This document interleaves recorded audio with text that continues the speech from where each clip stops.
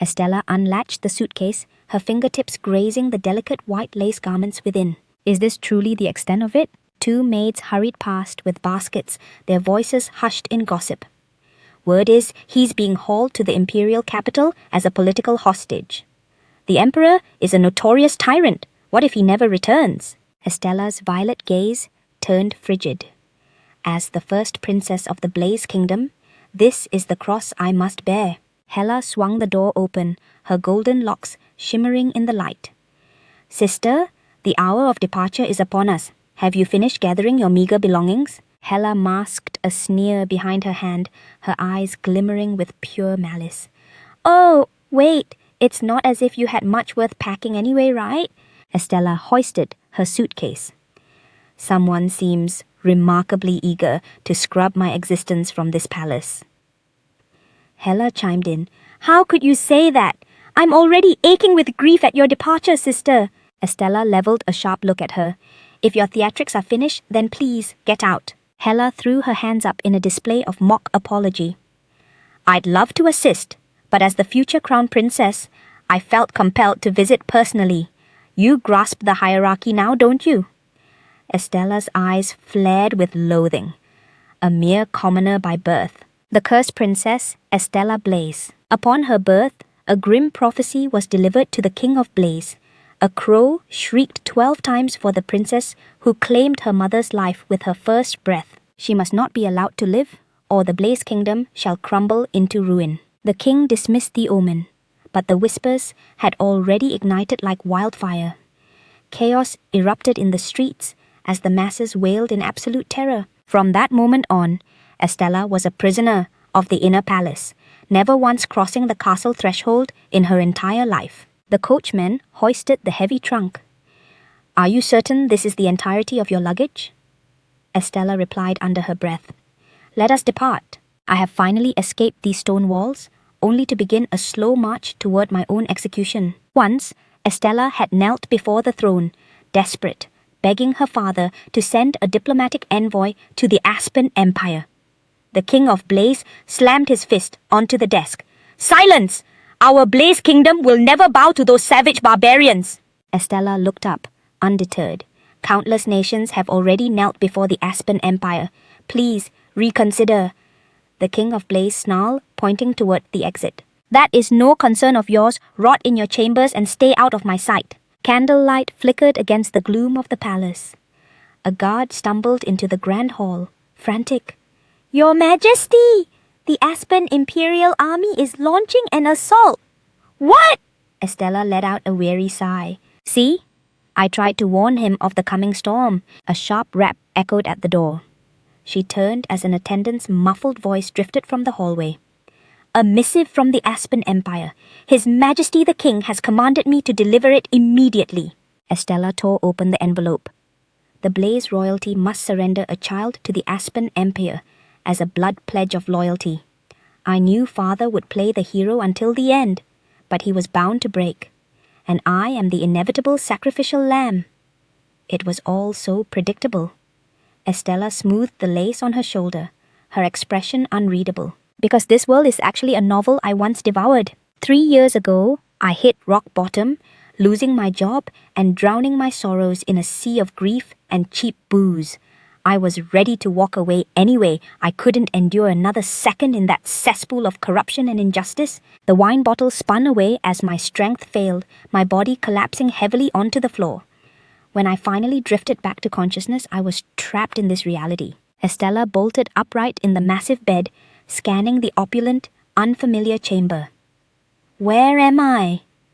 Initially, I dismissed it as a fever dream. Why won't I wake up? No matter how many times I forced my eyes shut, I couldn't claw my way out of this dreamscape. Until I heard that dreaded name. The maid leaned in with a fretful expression. Princess? Princess Estella? Are you feeling faint? Total despair washed over me. Me, Estella? This is a nightmare. Of all the characters, I transmigrated into this doomed soul. This is a grim, dark fantasy novel centered on a male lead. The protagonist who forged a continent through blood and fire, Tyrant Winter, a cold-blooded sovereign and a merciless emperor. Estella was the obsessive fool who was framed for high treason and sent to the block. I'm nothing more than a pathetic extra. In the entire book, I'm granted only 4 lines of description. If I don't derail this plot, I'll meet a gruesome end at Winter's hands. My only salvation lies in the relic hidden deep within the Aspen Imperial Palace. The Time Traveler's Hourglass. That artifact holds the power to rewind time. I need a failsafe, just in case everything goes to hell. The carriage lurched to a halt. An attendant whispered through the door, "Princess, we have arrived at our destination." Estella stepped out onto the cobblestones, her heels clicking with forced confidence. To navigate this den of vipers, I must first win the Emperor's favor. The second I lay my hands on that hourglass, I'm vanishing without a trace. High-ranking nobles lined the banquet table, their venomous whispers echoing through the vaulted hall. They actually had the gall to send that cursed brat. The Blaze royalty discarded their own blood. What if her rot infects us all? Estella pressed a palm to her temple, her brow furrowed in sheer exhaustion. Curse this! Omen that! I've reached my limit with this nonsense! The herald's voice boomed. His Imperial Majesty has arrived! Estella threw her shoulders back, her gaze flickering. Is this the monster from the pages? Tariq strode into the hall, his heavy military boots thundering against the stone floor. His silver hair was styled with lethal precision, and his sapphire eyes held a bone-chilling frost. A crimson sash cut across his rigid, coal-black uniform. Estella's breath hitched in her throat. He is breathtakingly beautiful. Rosalia's eyes sparkled with desperate infatuation. Oh, it is a profound honor to stand before your majesty. The corner of Tariq's lip curled into a sharp, condescending sneer. It seems you're blissfully unaware that your father attempted to assassinate me with poison. If you knew, you wouldn't be standing there spouting such empty pleasantries. Rosalia's spirit shattered, her complexion turning deathly pale. That... Tycho shoved his chair back and rose to his feet. Salutations, son of Aspen. I am Prince Tycho of the Duran Kingdom. Estella observed him closely. Tycho Duran. I know his face. In the original timeline, he was the very first hostage to be slaughtered. Tariq leaned back, propping his chin on his hand with a lethal, mocking grin. Ah, yes, the Duran Kingdom has left quite a lasting impression on me. Tycho forced a smile. He gestured broadly. It's only natural you'd recall us. After all, we are world-renowned for... Tariq cut through his words like a blade.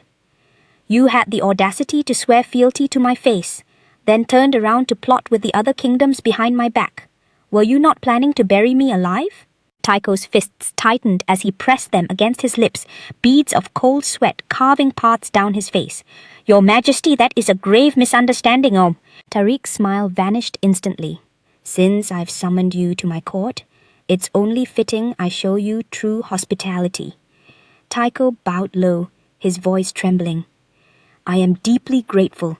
Your Majesty's mercy knows no bounds. Tariq lifted his glass, his lips twisting into a smirk. In that case, feast until your heart is content. The massive table groaned under the weight of delicacies.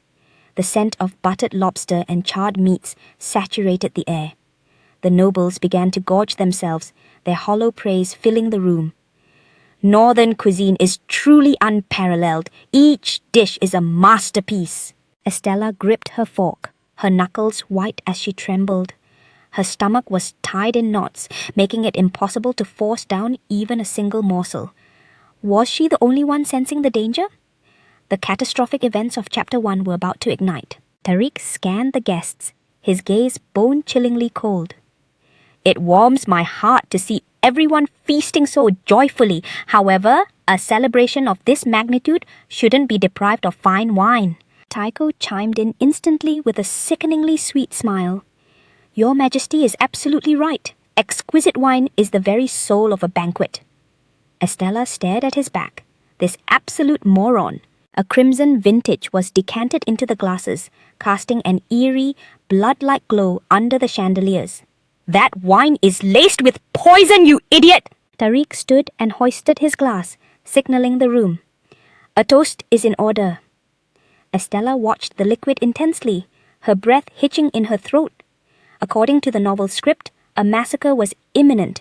Winter's plan was to force the hostages to consume the poison, then dangle the antidote to extort their absolute loyalty. It was a classic ruthless power move from the original plot. I could refuse the glass, but the others will end up as corpses on the floor. I have to secure Winter's favor. I can't just sit here and watch the carnage. As Tycho raised the rim to his lips, Estella suddenly bolted upright and shrieked, "Wait! There's something revolting about the scent of this wine! Perhaps the vintage has soured. Why don't we indulge in a different selection instead?" Estella white-knuckled the edge of her glass. "Please, just play along with my lie." Tycho exploded into a fit of mocking laughter, eyeing her with pure condescension. "Your Majesty, it seems this cursed princess has finally lost her sanity." Estella squeezed her eyes shut, her heart hammering against her ribs. "You fool! You're literally walking into your grave. This wine truly smells peculiar." Tycho clicked his tongue in disgust.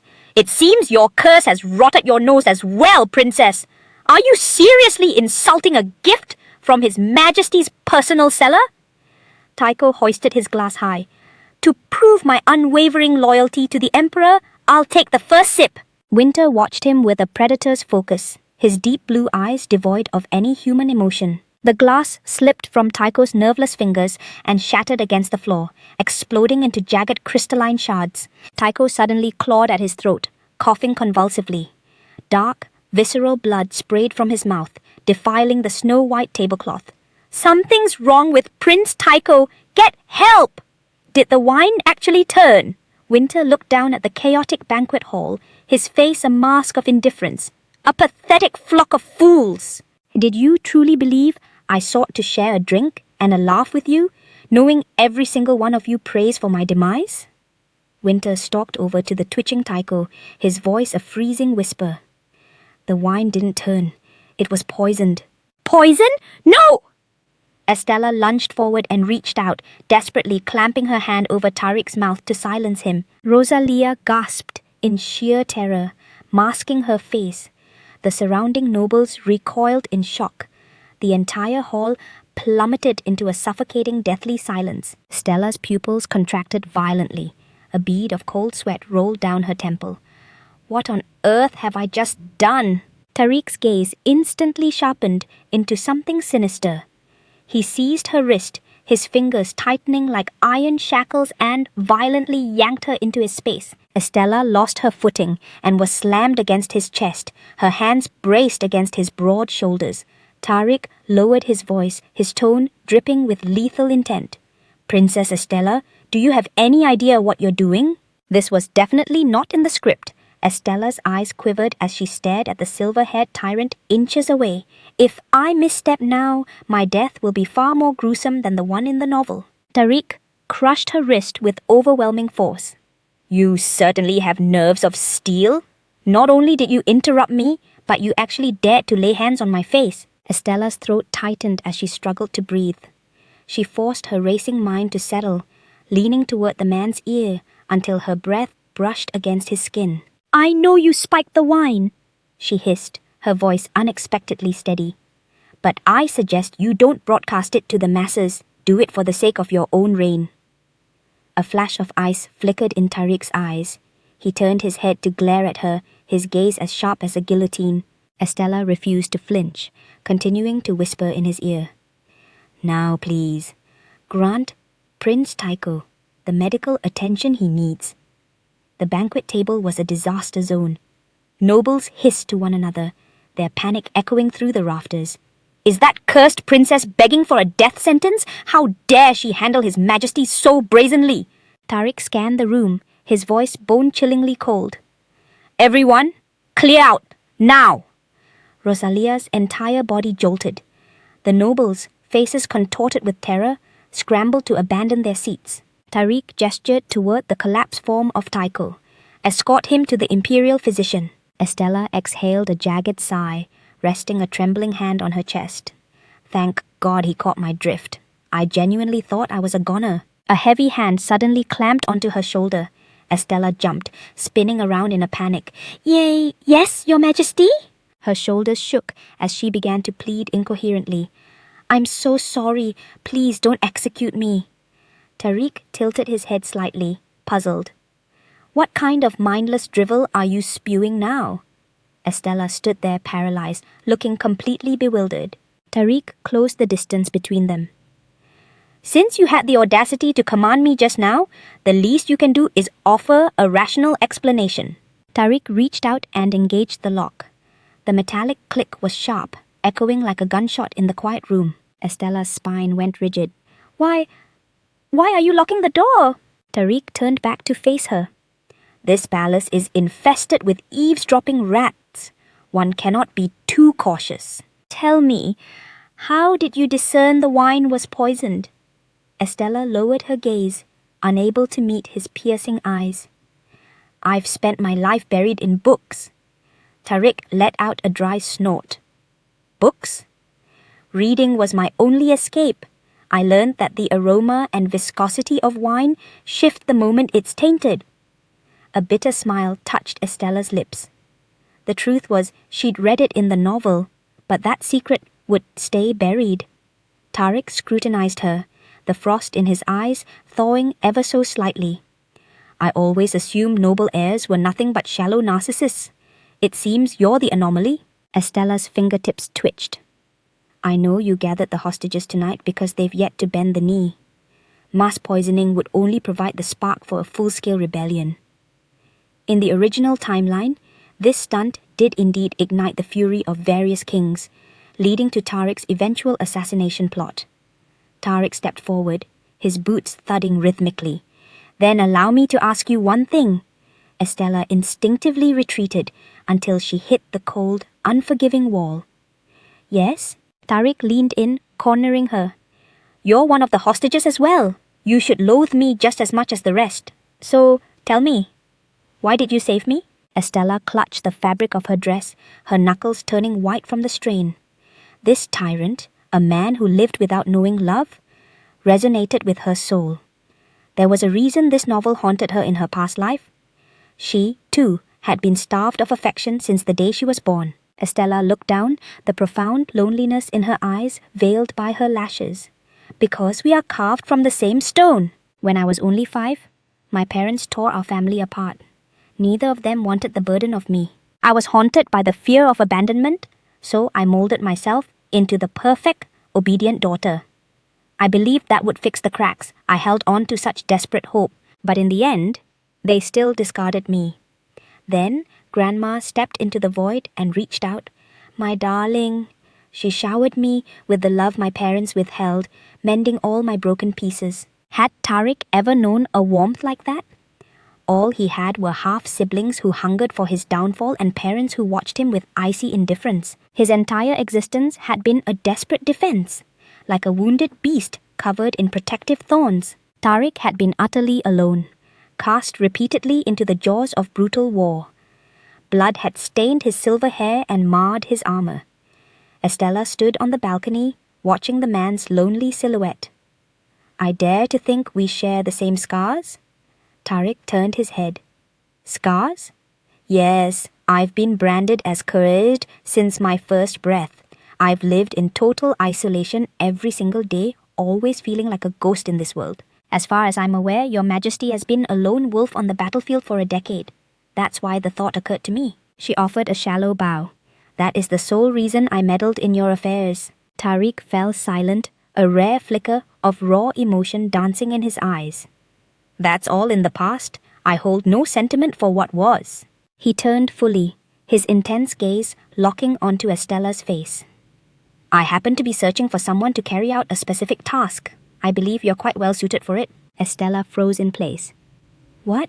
Tariq looked away, his expression unreadable. His voice was absolute, leaving zero room for negotiation.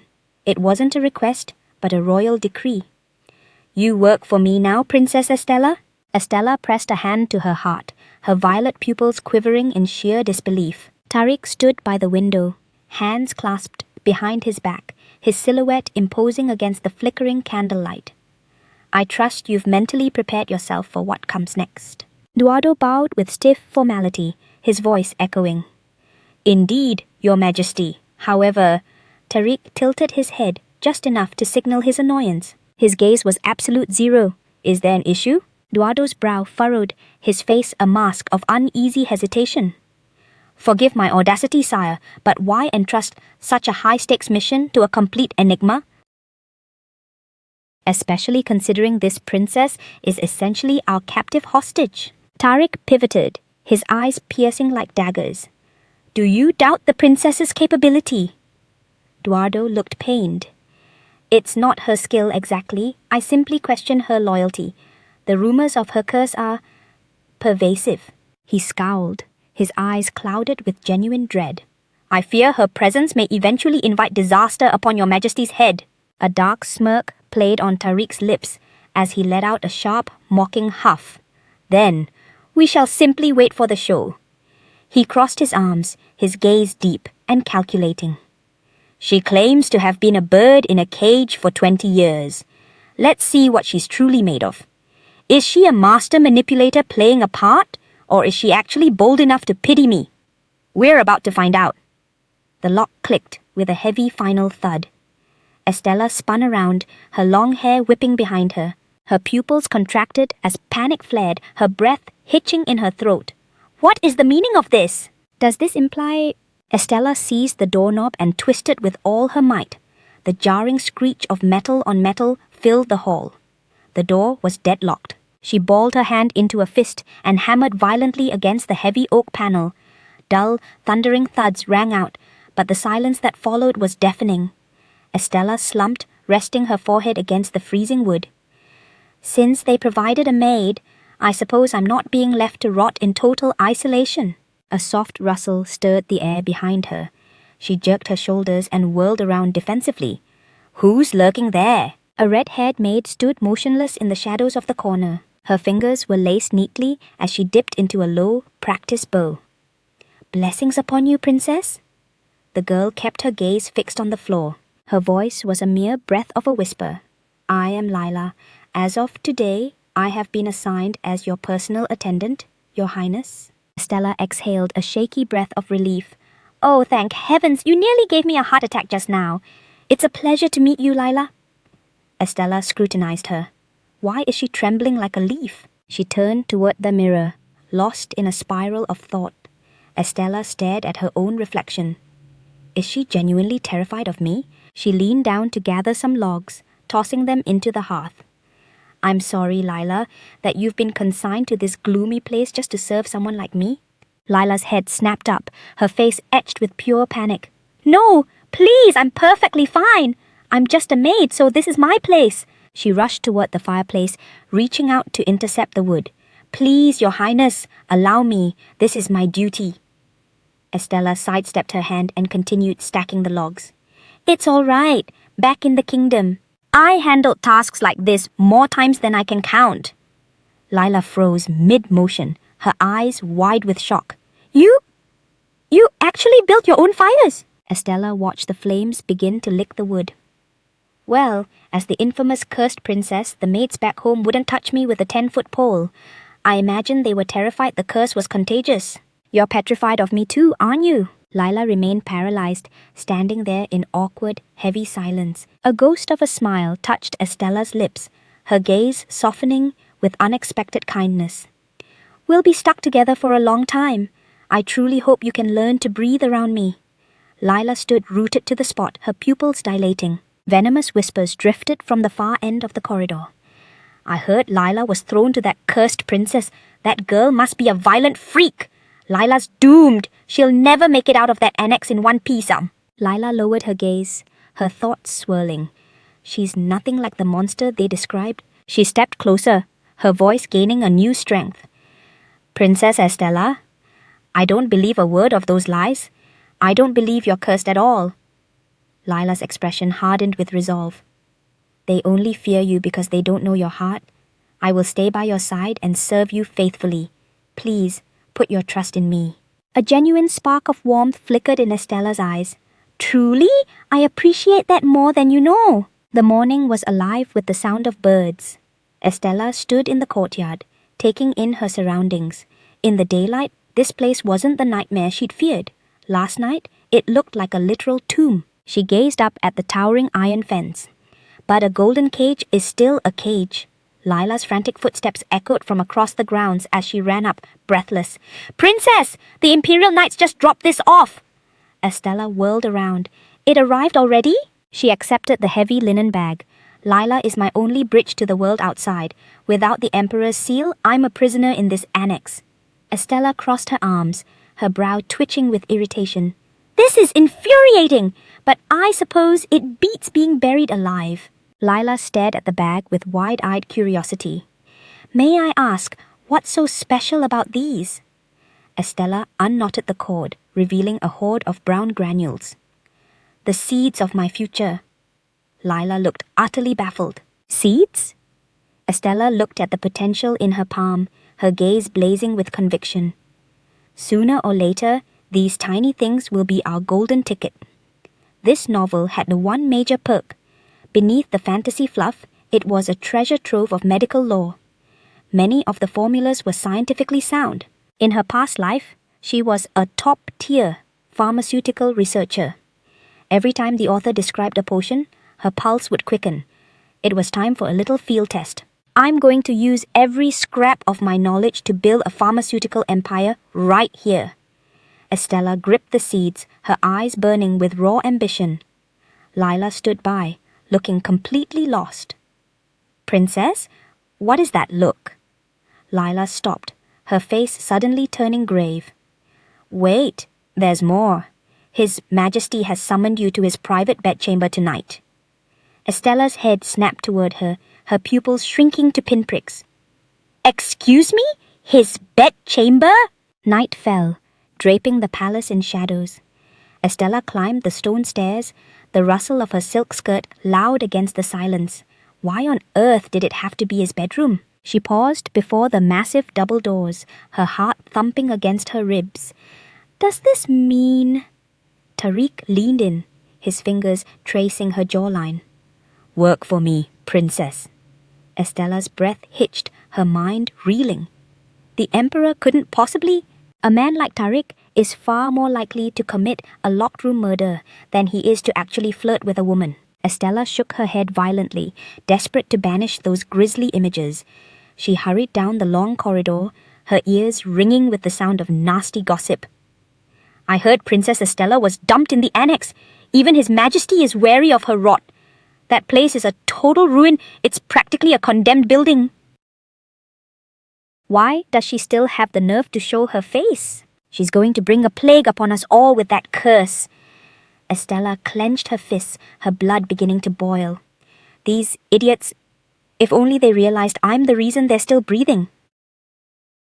Two noble women lounged against the balcony, swirling expensive vintage in their glasses, their eyes dripping with contempt. "Did you see her throwing herself at His Majesty yesterday? So desperate. She clearly doesn't know her place." One of them glanced over, her gaze landing on a maid lugging a heavy bucket nearby. A wicked smirk twisted her features. "Shall we give her a reality check? Remind her exactly where she belongs in the food chain?" The heavy bucket was suddenly upended, and a torrent of freezing water surged forward. Estella whirled around just as a blonde socialite tilted the bucket, a fake apology plastered on her face. "Oh my, I'm such a klutz!" The water arched through the air. Estella squeezed her eyes shut and braced her shoulders, waiting for the drenching.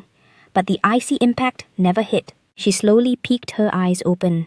Her entire world was suddenly blocked by a massive, black-clad back. Tariq stood like a wall before her, letting the freezing water soak into his magnificent imperial cloak. Estella gazed up, her features etched with pure shock. "Your Majesty!" Tariq tilted his head, his gaze practically subterranean in its chill. "It seems you've cultivated quite a collection of enemies." The socialite on the balcony turned deathly pale, her entire frame shuddering uncontrollably. "Your Majesty, I swear, this is all just a misunderstanding." Tariq pivoted toward them, his eyes sliced upward like jagged blades. "Misunderstanding or not, the fact remains that you've drenched me in filth." His tone turned funereal. "It seems you require a visceral reminder of your place in this palace." Tariq stared straight ahead, his voice stripped of every ounce of warmth. "Duardo, seize these two and remove them!"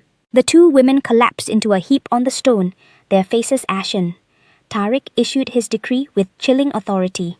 Discard them into the lake. Eduardo bowed low to receive the grim order. By your command, Your Majesty. Estella hesitated, her voice small. Your Majesty, surely there was no need to go to such extremes? Tariq cut a sideways glance at her, his eyes like ice. They dared to douse me in sludge. This is merely the price of their insolence. He studied her expression and added with a sneer, Don't flatter yourself by thinking I did this for your sake. Estella's cheeks flared crimson, her pupils quivering. No, of course not, Your Majesty. Tariq retracted his gaze and strode past her.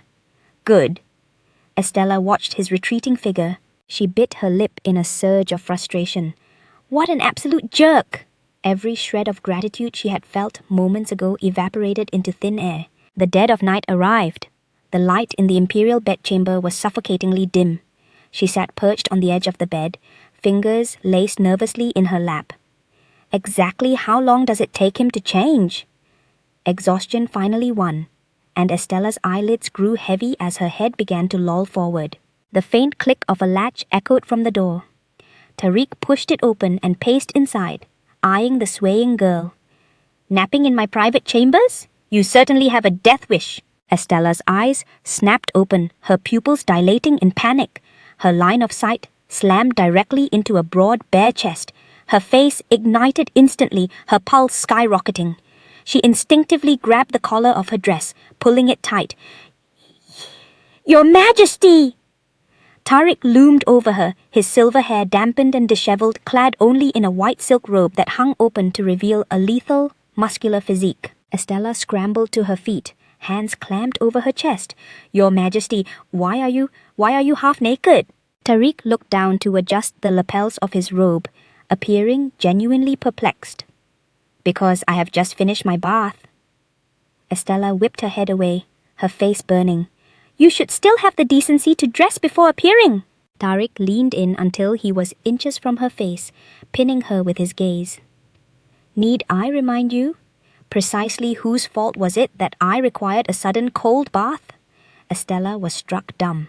Despite the rescue earlier, she had no idea where to cast her eyes now. Tariq sank onto the sofa, arms crossed over his chest, looking frigid. What is he playing at? Estella stood there like a statue. Tariq shot her a sideways look, his eyes sharp as glass. Who granted you permission to sit in the first place? Estella gasped and reflexively recoiled with a frantic bow. My deepest apologies, Your Majesty. Tariq propped his chin on his fingers, his gaze glacial. I've summoned you here for a high-stakes mission. Estella held her breath, her pupils trembling. High-stakes mission? Tariq reclined, the silk robe sliding loosely off one shoulder. As you're aware, I've gathered hostages from every corner of the continent because this court is infested with traitors. He lowered his gaze, his tone flat and dangerous. One of those guests is undoubtedly plotting my assassination. Estella's expression hardened. In the original novel, he survived an endless barrage of murder attempts. Tariq locked eyes with her. Thus, I've decided to entrust this hunt to you. Spy on those hostages. Estella took a tentative step forward, her voice wavering. You want me to monitor the princes and princesses? Tariq gave a curt nod. The captain of the guard will designate your marks. You will observe them and report back on who poses a genuine threat. Estella's brow furrowed in disbelief. How did my life take this turn? The tyrant has literally become my employer. A vision of her future flashed before her eyes, clutching a ledger, reporting her findings to Tariq. Yes, Your Majesty. Estella's expression was a whirlwind of conflict. I need the paycheck, but this is basically gambling my life for coin. Tariq leaned back on the sofa, his fingers drumming rhythmically on his knee. As compensation for your services, I will pay you 4,000 gold coins per month. Estella's head snapped up, her pupils vibrating. 4,000 gold coins? An ocean of gold danced in her mind's eye. She instantly corrected her posture, standing tall. They say working together builds a special bond. This is the perfect opening to earn his trust.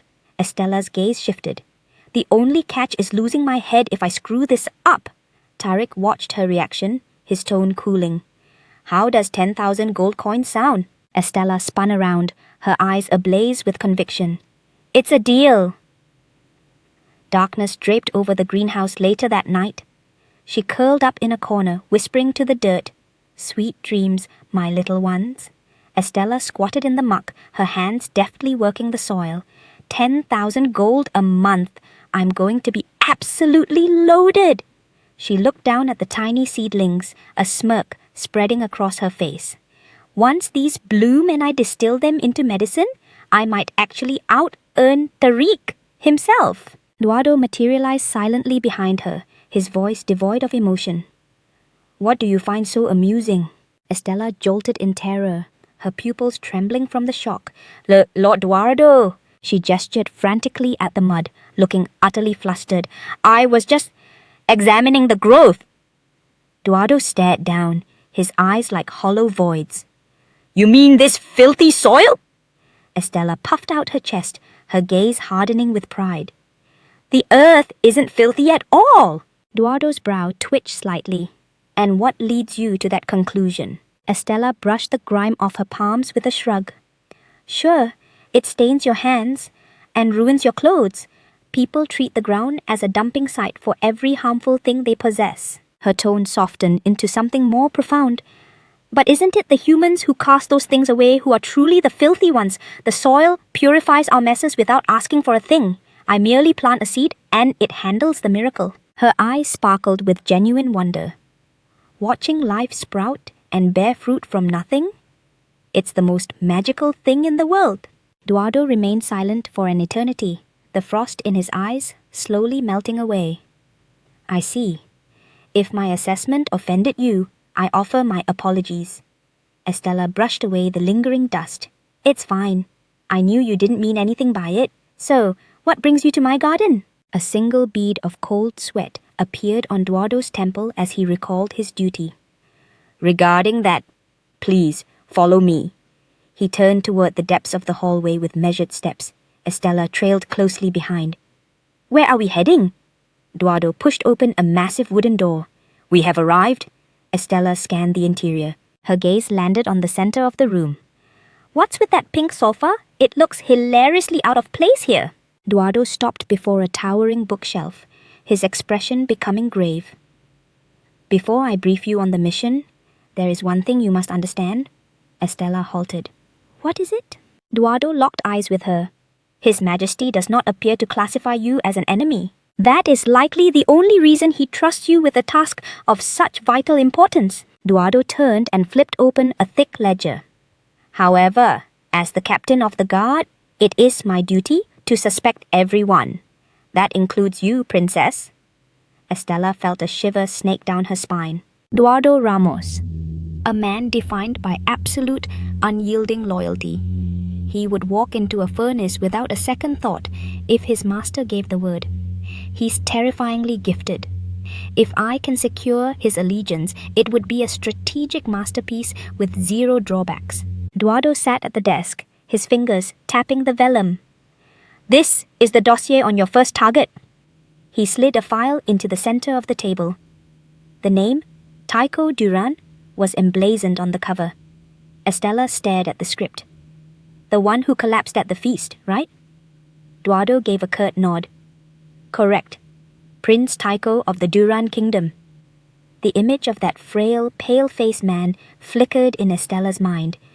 Yeah, how could I ever forget him? She reached for the dossier. Can I take a look? Eduardo made a sharp gesture. You may, but this file does not leave these 4 walls. Estella looked stunned. Wait, you expect me to digest and memorize all of this right now? Eduardo clasped his hands, looking somber. You simply need to grasp the core of their history. He lowered his voice, his tone deepening. You are well aware that His Majesty has a surplus of enemies, likely far more than you could possibly conceive. Tariq's mother was a mere concubine. To his father, His very existence was a stain on the royal lineage. The former emperor banished him to the front lines, fully expecting him to perish in some nameless ditch. Instead, Tariq returned as a blood-soaked conqueror, sword in hand, crawling out of mountains of corpses again and again. When the news broke that Tariq had crushed the northern kingdoms, the old king died from the sheer shock of it. The empire's unity is fragile. Those conquered nations won't bow their heads so easily. Eduardo looked grim. The true nightmare His Majesty faces isn't the war ahead, but the total absence of anyone he can trust at his back. Estella nodded slowly. It's not just the external kingdoms. Even our own nobility are bred for corruption. He is already sniffing out the traitors. Eduardo scrutinized her. You're significantly sharper than your appearance suggests. It seems you truly comprehend the stakes. A spark of irritation flashed in Estella's eyes. Did he just call me an idiot to my face? In that case, if you detect even a hint of suspicion, report it instantly. Eduardo's gaze turned predatory. The moment we confirm a rebellion, we will erase them from existence. Estella's heart hammered against her ribs. This guy is just a carbon copy of Tariq.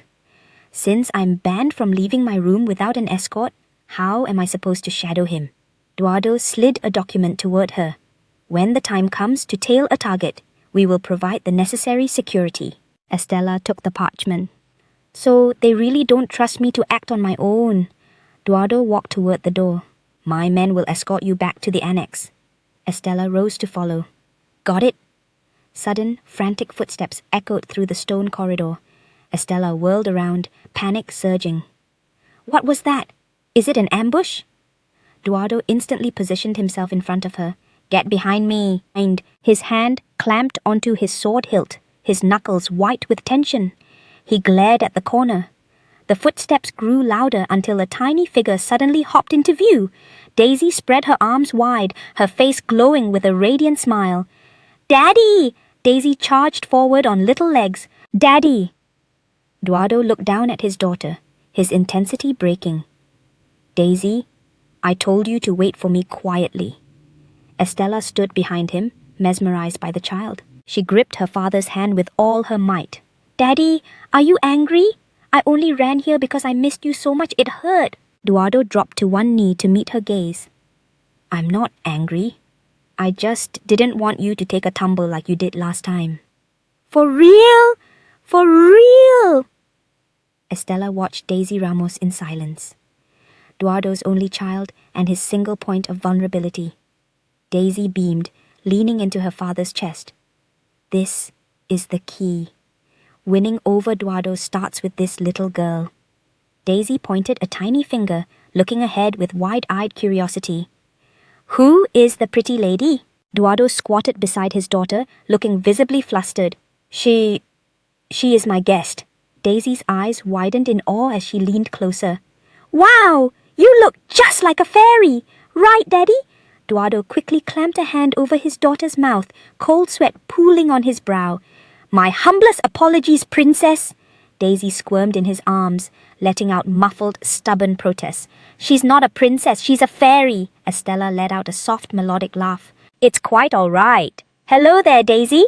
Daisy broke free from her father's grip and waved her hand with frantic energy. Hello, Miss Fairy! Eduardo wiped his brow, correcting her with a helpless sigh. Not a fairy, Daisy. This is the princess. Daisy folded her arms, her expression turning dead serious. Daddy, the book I read yesterday said fairies come in 7 different colors. Daisy gestured wildly with her arms. And out of all 7, the deep blue fairy is the most beautiful of all. Estella knelt down to listen to her. Eduardo watched his daughter, a rare flicker of tenderness softening his features. Estella took Daisy's hand, her voice softening. That sounds enchanting. I'd love to immerse myself in that story too. Daisy's face lit up with pure joy. Really? You can borrow mine. She spun toward her father. Daddy, can I send the book to the fairy lady? Suddenly, Daisy began to cough convulsively, her small frame doubling over. Cough! Cough! Eduardo's face drained of color as he seized her shoulders. Daisy! Daisy! The hacking grew more violent by the second. Specks of crimson splattered across the back of her hand. Eduardo's eyes widened in sheer horror. Estella's pupils contracted. These symptoms! I know exactly what this is. She surged forward, reaching out to stabilize Daisy. Eduardo shoved her hand away with a guttural roar. What are you doing? Back off! Estella seized his wrist with an iron grip. Stop screaming! You're terrifying the poor child. Eduardo stood rooted to the spot in shock. Do you have any idea who you're touching? Estella brushed him aside and gently hoisted Daisy onto the sofa. Daisy, sit down for me. Daisy sank into the cushions, her body racking with heavy, wheezing coughs. Estella cupped her cheeks. Focus on me, Daisy. You're okay. She squeezed the child's frigid little hands. Now, breathe deep through your nose, keep your mouth closed. Do it with me. Imagine you're smelling a beautiful flower. Inhale. Good. She gave the trembling hands a reassuring squeeze. Now exhale. Blow it out like a little sighing donkey. Phew! Following her lead, Daisy released a long breath, and her rigid shoulders finally began to slump in relief. Eduardo watched the scene in utter bewilderment. What is this? What are you doing to her? Estella pressed an index finger to her lips, demanding silence. Daisy let out a long, shaky sigh. Thanks to the fairy lady, I can finally breathe again. She leaned into Estella's ear, whispering in awe. Did you just cast a magic spell on me? Estella giggled softly. Can you keep a secret? If you can, I'll give you a special gift. Daisy's eyes shimmered. Really? Is it fairy dust? Estella winked enigmatically. I can't say yet. It's a surprise. Promise me your lips are sealed. Daisy nodded with fervor. Cross my heart. Eduardo took his daughter's hand.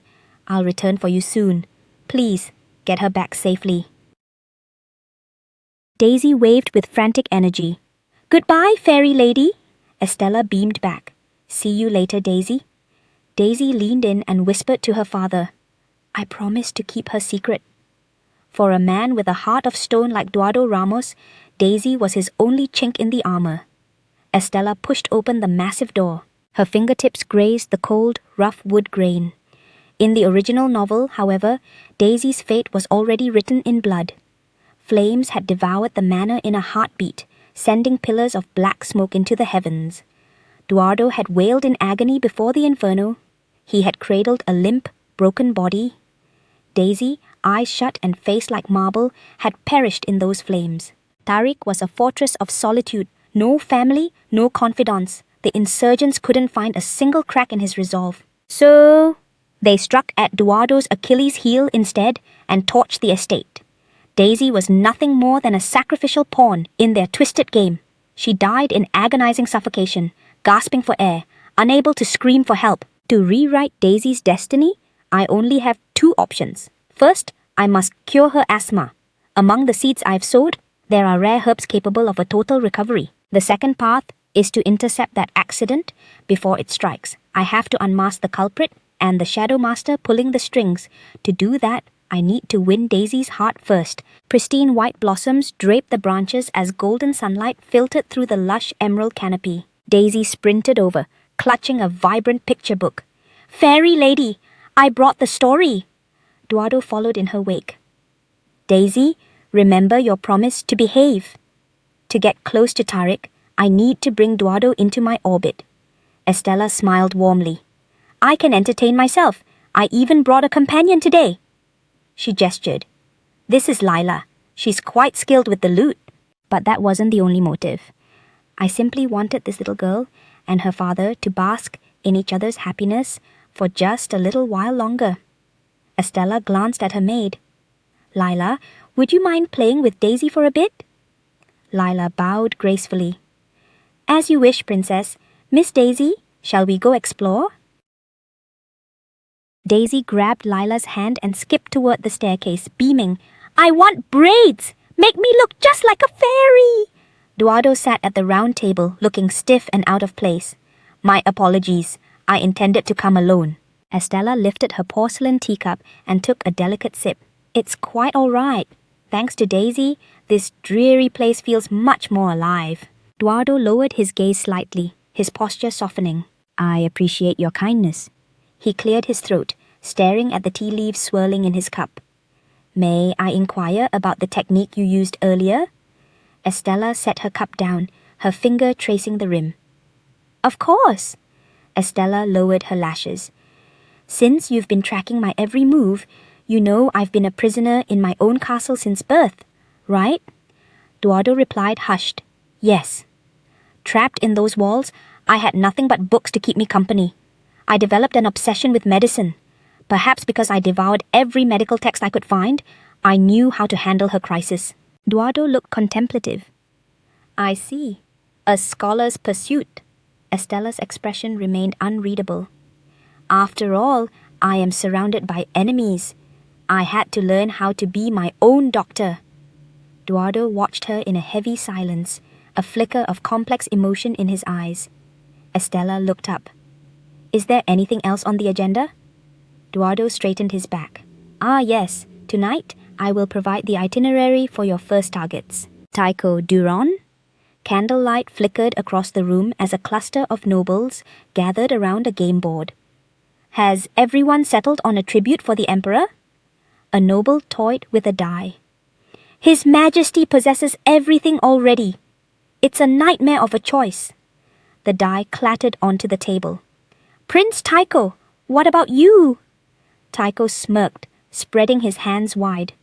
I've made my move and ordered my kingdom to rush the shipment. Tycho's face suddenly turned a ghostly white, and a bead of cold sweat rolled down his temple. You look terrible. Are you falling ill? His gaze darted frantically, and his breathing turned shallow. Oh, of course not. Thanks to the Emperor's medicine and my private physician, I've never felt better. Tycho abruptly covered his face, coughing violently. Blood sprayed across the back of his hand in a sharp, visceral red. The surrounding nobles recoiled in disgust. Look at the time. I really must be going. Same here. Those spineless cowards. They have the audacity to shun me like a leper. He slammed his fist into the table with a heavy, hollow thud. Damn it all. This is all that wretched woman Estella's fault. Everyone's abandoned you. What a pity. And I was so looking forward to a game of dice. Tycho snapped his head toward the voice. Princess, that's absolute rubbish. What could an isolated brat like you possibly know about? He was cut off by another violent fit of coughing. Damn it! Why won't it stop? Estella sauntered closer, a mocking glint in her eyes. Don't tell me you're terrified of losing to a girl. Tycho's pupils quivered. What did you just say? Estella loomed over him. Right now, you look exactly like a cornered little rat. Tycho let out a jagged, cold laugh, trying to play it cool. Do you have the guts to back up that big mouth? Fine, let me be the judge. Estella's gaze turned icy. That's the most exciting thing I've heard all day. The dice hit the board with a sharp, resonant click. Name your stakes. Tycho spread his hands. Oh, we're gambling? My bad, I forgot you're broke. After all, the Blaze Kingdom doesn't send you so much as a scrap. Estella remained unfazed. Don't count your chickens just yet. I happen to have something you're dying for. She reached into her robe and produced a test tube. A luminous pale green liquid swirled inside the glass. Tycho's pupils constricted, his face freezing in an instant. Estella's lips curled into a smirk, her eyes sharp with lethal insight. I'm betting your illness is far from cured, isn't it? Estella glided toward the table. She stared down at the agitated prince. I don't think you have a second to waste. She twirled the test tube between her fingers, the green liquid casting a faint glow. Don't you need this? Tycho balled his fists, his knuckles turning a stark white. I don't give a damn about your little potion. Estella lowered her gaze, her expression turning frostbitten. I see. So you value your fragile ego more than your life. Tycho ground his teeth, a low snarl vibrating in his throat, his eyes burning with pure malice. Estella leaned over the board. Stop stalling. Let's play. Tycho glared at her. You're awfully cocky. Does a pampered princess even know how to throw dice? Estella locked eyes with him. Save the commentary. I'll show you exactly how this ends. Estella gave the dice a casual flick, They tumbled across the surface, coming to a halt on two identical numbers. Tycho's world tilted. A double on the opening roll? Estella moved again. The dice arched through the air and landed with perfect precision. Another double. You're cheating. Estella's face remained a mask of indifference. What you're seeing is simply a pro-gamer move. Tycho slumped over the table, clutching his head, his face a ghostly grey. What did you do to them? How can anyone roll 3 doubles in a row? Estella crossed her arms. We used the same set. You saw it yourself. She let out a soft, mocking laugh. The truth is, our skills are just on entirely different levels. Tycho gritted his teeth, his expression turning terrifyingly dark. Eduardo delivered his report to the man behind the desk. The princess has successfully made contact with the target. Tariq paused his pen mid-stroke. Just now? Yes, Your Majesty. Eduardo maintained a rigid, respectful stance. As soon as her formal report is filed, I will deliver it to you immediately. Tariq let out a low hum, his eyes never leaving the documents. I'll be taking her report in person. Eduardo's head snapped up, his eyes widening in shock. Personally, sire? Tariq didn't bother to look up, his tone brooking no argument. Did I stutter? The quill scratched aggressively against the parchment, leaving behind thick obsidian marks. Tell me, what is your assessment of her? Eduardo went stiff, a bead of cold sweat tracing a path down his cheek. He stood there, paralyzed for a moment. Eduardo lowered his gaze. I questioned her integrity. In the past, I never would have been swayed so easily. Estella's silhouette flickered in his memories.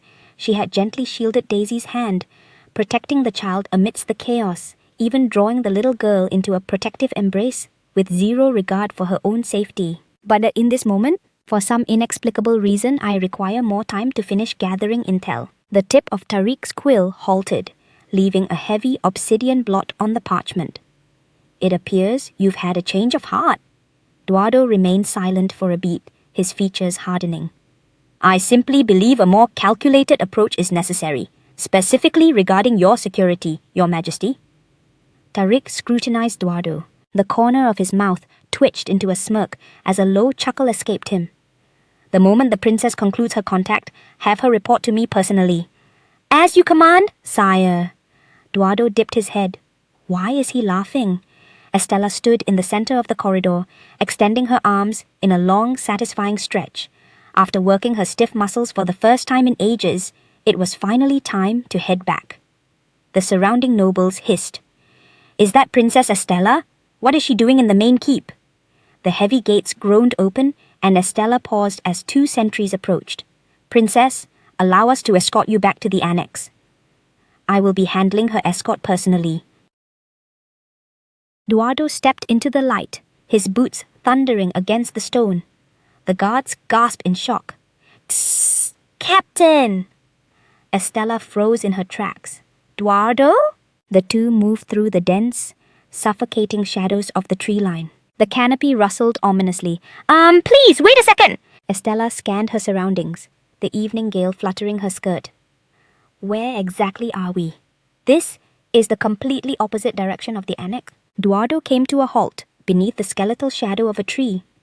His Majesty ordered us to avoid any location with too many prying eyes and ears.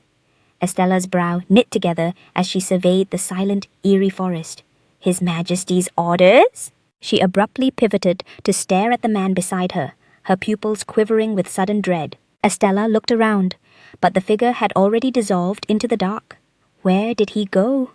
It was pitch black, and she couldn't see a thing. The sharp crack of a dry branch echoed from the underbrush. Who's there? Estella brandished a wooden stick, thrusting it out like a weapon. Is it an assassin? That bastard Tariq! Did he send a hitman to finish me off? Her fingertips vibrated violently from the sheer tension. Heavy footfalls closed in. Estella let out a piercing shriek and swung the stick with every ounce of her strength. Stay back, you filthy assassin! Estella's foot caught on a root, and she lost her balance, tumbling backward. No, no! She squeezed her eyes shut, bracing for a painful impact, but a hand suddenly snared her wrist and yanked her into a rock-firm embrace. The hood fell back in the wind. Tariq had caught her, his cloak billowing like a shadow among the flowers. Estella, still hyperventilating, pressed her palms against his chest and peered up into those glacial eyes. Tariq looked down at her, a flicker of irritation crossing his brow. What in the world are you doing? It seems you have absolutely zero aptitude for combat. Estella stood there, dazed. It was just Tariq, her heart hammered against her ribs like a trapped bird. Wait, why am I feeling relieved? He's the most lethal predator in this palace, yet I actually find him attractive. Tariq peered down at her. How long do you intend to stay in my arms? Estella snapped back to reality, frantically recoiled, and dropped into a panic bow. My sincerest apologies, Your Majesty. I'll vanish this instant. She marched away with stiff, robotic steps. Tariq watched her retreating back. That's the wrong way. Estella stopped and spun around awkwardly. Ha ha ha, right. The moonlight is quite breathtaking tonight. There is no moon tonight. It was definitely there a second ago. Anyway, I'm leaving now. Tariq's voice rang out behind her. Wait. Deliver your report first. Estella blinked. Report? This was the opposite direction of her quarters. She looked around, her gaze sweeping over the hushed, whispering woods. Estella cleared her throat and squared her shoulders. Right, the report. I have successfully made contact with the target and extracted all pertinent information. Tariq turned toward her. You uncovered everything from a single encounter? Estella's expression remained composed. Yes, Your Majesty, I bled the information out of him through a high-stakes game of dice. Tariq scrutinized her. I take it you were the victor. Estella gave a confident nod. I was. Tariq pulled his gaze away. You might be a disaster in a fight, but you're surprisingly adept at these petty mind games. Estella looked down to smooth her dress, her fingers nervously plucking at the silk. Estella let out a dry, forced cough. I was just caught off guard earlier. My combat power is actually quite formidable. No, that's irrelevant. Her expression turned grim. I've confirmed Tycho's lethal intent. Tariq tilted his head. Lethal intent? Estella locked eyes with him. I only needed to pose one question to Tycho Duran. By having read the novel, she already possessed most of the intel. He was just the final puzzle piece. The scene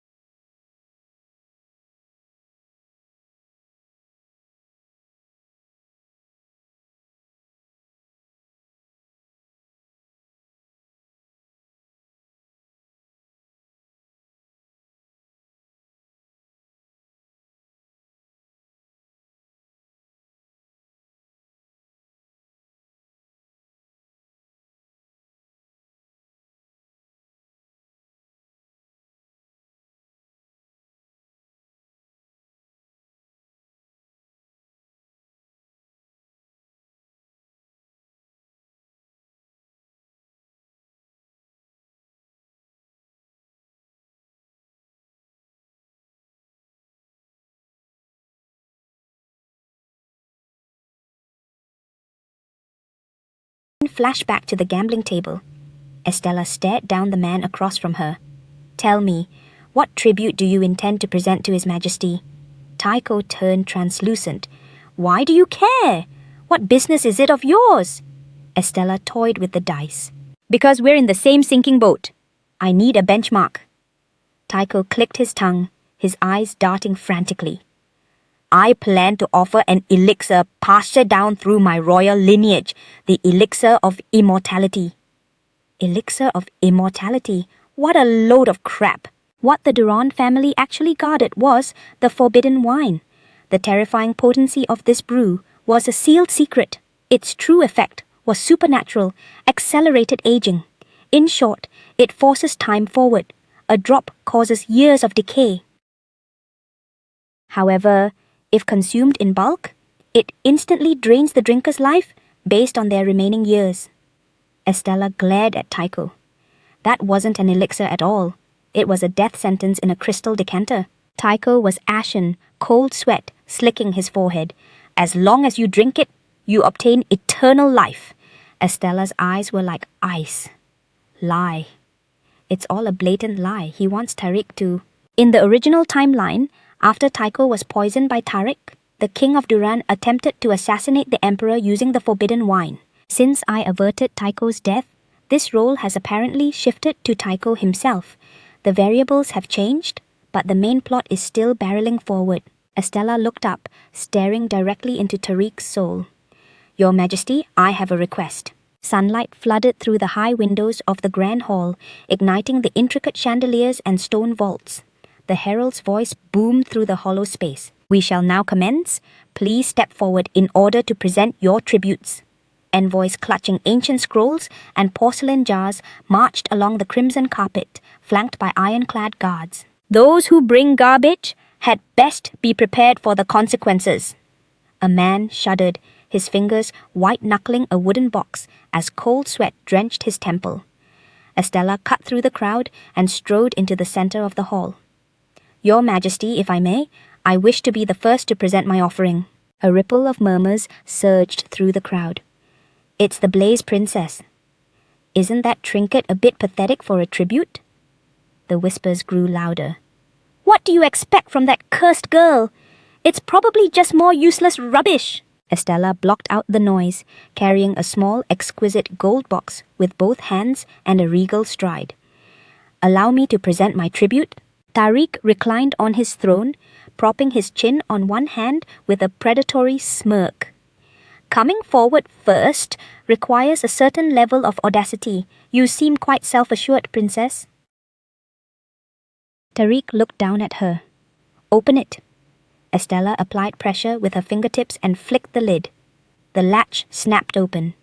"This is a life ointment." She hoisted the box with both hands. "It's a secret formulation from the Blaze Kingdom. I vouch for its absolute power." Tariq tapped the gold armrest. "And what precisely does it do?" Estella's eyes blazed with confidence. "Excellent question. It cures insect bites, joint pain, muscle fatigue, backaches, and even rhinitis. It's nearly impossible to find an ailment it can't soothe. Quite simply, it is a panacea." The nobles below looked thunderstruck. How could such a miracle even exist? Estella's tone remained unwavering. "It's right here." She envisioned the night spent in solitude trimming rare herbs, stirring a boiling iron cauldron as sweat soaked through her clothes. She had labored through the night just to produce this one tin of salve. A noble envoy shook his fist. If such a miracle drug existed, why hasn't it ever been mentioned? The corner of Estella's mouth curled mockingly, a sharp glint in her eyes. "Did you truly think I would insult His Majesty with something mediocre that you could buy in a market?" The questioner was silenced, letting out a frustrated grunt. Eduardo stepped forward. "I will perform a preliminary safety check." As Eduardo reached for it, Estella glared at him. "Eduardo, you actually abandoned me in the wilderness yesterday," she hissed in a low voice, her brow furrowed. Eduardo flinched, cold sweat breaking out on his brow. Tariq raised a hand and pressed it firmly against Eduardo's chest. "No need to bother." "Your Majesty?" Eduardo looked hesitant. Tariq's gaze was lethal. She'd have to be suicidal to try and kill me here. But, Your Majesty, Eduardo retreated half a step. Tariq looked straight ahead. What is this ointment called? Estella tilted her head up. It's called Lion Balm, named after the Blaze family crest, because we are the lions of the West. Tariq extended his right hand, his fingertips marred by small, jagged scars. Apply it for me. Estella stood paralyzed, her pupils vibrating. What did you say? Tariq remained in his casual pose, his gaze lowered but intense. I said, apply the medicine for me. Estella walked swiftly up the dais steps. Why can't he do it himself? What a high-maintenance man! She dabbed a bit of ointment on her fingertip, took his massive palm, and meticulously applied it to the scarred skin. Why are there so many scars on his hand? His palm was unexpectedly broad and warm. Estella held her breath, a flush creeping up her neck. Estella shook her head violently to purge her thoughts. What am I thinking? She let out a shallow cough to mask her fluster. How does it feel? Tariq retracted his hand. Refreshing. Next. Estella exhaled a shaky breath of relief. Finally, she'd cleared that hurdle. A thunderous tremor rattled the floorboards, causing the grand chandelier to sway precariously. Is it an earthquake? Tycho lunged for a nearby pillar, his face draining of color. A colossal ivory trunk snaked into the hall, its skin glistening under the light as it unleashed a deafening trumpet. Tycho gestured frantically toward the beast behind him. This creature is a mammoth, a living symbol of glory, a truly peerless existence. Tariq let out a derisive snort, his gaze turning even more glacial. And tell me, who do you suggest should be responsible for its upkeep and the removal of its filth? Tariq made a sharp dismissive gesture with his hand. Purge this thing from my sight! The mammoth let out a final booming cry as the guards forcibly hauled the beast out of the grand hall. Tariq reclined on his throne. Next. An envoy tapped a finger against a suit of shimmering metal. A suit of invincible armor, forged from the purest crystal. Next. Another man hoisted a heavy, double-edged battle axe. This blade thirsts for blood, a masterpiece of a dark alchemist. Next. Tariq's voice grew increasingly drained. Next. Move it along. Count Durand gripped a crystal vial. Finally, my moment. He stepped onto the crimson carpet, his leather boots clicking rhythmically against the stone. Estella stood off to the side, narrowing her eyes as she watched the man's back. Count Durand halted before the throne and offered a stiff bow. The offering I present to your majesty is... He hoisted the vial high, the liquid inside swirling with a mesmerizing golden radiance. The water of life. Tariq lowered his gaze, unimpressed. A pretentious name. Does consuming it actually grant longevity? Count Durand's expression was unshakable. Indeed, a single draught and every wound on the body mends instantly. If this isn't a miraculous new lease on life, then what is? Wounds heal on their own eventually. If you force the body's aging into overdrive, healing does indeed appear instant. Tariq spoke with a chilling flat tone. Prove it. Count Durand dipped his head. By your command, your majesty. The fatal catch is that it'll drop you dead within days. The golden fluid was poured into a glass, shimmering with an ethereal light. Murmurs rippled through the spectators. Stunning! Do you think it truly possesses the power Tycho claims? There certainly seems to be a surplus of charlatans peddling miracles today. Tycho rolled back his sleeve, exposing a sickly pale forearm. What on earth is he planning? His eyes suddenly sharpened as he whipped a concealed blade from his robes. The steel whistled through the air. An assassin! Drop the weapon! The Imperial Guard unsheathed their blades, leveling them at Tycho. Without hesitation, Tycho brought the dagger down, the jagged edge tearing through his own flesh. Blood sprayed across the floor as a chorus of screams erupted in the hall. Everyone remained composed. He didn't even flinch. You are about to witness the unparalleled regenerative power of this elixir. Tycho tilted his head back, his throat convulsing as he gulped down every drop of the golden liquid. Tariq narrowed his eyes, observing the gruesome display with cold detachment. Good heavens! Look at that! It's impossible! A wave of gasps broke out from the onlookers. Wisps of white steam were rising from the jagged gash on Tycho's arm. The crimson flow ceased instantly. The torn flesh crawled together toward the center, and within heartbeats, only a faint pink scar remained. The bleeding has stopped. The wound is sealing itself. Tariq rested his chin on his knuckles, a flicker of genuine curiosity in his eyes. Intriguing. Tycho set the glass aside, his face flushed with manic excitement. Your Majesty, wouldn't you like to experience this miracle firsthand? To watch your own noble scars vanish forever? Tycho dropped to one knee, offering the glass with both hands. I implore you, Your Majesty, take a sip.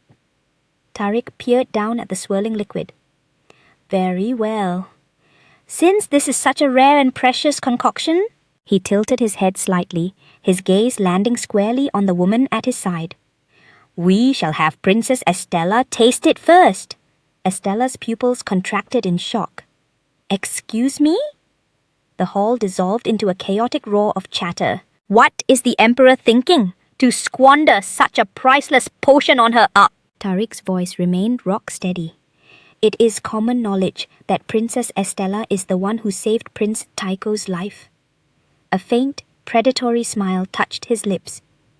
Giving her the honor of the first sip? Surely none of you would dare object. Tycho bowed his head low. That is perfectly just, Your Majesty. In truth, I have been desperate for an opportunity to repay the princess for her mercy.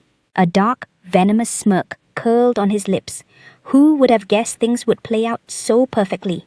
At long last, he could exact his revenge on that girl. Estella accepted the glass, her fingertips steady. The golden liquid shimmered. She looked down at the man groveling before her. Tycho met her gaze, his eyes dripping with malice. Let's see how long you can maintain that smug facade. Estella suddenly upended the glass. The golden fluid cascaded down, drenching Tycho's head with lethal precision. The thick potion oozed through his hair, dripping onto his forehead and staining his collar. Tycho froze mid-kneel, his pupils shrinking from the sheer paralyzing shock. Estella remained a mask of indifference, looking down at him with cold disdain. She parted her lips slightly. My bad. Tycho suddenly bolted upright, liquid streaming down his face. What have you done? Do you have any concept of the treasure you just wasted? Estella released her grip, the empty glass wobbling on the table. My hand slipped. Oh dear, look at his face. Screams of pure horror erupted from the crowd. Duardo's brow furrowed, a bead of cold sweat on his temple. Your Majesty, Prince Tycho's hair. Tycho's hair was falling out in massive wet clumps, piling up on the freezing floor. Estella hoisted the glass again. Didn't you claim this was the elixir of life? If that's true, shouldn't it be stimulating your hair growth? A guttural growl ripped from Tycho's throat as he ground his teeth. You low-born witch! Tycho lunged forward like a bolt from a crossbow. The bald, red patches on his scalp twitched with fury as he charged straight for Estella. His eyes were bloodshot and manic as he suddenly brandished a short blade. Light glinted off the steel as it sliced through the air. I'm dragging you to hell with me! Estella's pupils constricted as she stood paralyzed. Estella squeezed her eyes shut and let out a sharp grunt. The shriek of clashing metal shattered the silence, sparks erupting before her face. Duardo's eyes widened, cold sweat trickling down his temple. He couldn't even force out a single word. The spectating nobles scrambled back, their faces ashen with dread. Your Majesty! Estella finally opened her eyes. Her pupils trembled with shock as she took in the scene. A freezing blade was pressed firmly against Tycho's throat. Tariq stood over him, with his long sword drawn, gazing down at the man, crumpled on the floor. You certainly have some nerve. Tycho recoiled, propping himself up on trembling hands, his entire frame shaking violently. Your Majesty! Tariq's eyes were like obsidian. You've truly lost your mind. Witness this, princess. These people you struggled so hard to save will only ever bring you ruin. Tariq's expression went stone cold, his tone flat and final. You should have just let me slaughter them all from the very beginning. The grand hall plunged into a deathly, suffocating silence. Servants clutching wooden crates froze mid-step. Tycho was pinned to the crimson carpet, his head striking the floor with a dull thud. My hair! Don't you touch my hair! Estella clutched her heart, her fingertips vibrating slightly. That was too close. If Tariq hadn't intervened, she'd be a corpse right now. She reached up to touch the faint red mark on her cheek, her gaze lingering on his back. Tariq stood at the center of the hall, sword in hand. Eduardo stepped forward quickly and bowed. Your Majesty, how shall we dispose of this man? Tariq's eyes were pitiless. Make him vanish from my sight for eternity.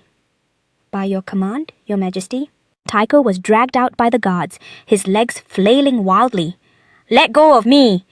Watch the hair! The guard scoffed. Relax, you don't even have enough hair left to grab. Tariq sheathed his blade with a sharp, metallic click. I'm finished! Everyone, dismissed!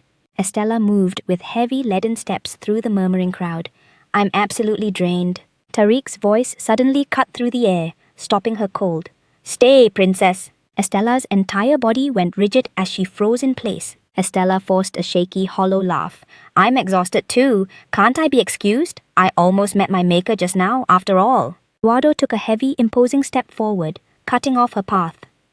This is an imperial order from His Majesty. Estella ground her teeth in frustration. This guy is like a relentless ghost. Tariq crossed his arms, his gaze as sharp as a razor. You owe me an explanation. How did you anticipate all of this? Estella lowered her gaze, her mind wandering back to that pivotal night. The table had been laden with a lavish feast. Tycho had been eating like a glutton, oblivious to the toxin already surging through his veins. He was a dead man walking, a man with nothing left to lose. He'll try to drag everyone down with him. Tariq stood in the shadows, his back to her. You truly think he'd be so bold? Estella looked up at him. That is precisely why I requested Your Majesty to let me inspect Tycho's tribute first. Tariq pivoted, his brow furrowed in confusion. What would that achieve? We had no clue what he was bringing. Estella's gaze was unwavering. The specifics didn't matter because it was guaranteed to be something incredibly lethal. Estella halted and turned back to face Tariq. As I stated before, we cannot afford to ignore anything Tycho presents. The bleeding halted instantly. Every witness in that hall saw the miracle with their own eyes, myself included. Estella lowered her gaze, her fingertip tracing the curve of her lip. If I spill the truth, he'll brand me as a lunatic. In the original novel, the vial shattered by accident and the liquid splashed onto a fruit plate, causing the harvest to rot and shrivel in a heartbeat. She cleared her throat, intentionally dodging Tariq's piercing stare. I haven't a clue. My grip simply failed me. Who could have anticipated that so-called miracle would have such a grotesque side effect? Tariq's brow knit together as he loomed over her. What? Estella's heart hammered against her ribs. He's not buying a single word of this. Tariq took a predatory step forward, his voice dropping to a dangerous low. If I hadn't intervened just now, he would have slaughtered you where you stood. Estella met his gaze, her eyes unwavering. As long as Your Majesty remains unscathed, that is my only concern. Tariq looked down at her, his gaze scanning her like a predator. You place such a high premium on my life, yet you treat your own like a disposable trinket? Estella cast her eyes down, her hands folded primly. From the moment I arrived here as a political pawn, hasn't my life belonged to Your Majesty anyway? Tariq fell silent for a heartbeat before closing his eyes. Very well. He suddenly reached out and seized the back of her head. He hauled her directly against his chest. Estella collided with his firm frame, her pupils dilating as the air left her lungs. Tariq leaned in until his breath grazed her ear, his tone frigid and absolute. From this moment on, should you wish to throw your life away, you must secure my permission first. He tilted her chin upward, forcing her to confront his gaze. You said it yourself. Your life is my property. Tariq stood amidst the sea of white blossoms, an unreadable smirk playing on his lips and a dark possessive intensity in his eyes. The dawn chorus cut through the silence as morning light pierced the curtains, bathing the disheveled bed. Estella stared blankly at nothing, having spent the entire night wide awake. She lay paralyzed, tracing the patterns on the ceiling. Not only did I narrowly escape death, but now I've been claimed as his. Not his literal words, but the vibe was loud and clear.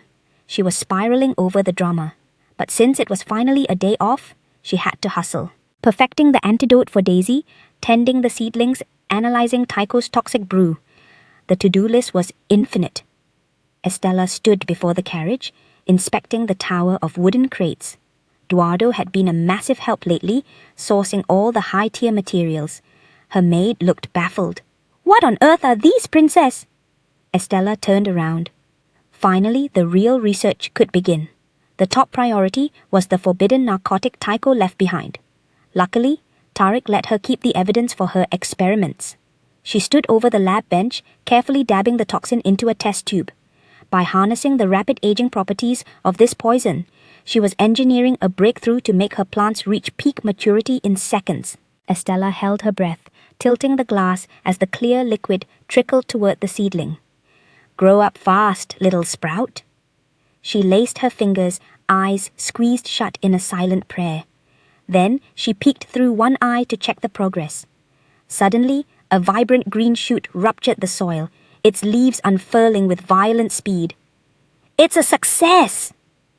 Estella let out a jagged laugh, her shoulders twitching with manic excitement. A sharp knock echoed at the door. Lila, her maid, stood there. "Princess!" Estella whipped around. Her eyes were shot through with red, a haunting, crazed smile on her face. "Lila," the maid pushed the door open tentatively. Taking in the chaotic scene, she recoiled in sheer terror. "Princess, what in the world are you doing? You look like a total psycho." Estella set the tube down and awkwardly ruffled her messy hair. "Just a minor case of sleep deprivation. What's the news?" Lila caught her breath, pointing frantically outside. "It's Lord Eduardo. He's arrived." Estella's brow furrowed. Of course he shows up when I'm in the middle of a breakthrough. She threw on a lilac robe, cinched the collar tight, and hurried to the door. Estella paused, observing his retreating back. "Lord Eduardo, to what do I owe the pleasure?" "What's the deal? Why does he look like he's mourning?" Eduardo kept his head bowed, fists clenched white at his sides, his voice cracking. "Princess." Estella's chest tightened. He looked like he'd literally had his soul extracted. Estella handed over a piece of folded vellum, her fingers pinching the edge of the delicate origami. "Is this for me? I appreciate you honoring your word." Daisy accepted the paper, her eyes igniting with wonder. Estella leaned in close. "This is our little secret. If you guard it well, a reward awaits. You remember our pact, don't you?" Daisy clutched the origami, her joyful shrieks echoing through the room. "Thank you! This is the coolest!" Estella watched Daisy with a heavy heart. The herbs were flourishing under the influence of the serum, and the medical research was light years ahead. But the true threat wasn't science, it was the inferno the rebels were planning to ignite. A vision of Eduardo screaming in the flames, shielding the girl with his own body. To rewrite that tragedy, she couldn't allow Daisy to be isolated for even a second. Estella's expression turned deathly serious. She pressed an index finger to her lips. "Daisy, focus. Listen very carefully to what I'm about to tell you." Daisy halted her playing and looked up. "What is it?" Night fell over the castle. The dining hall was flooded with light. Daisy sat in solitary state at the massive table, with Eduardo positioned like a statue opposite her. A lavish spread sat untouched between them. Daisy took a measured breath and gripped her silver spoon. Time to use the fairy lady's play. She dipped her spoon into the soup and stirred it with practiced melancholy. Eduardo set down his utensils, eyeing the girl. "Daisy, your appetite seems to have vanished. Did something happen today?" Daisy cast her eyes down and let out a soul-crushing sigh. "It's nothing." Phase 1, Operation Melancholy initiated. Cold sweat formed on Eduardo's temple. That sigh was heavy enough to crack the foundation. Daisy smirked inwardly.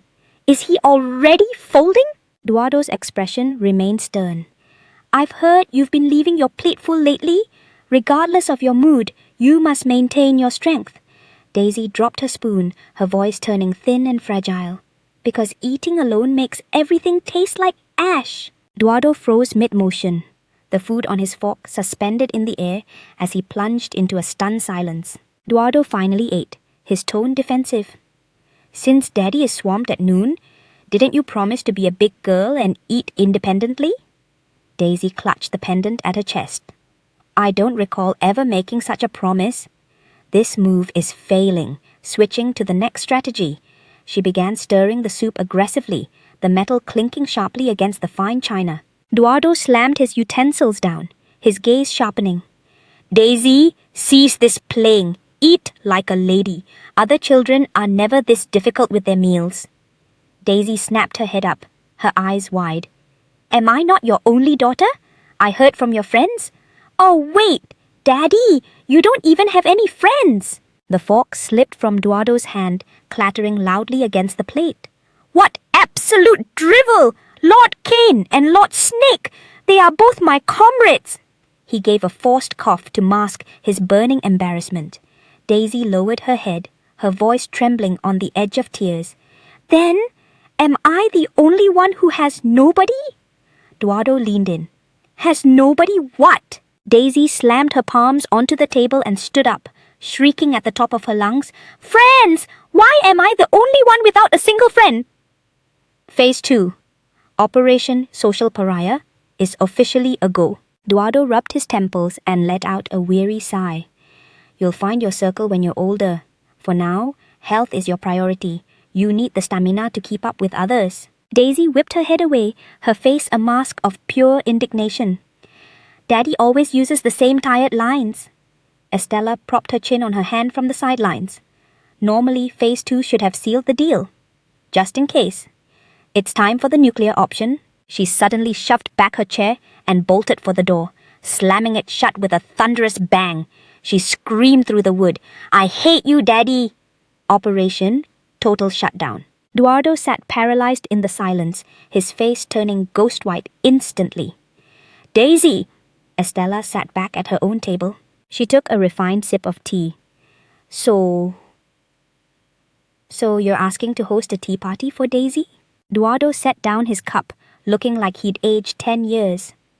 Yes. Estella's lips curled into a subtle smirk. Everything is proceeding exactly as I planned.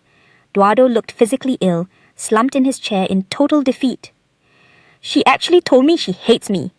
Estella set her cup down. In that case, why not simply host one? Is there a hurdle? Eduardo eyed the pastries on the table with suspicion.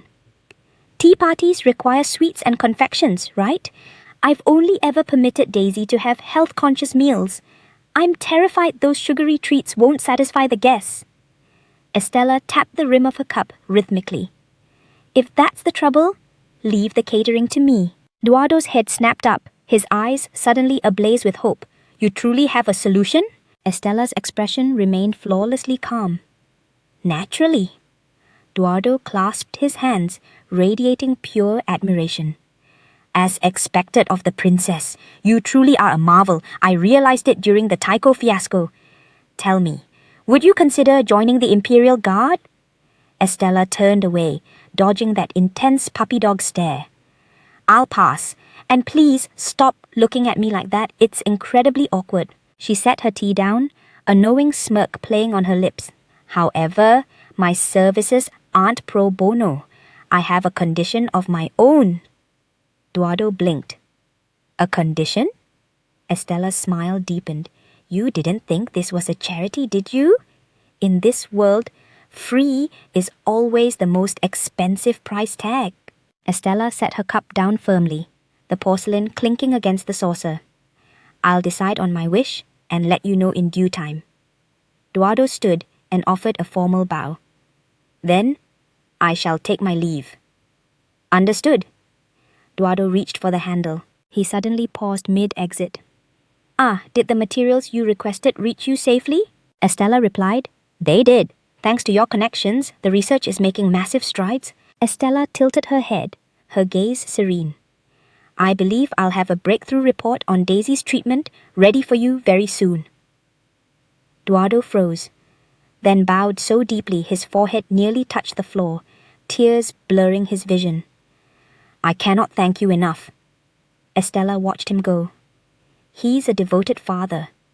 He turned and shoved open the heavy oak door, vanishing into the corridor light.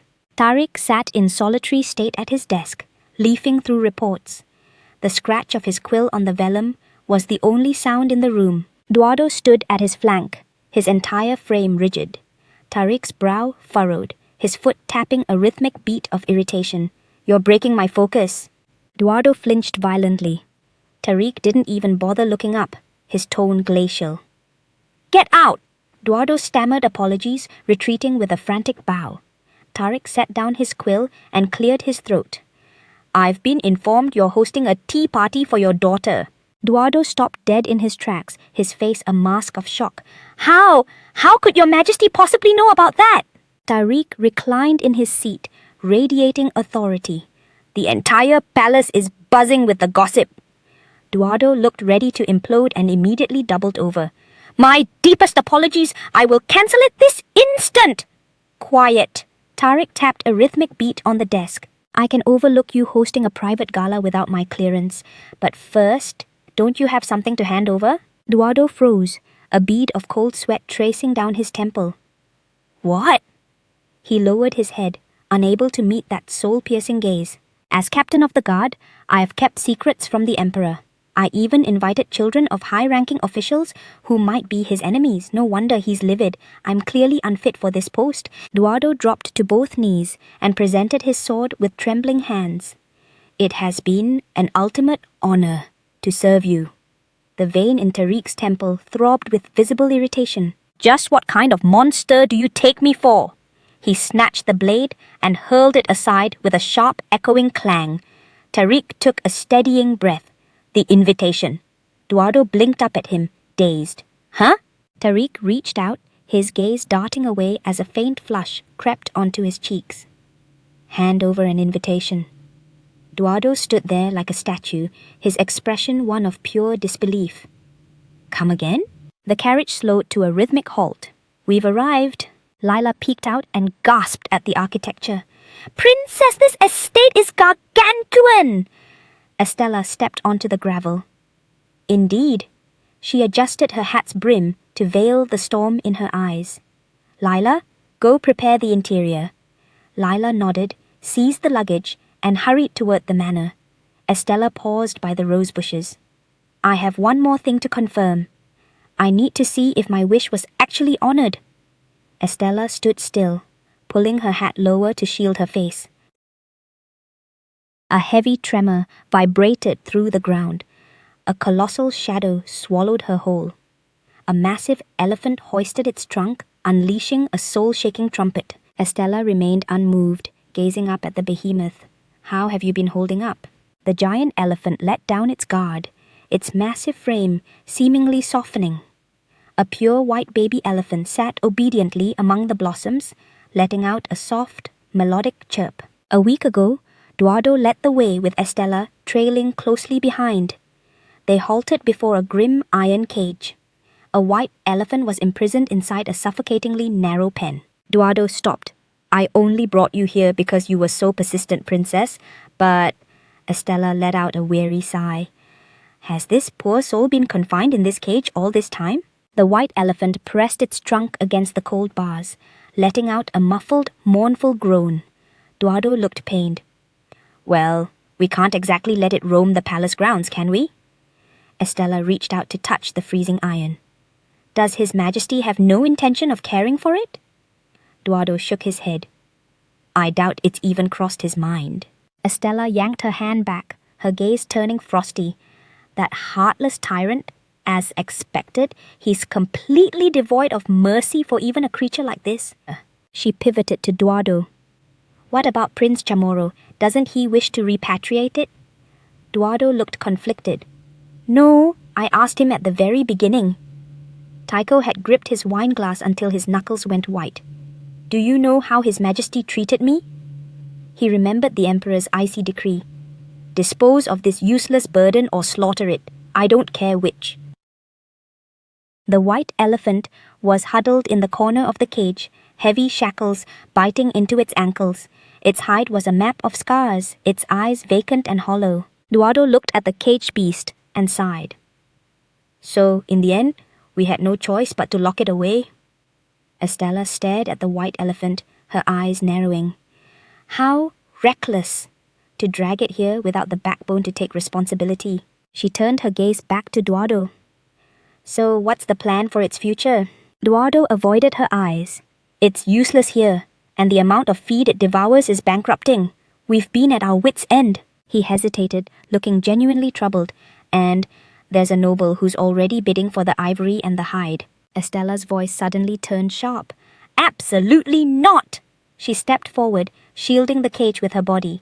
He was torn from his family just to be a prop here, and he suffered enough. Estella's brow furrowed, her voice vibrating with rage. And they want to skin him? That's barbaric! The white elephant hid behind the bars, its frame trembling as it let out a weak, pathetic wail. Eduardo gripped the hilt of his sword. Does the princess have a superior strategy? Estella tilted her head, a knowing smirk on her lips. That favor you promised, I'm cashing it in right now. The white elephant hoisted its trunk and trumpeted with pure joy. Estella reached out to caress its trunk. I'm glad to see you're thriving here. Daisy came sprinting over, clutching her skirts. Princess! She squealed. Eduardo followed in her wake with a bow. Estella knelt to her level. Daisy, how have you been faring lately? Daisy nodded with frantic energy. Wonderful! She leaned in with a curious tilt. But, Princess, why is your hat so low? Estella went rigid, a bead of cold sweat forming. This? I just don't want to ruin my complexion. Daisy blinked. A tan? Is that some kind of snack? Estella thought to herself. Actually, it's because a certain someone didn't want me coming here. Daisy ran toward the white elephant, waving enthusiastically. George, have you been good? Estella glanced at Eduardo. Even if it's only temporary, Daisy has already formed a deep bond with him. Daisy hugged the elephant, pressing her cheek against his rough skin. I love George more than anything. Eduardo looked stressed. But we lack a proper stable and his size is just overwhelming. Estella spoke with absolute finality. I don't intend for this arrangement to be permanent. Eduardo turned grave. Is that so? Estella looked away. I won't let it come to that. For today, I'm leaving him in your care. Eduardo bowed. I will handle the logistics. Daisy suddenly stopped, her spine stiffening. Estella's instincts flared. Daisy, what's wrong?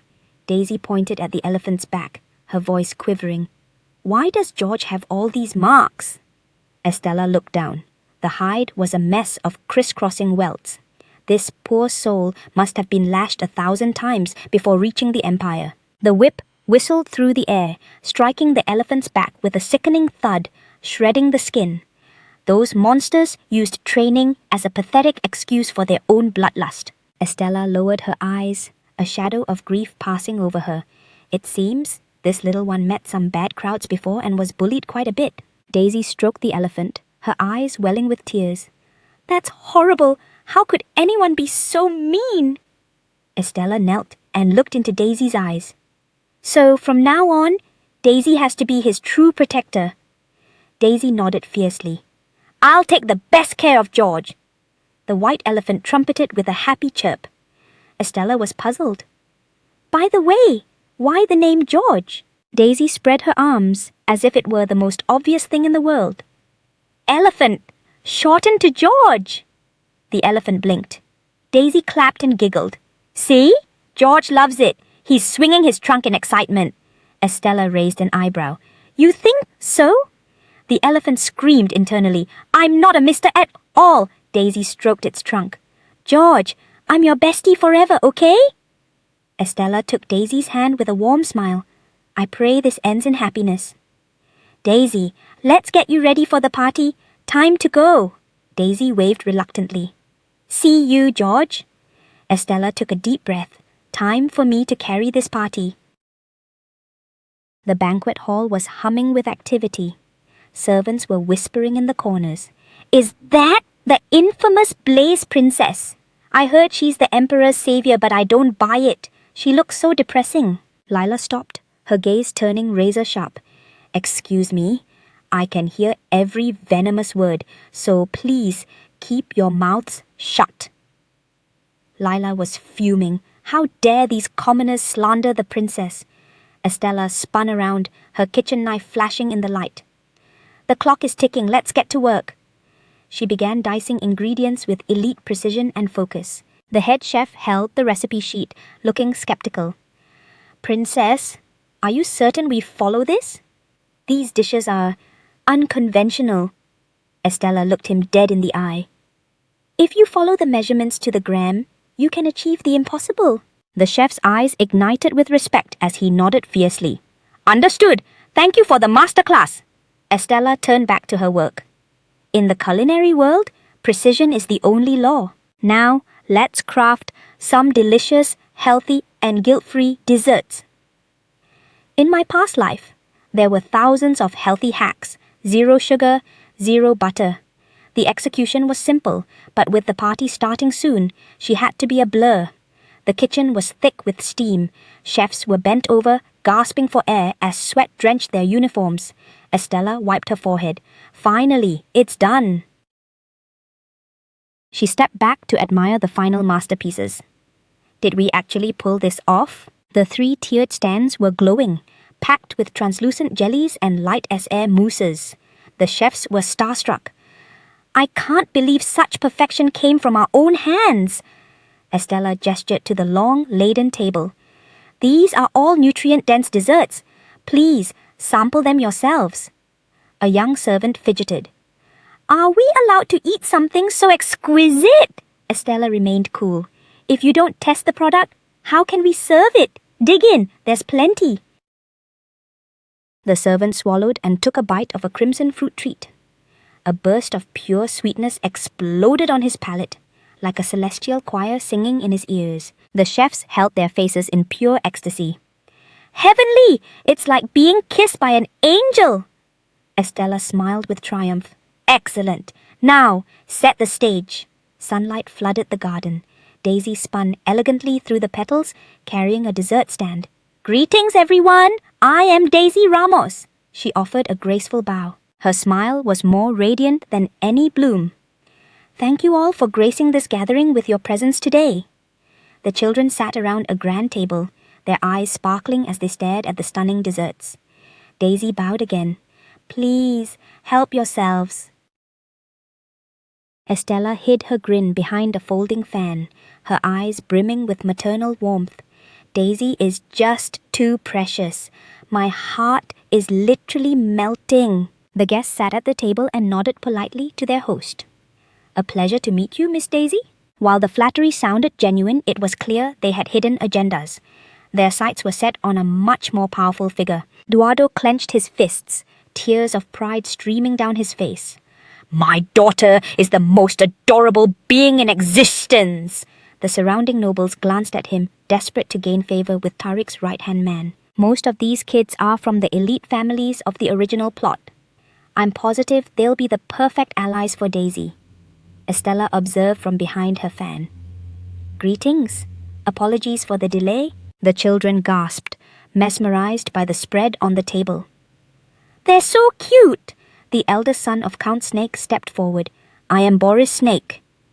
Boris knelt and took Daisy's hand, pressing a kiss to the back of it. An absolute honor, Miss Daisy. Why is that brat here? If he's lurking, it means...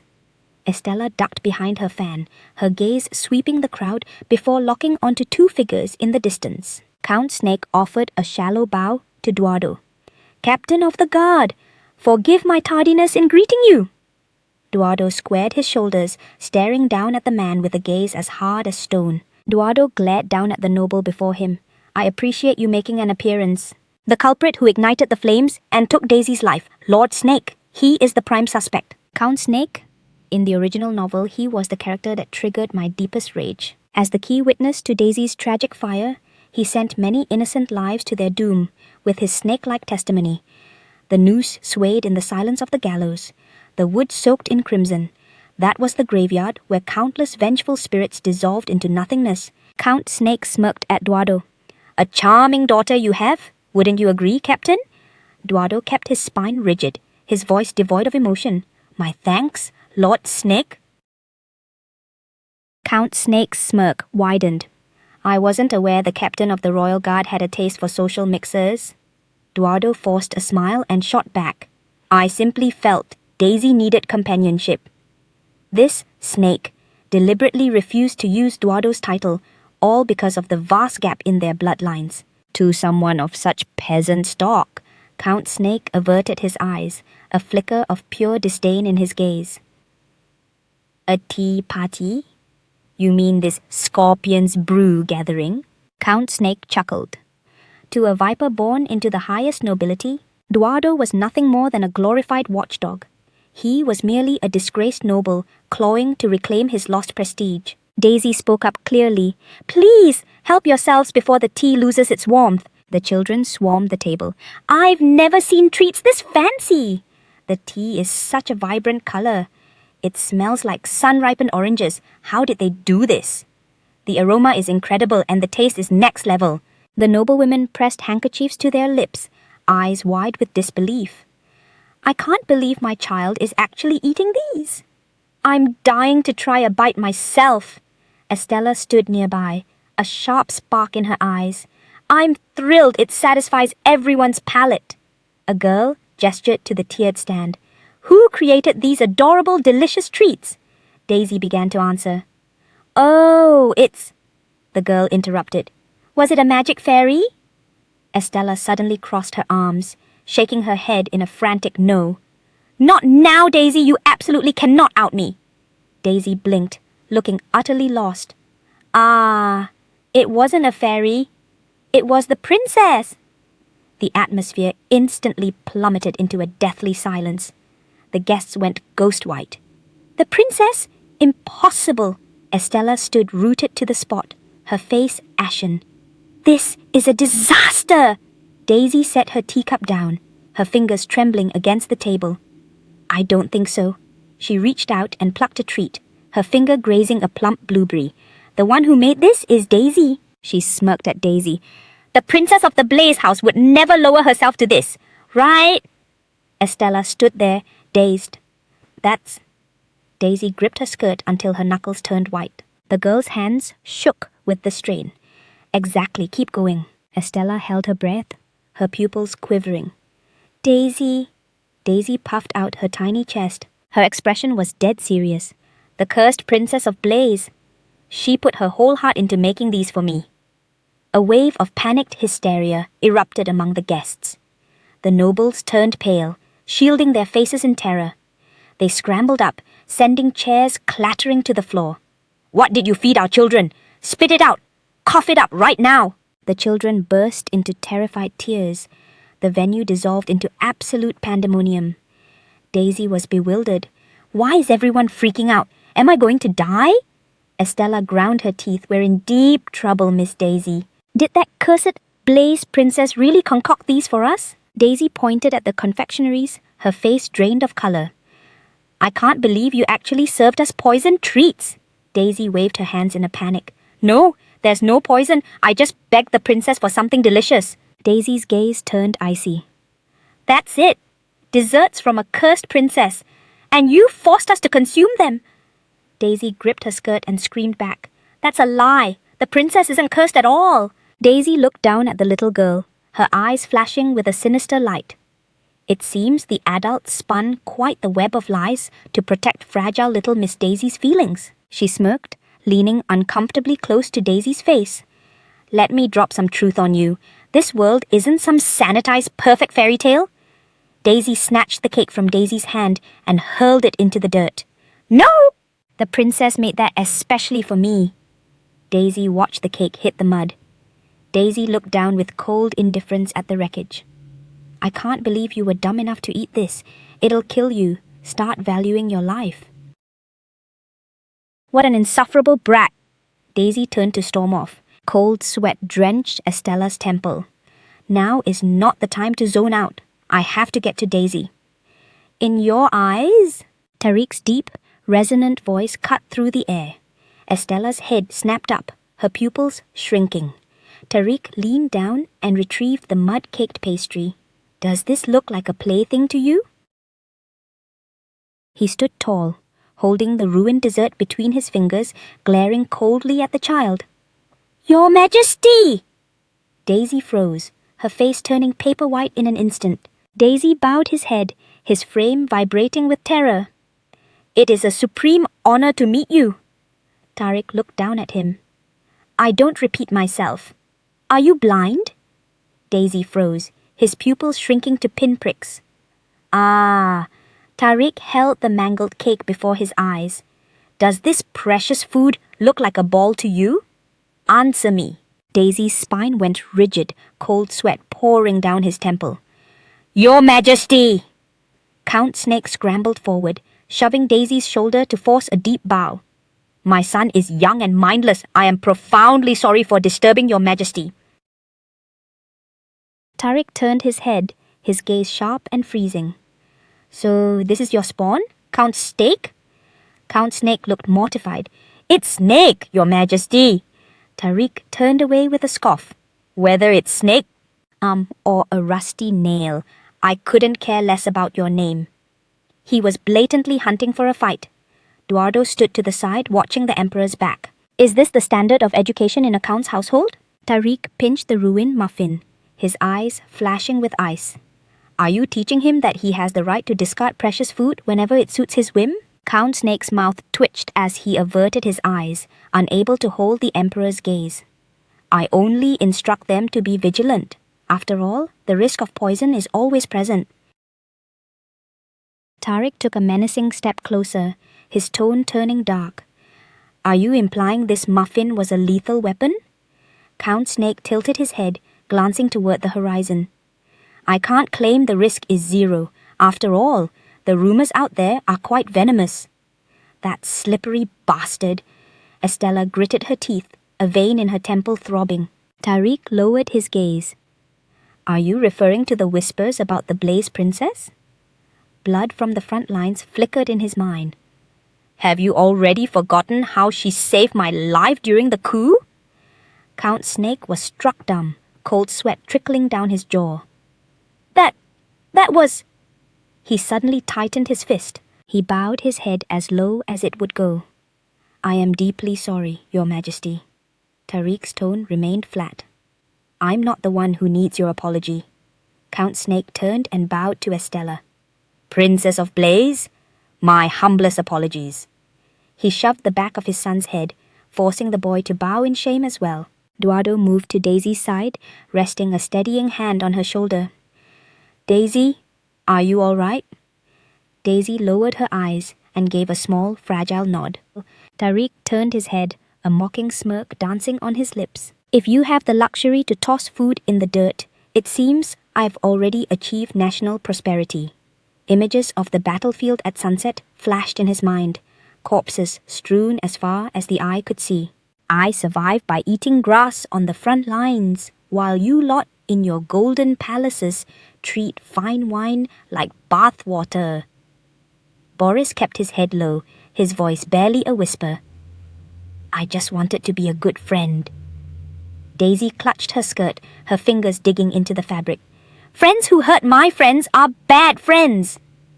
Daisy puffed out her chest and glared at Boris. Anyone who slanders me isn't my friend. They're just a toxic person. Boris stood paralyzed, his pupils quivering from the shock, as if he had been struck by a physical blow. That's my girl!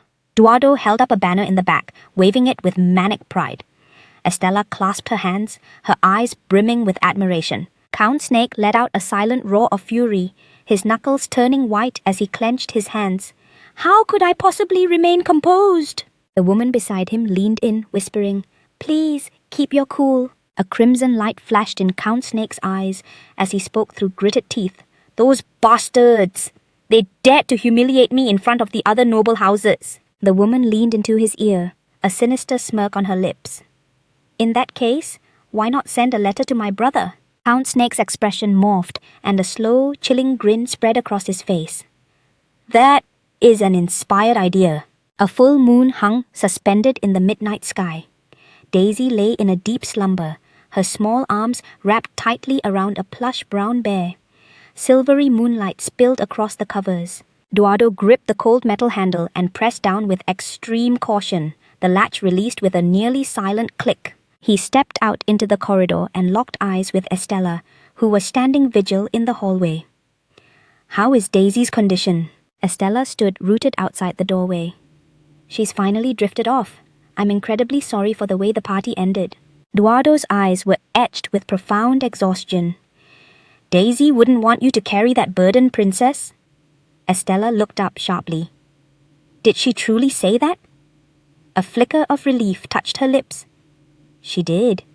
Before I realized it, my little girl had matured so much. Eduardo gazed at Estella. It's all thanks to your influence, princess. Thank you for making her feel so special.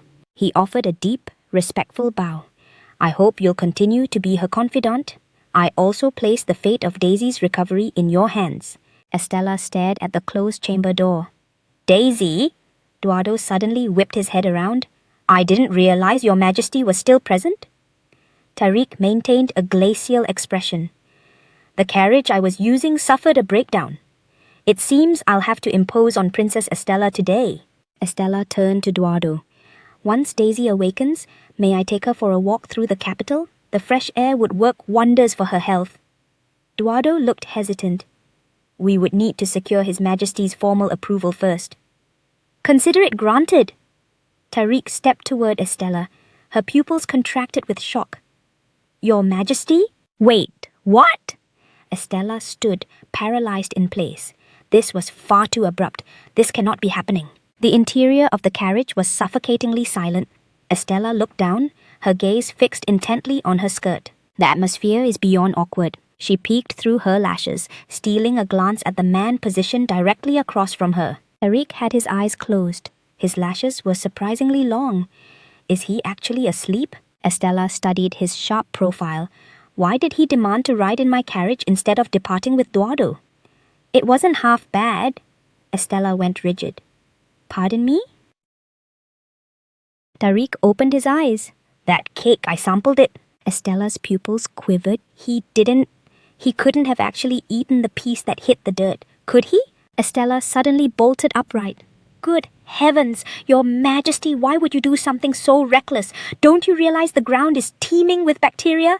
She gestured frantically for emphasis. There was an abundance of fresh food, so why scavenge something from the floor?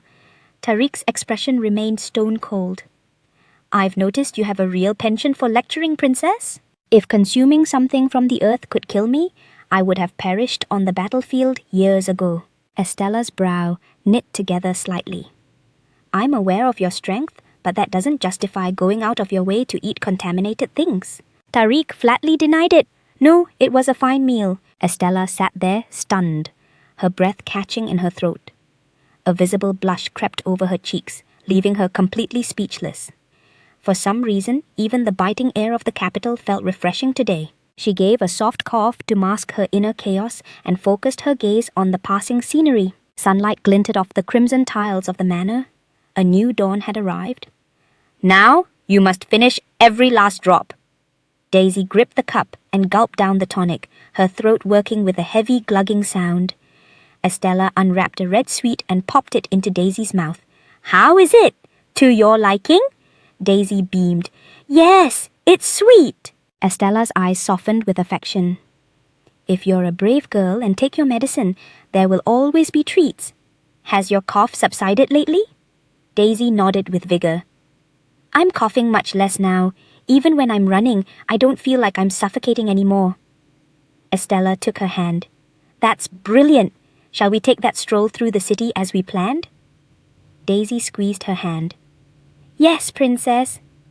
Estella donned her sun hat, but her expression suddenly froze. How did a simple walk turn into this? A colossal white elephant was standing in the middle of the thoroughfare, its trunk raised in a thunderous trumpet. Pedestrians scattered in a panic. It's a beast! A monster has invaded the city! Daisy spread her arms wide, shielding the elephant with her own body. He's not a monster! Daisy pointed at the Titan. His name is George. See? His big feet are as soft as marshmallows. Estella remained speechless. Passers-by stared with wide, terror-stricken eyes. Daisy, even I can't talk our way out of this one. She gently consoled Daisy. All right, let's bid George farewell for now. Daisy turned around, pouting. Why? Can't George come browsing the shops with us? Estella adjusted her hat. The paths ahead are far too narrow. George simply won't fit. Daisy broke into a smile. That's okay. I'm happy just being with the princess. George, wait for me right here, okay? The elephant hoisted its trunk in a parting salute. The marketplace was a hive of activity, with stalls overflowing with vibrant produce. Estella guided Daisy into the throng, her eyes scanning the chaotic streets. The underlying motive for this trip was to scout the market. Her gaze sharpened instantly. Hidden within this specific district was a notorious black market. Narcotics, high-stakes gambling, human trafficking. This was the infamous Black Street. The sheer volume of illicit capital here was staggering. Even the imperial palace struggled to suppress it. Count Hynek was deep in conspiracy with the Black Street syndicates, and his own brother headed the network itself. Estella halted, spotting a sign in the distance. Daisy, we've arrived. Daisy turned her head, but her focus was immediately diverted. Princess Blaze, look, a toy emporium. We cannot enter that place. Daisy stopped mid-step. Why not? Estella's expression turned grim.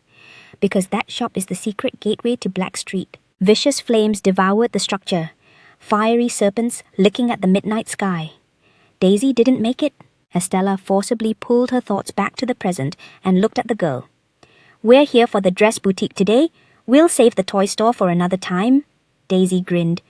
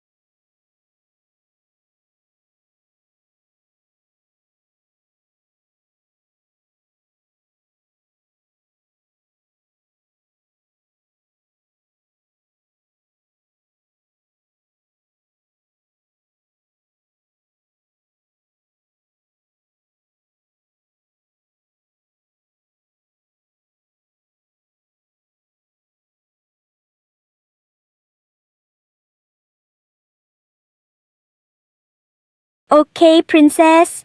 The boutique bell chimed as they entered. Daisy emerged in a vibrant orange-red puff dress, twirling before the mirror. The silk rustled softly.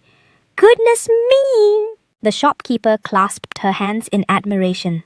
You look ethereal, just like a little forest sprite. Daisy's eyes sparkled. Really? Princess, I'm going to try the next one. Don't go anywhere. Estella smiled and gave a nod. Take your time. She truly seems to be having the time of her life.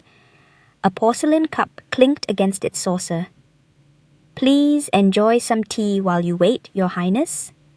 Estella sat on a velvet bench and adjusted her hat. Thank you, but I'm not particularly thirsty. She turned away, her gaze drifting to the wall clock. The second hand ticked with mechanical precision. Tick, tick. She's been in there for quite a while. Estella glanced out the window. Wait, isn't that Count Hynek and Boris? Count Hynek looked brooding as he led Boris toward the far end of the street. Why would those two be entering a toy store? Estella suddenly balled her hands into her skirt. Her knuckles turned white under the pressure. A sickening premonition swelled in her chest. She dashed through the corridor, her heels clicking rapidly against the floorboards. Click, clack, click, clack. I memorized the date. The fire wasn't destined to happen today. This catastrophe should not be happening today. Estella ripped back the velvet curtain of the fitting room. The fabric swayed violently from the force. My lady, what's wrong? She scanned the room, her eyes wide with terror. Daisy? Where is Daisy? The fitting room was abandoned, save for a pile of extravagant gowns. The little miss mentioned she needed to find the washroom. Estella whipped around to face the clerk. I assumed you had accompanied her. The clerk looked bewildered. What are you saying? I've been here attending to you this entire time. A blood-curdling scream pierced the air, originating from deep within the alleyways. Ah! The shriek echoed down the cobblestone road. Estella snapped her head toward the sound, her pupils reflecting a faint, distant crimson glow. Fire! Why now of all times? A wave of intense heat rolled in. Fiery tongues instantly consumed the roof of the toy store. Timber crackled in the inferno as pillars of black smoke surged toward the heavens. The entire structure was swallowed by a roaring sea of flames. A charred crossbeam crashed into the street, sending a cascade of sparks flying. Estella's face turned ghostly pale. Daisy! A guard looked toward the man beside him. Captain! Are you certain we shouldn't have followed them? Eduardo stroked the elephant's trunk. They'll be fine. I have complete faith in the princess. Besides, George needs someone to watch over him. He lowered his eyes. Daisy views the princess as a true friend. I shouldn't interfere. She'll come back to me, right? Eduardo stood in the center of the thoroughfare, listening to the elephant's low, rumbling grumble. Behind him, the guards remained on high alert. One guard suddenly whipped around and let out a frantic shout. Captain! Eduardo whipped around, his blood running cold. A plume of thick, oily smoke billowed in the distance, right where Daisy was. Fiery serpents were already devouring the rooftop, blotting out the sun. Eduardo's eyes widened in sheer horror. No! He bolted forward, lungs burning as he raced toward the inferno with his guards. His boots thundered against the cobblestones. Captain! A guard shrieked, stumbling over his own feet. Miss Daisy! She's still trapped inside! Eduardo's pupils needle-pointed. What? The second Miss Daisy stepped into the building. It went up in a blast. A heavy statue collapsed, sealing the exit and leaving her stranded in the belly of a literal hellscape. Eduardo glared at the blazing wreckage, his mind racing. This wasn't an accident. Someone had rigged that explosion to turn the store into Daisy's tomb. Eduardo suddenly barked an order. Mobilize every soldier in the sector. Lock down the perimeter. The moment the Imperial Guard arrives, hand over the lead.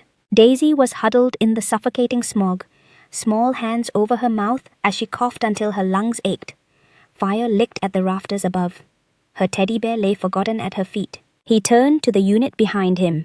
Clear out the civilians. Get the elderly and children to the bunkers. Move, now! The guard saluted and vanished into the chaos. The heat is insane. These buckets aren't doing a damn thing.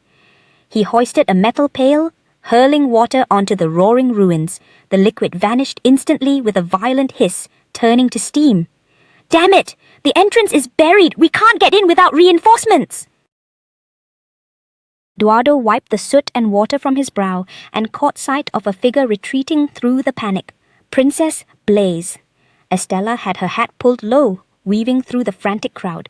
Her heels clicked urgently against the stone. Is she really ditching Daisy to save her own skin?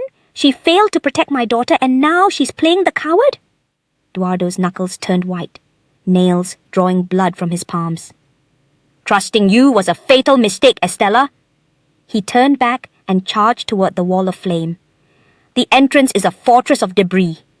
We are sitting ducks until the cavalry arrives. Step aside. A freezing voice cut through the roar. Estella was back, lugging a heavy wooden bucket. Water drenched her skirt as she moved. Eduardo snatched a bucket and dumped the icy contents over his own head, soaking himself to the bone. He ground his teeth together, the flickering orange glow dancing in his eyes.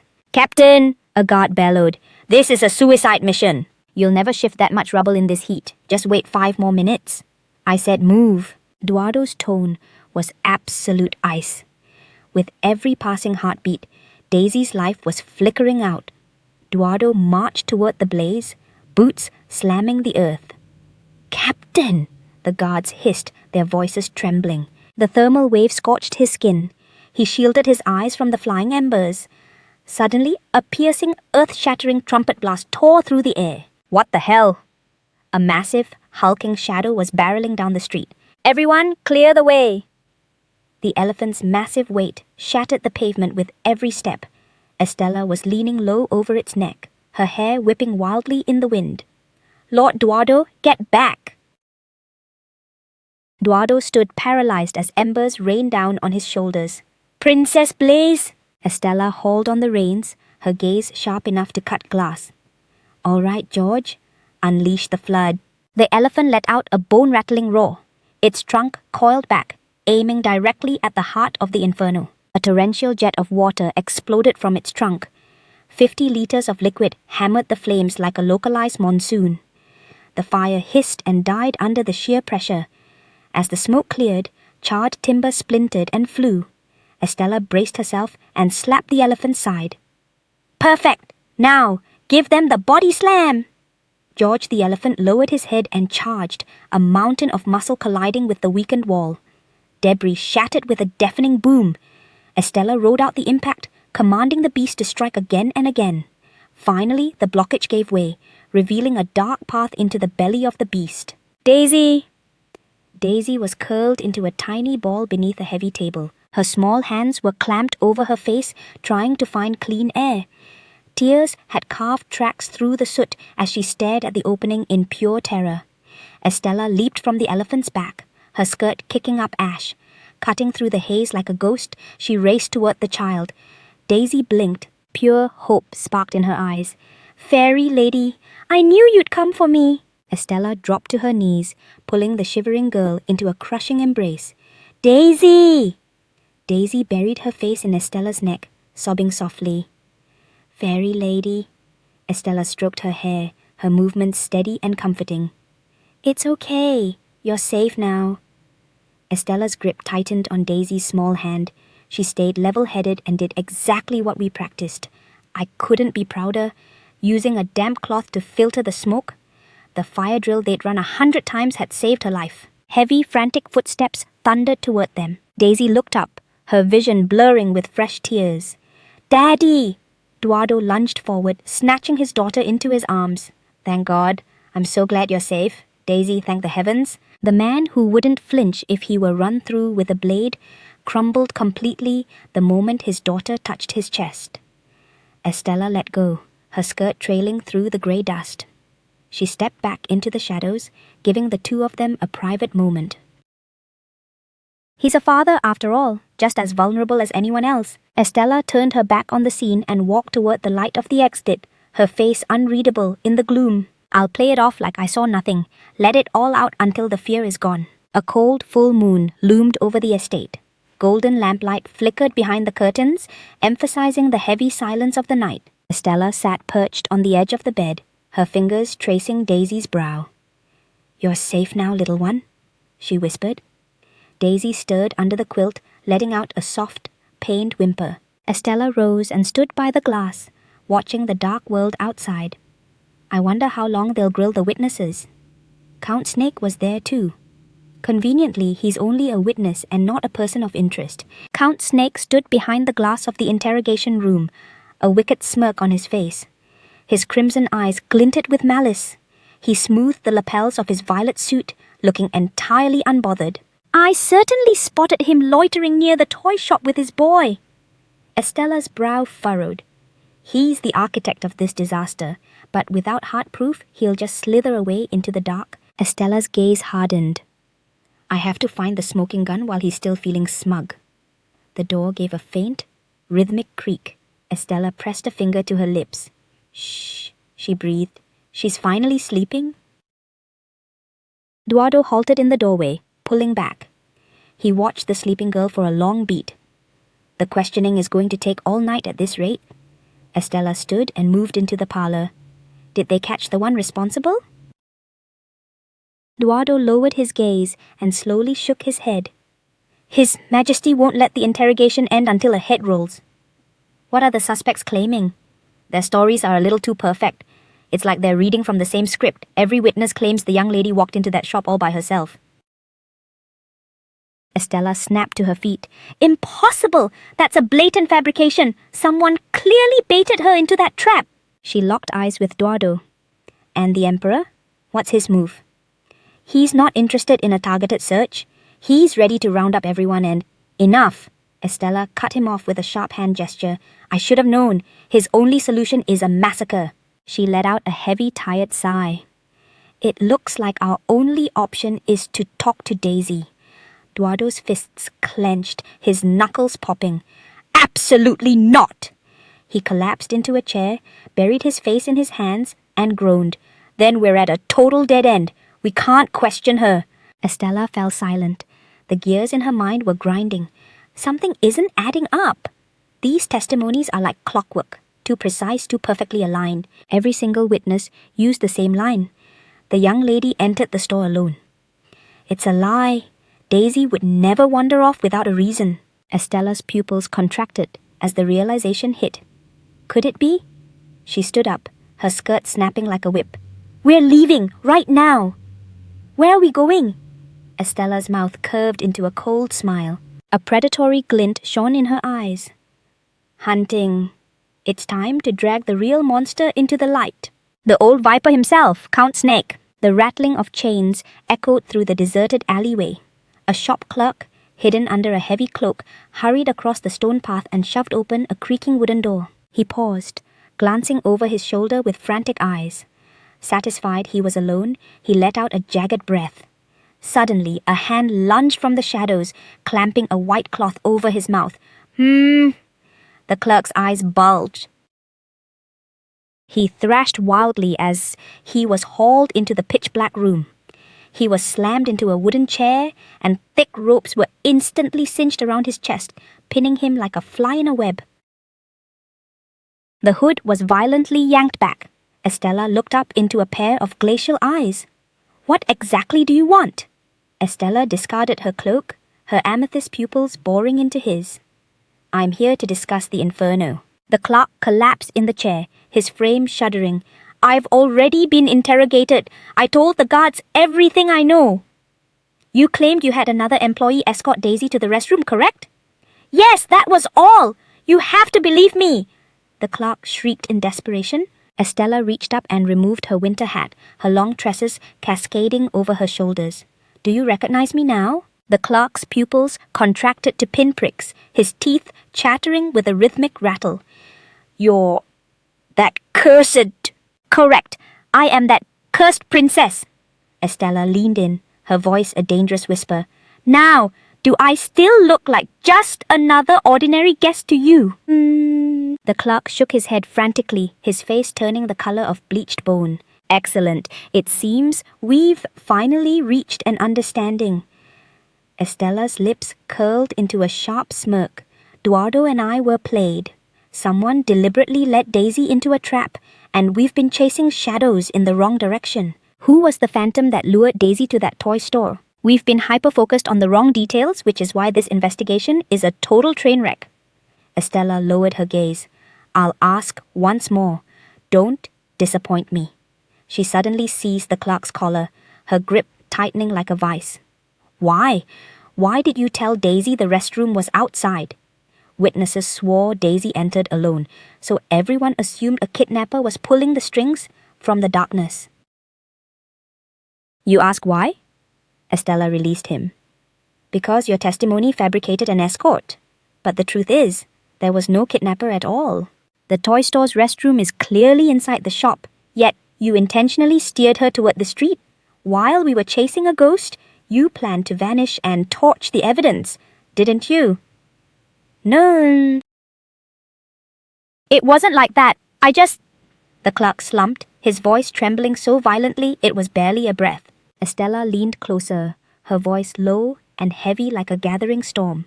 If you don't start talking, I'll let you experience the wrath of a mammoth-sized jelly. The clerk fell to the floor, groveling and begging for his life.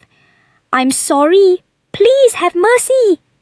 Eduardo watched from the shadows. She's genuinely terrifying when she wants to be. The palace interior was bathed in a cold, brilliant light. Officials knelt on the unforgiving stone, their bodies trembling with primal fear. I'm concerned for your Majesty's health. Perhaps we should conclude this for tonight and resume tomorrow? Tariq sat upon his high throne, silver hair veiling his forehead as he stared down with a frozen gaze. A heavy silence followed. Since everyone is so exhausted, the officials felt a wave of relief wash over them, their rigid shoulders finally dropping. It's finally over. Dig a massive pit, Tariq said slowly, his tone flat and devoid of any humanity, and bury them all. What? Your Majesty! The officials snapped their heads up, eyes bulging with horror. Please, show mercy! I'm innocent! One official wailed on the floor, cold sweat drenching his robes. Count Snake descended the stairs, his leather boots echoing with a dull, rhythmic thud against the stone. His Majesty's whim is the supreme law of the Empire. An official reached out in a final, desperate act of hope. No, not you too. Lord Snake, you have to help me. Please reconsider this decree, Your Majesty. The pleas echoed through the hollow hall. Tariq remained utterly impassive. What a shame. I missed my chance to kill that brat this time. A predatory glint flashed in Count Snake's eyes. As long as I'm not implicated, I'll have 1,000 more chances to erase her. But first, I have to neutralize Princess Estella. Then we shall proceed as Your Majesty commands. Count Snake straightened his back and prepared to depart. Hold it! The massive doors were suddenly slammed open. The heavy oak panels collided with the stone walls with a thunderous bang. Count Snake spun around in shock, his pupils shrinking. What? Estella was panting, her long hair disheveled from the wind. Eduardo charged into the hall right behind her, both of them coated in the dust of their frantic journey. What is the meaning of this, Princess? Tariq sat high above, his icy gaze sweeping toward the entrance. Your Majesty? Estella gathered her skirt and strode into the hall under the intense gaze of the court. A fierce, unwavering light burned in her purple eyes. We have apprehended the true culprit. The full moon hung at the tower's peak. Tariq sat on high, staring down at the center of the grand hall. You found the killer? Estella offered a curt bow. Yes, Your Majesty, the murderer is standing right here.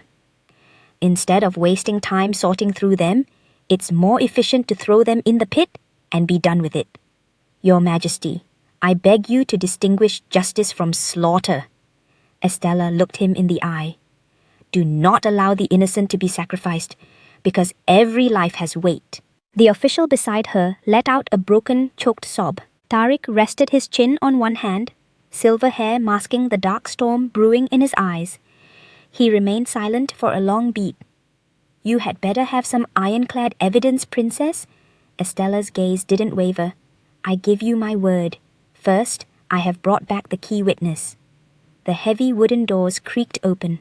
A clerk in a purple dress entered the hall, head bowed and hands trembling in front of her. A mocking glint appeared in Count Snake's eyes. We've already squeezed everything out of her, haven't we? It seems the princess is being quite irrational. The court was still on Count Snake's side. He clearly felt untouchable. Estella turned her head, a flash of ice crossing her violet eyes. But I've only just begun. The clerk's hands shook as she clutched a yellowed scrap of paper. That! It was like this.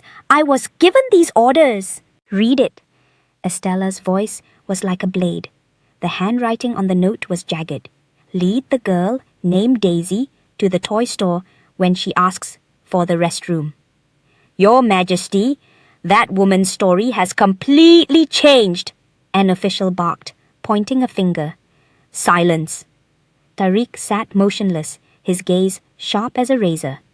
Now, who gave you those orders? The clerk flinched, letting out a panicked cry. I'm just the messenger. I have no idea who the client was. I didn't know it would turn into an inferno. Please forgive me.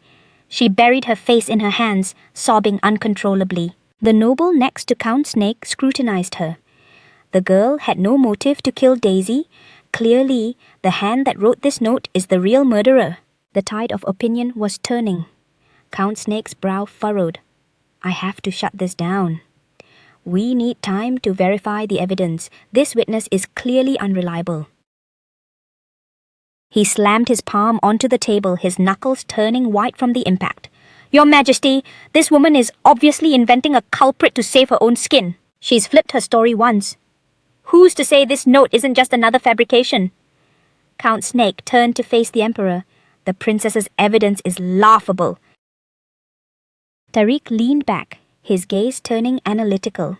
And what do you suggest then? Count Snake's lips twisted into a smirk, his eyes cold as the grave. I believe the only solution is to execute this woman along with the other suspects.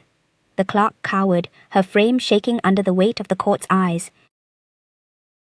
The officials stared in paralyzed terror. Your Majesty, I'm innocent! Tariq composed himself and locked eyes with Estella. Is this the extent of your proof, Princess Blaze? Estella stood tall in the heart of the hall, her purple eyes looking directly at the throne. No, Your Majesty, I have far more. Since the true coward insists on hiding, her lips curled into a daring smirk, a knowing glint in her eyes. Then I shall present the second piece of evidence. The second piece? Count Snake's brow furrowed. Estella gestured with her hand. A bag of heavy debris was dumped onto the stone floor. Wood splinters and jagged nails scattered everywhere, kicking up a cloud of dust. How dare you bring filth into the imperial palace? The nobles shielded their faces, erupting into a chorus of coughs. Look closer. This isn't filth. These are fragments from the crime scene. We all know someone rigged that explosion to block the escape. She brandished a cloth bag. The acrid stench of gunpowder wafted from the ruins. There is a pungent scent of gunpowder on these pieces.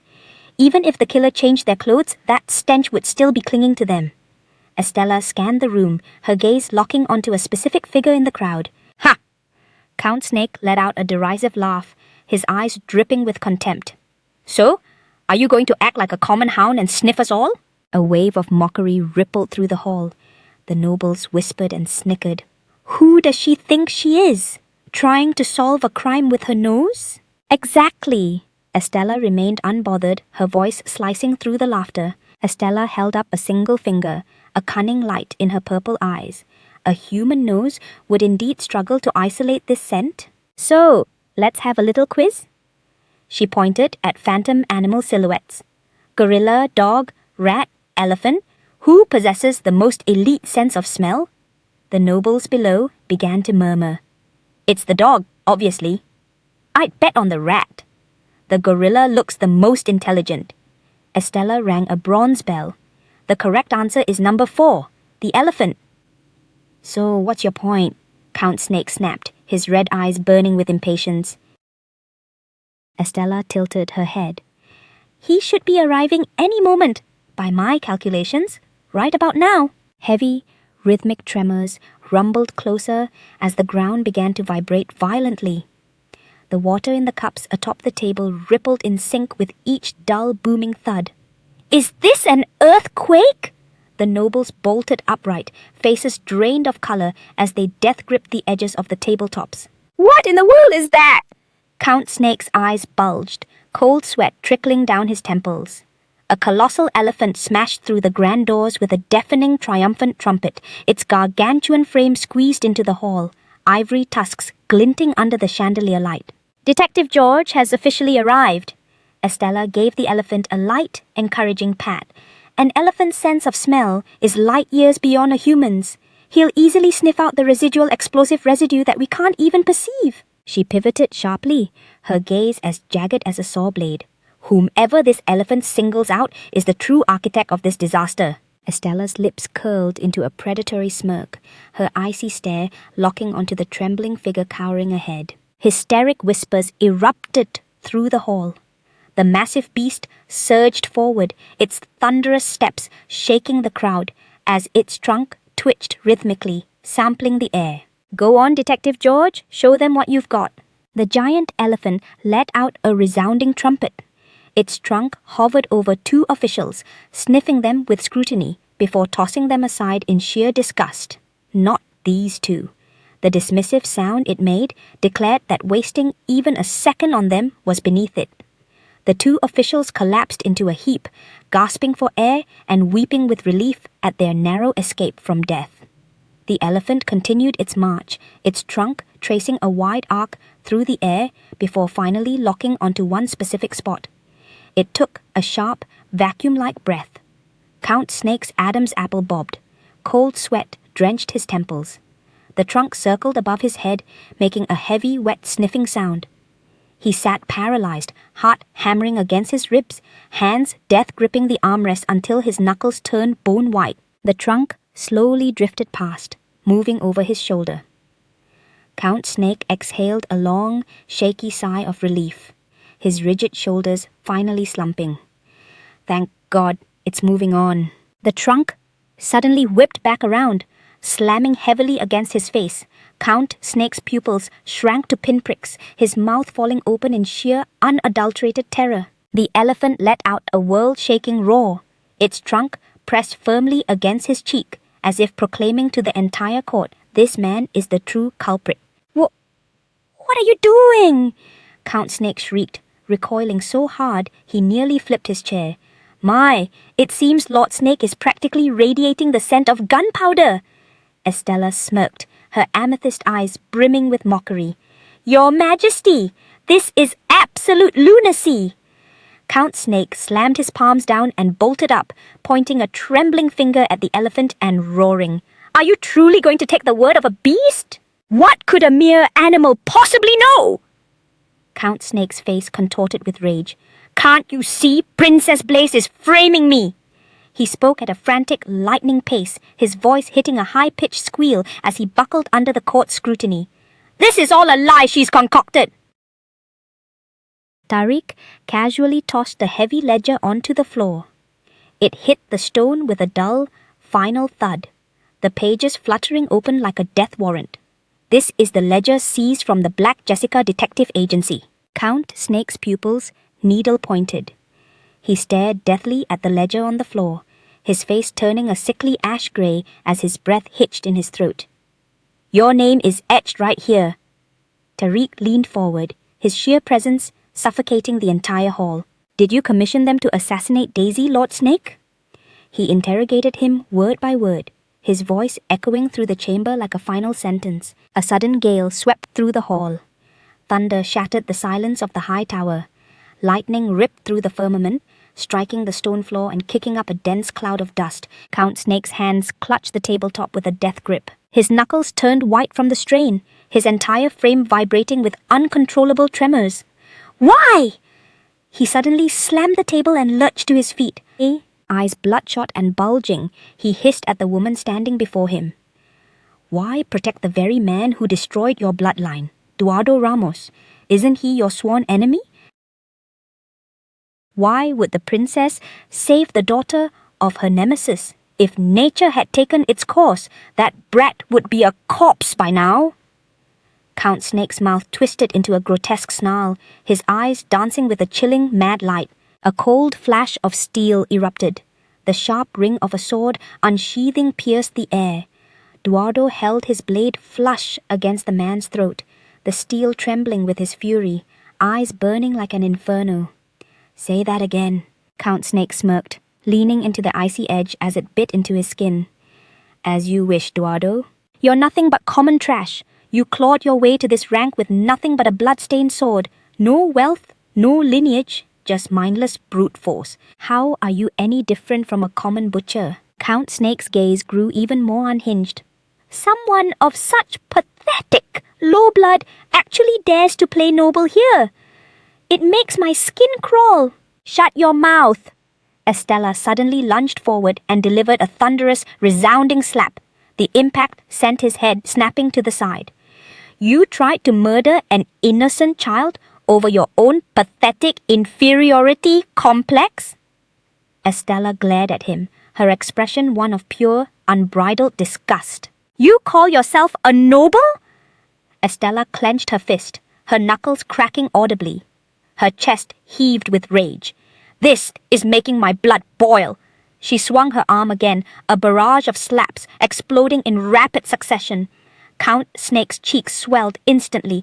"Ah, have mercy!" he whimpered, blood leaking from his mouth as he crumpled under the assault. Lila stood up in a panic. "Stop! You'll kill him! Princess, please calm down!" Lila grabbed her waist, desperately trying to end the one-sided beatdown. "Please stop this!" "Let go of me!" Estella struggled, her gaze sharp and dangerous. "A snake like this needs a few more rounds." Tariq rested his chin on his palm, a mocking smirk playing on his lips, eyes alight with amusement. "How fascinating!" Estella spat out a final warning. "You bastard! If I ever see your face again, you're dead." A pen raced across the parchment with a rhythmic scratching sound. "I'm doing this in the name of pure justice." "I wasn't looking for a medal, but why? Seriously, why? What did I do to deserve being held captive here for an all-nighter of unpaid overtime?" Tariq flipped through the dossiers, shooting her a sideways, glacial look. "Why the long face?" He snapped the folder shut and gestured to the long couch behind him. "That's the finest bed in the Empire. Do you have any more grievances?" "No, Your Majesty, of course not." Estella knelt on the floor. "The best bed? My foot. He's lounging at a plush desk, so of course he's clueless, while I'm stuck crouching on the floor until my legs go completely numb." What's even more infuriating is that Jerk Tariq actually sent Eduardo home on a night like this. If he sent Eduardo away, he should be doing his own damn work, making me handle his overtime. What kind of twisted logic is that? Estella stretched her stiff back. Finally, freedom. She rubbed her aching shoulders, then suddenly paused. "Why is it so quiet? Was he slacking off while I was working my fingers to the bone?"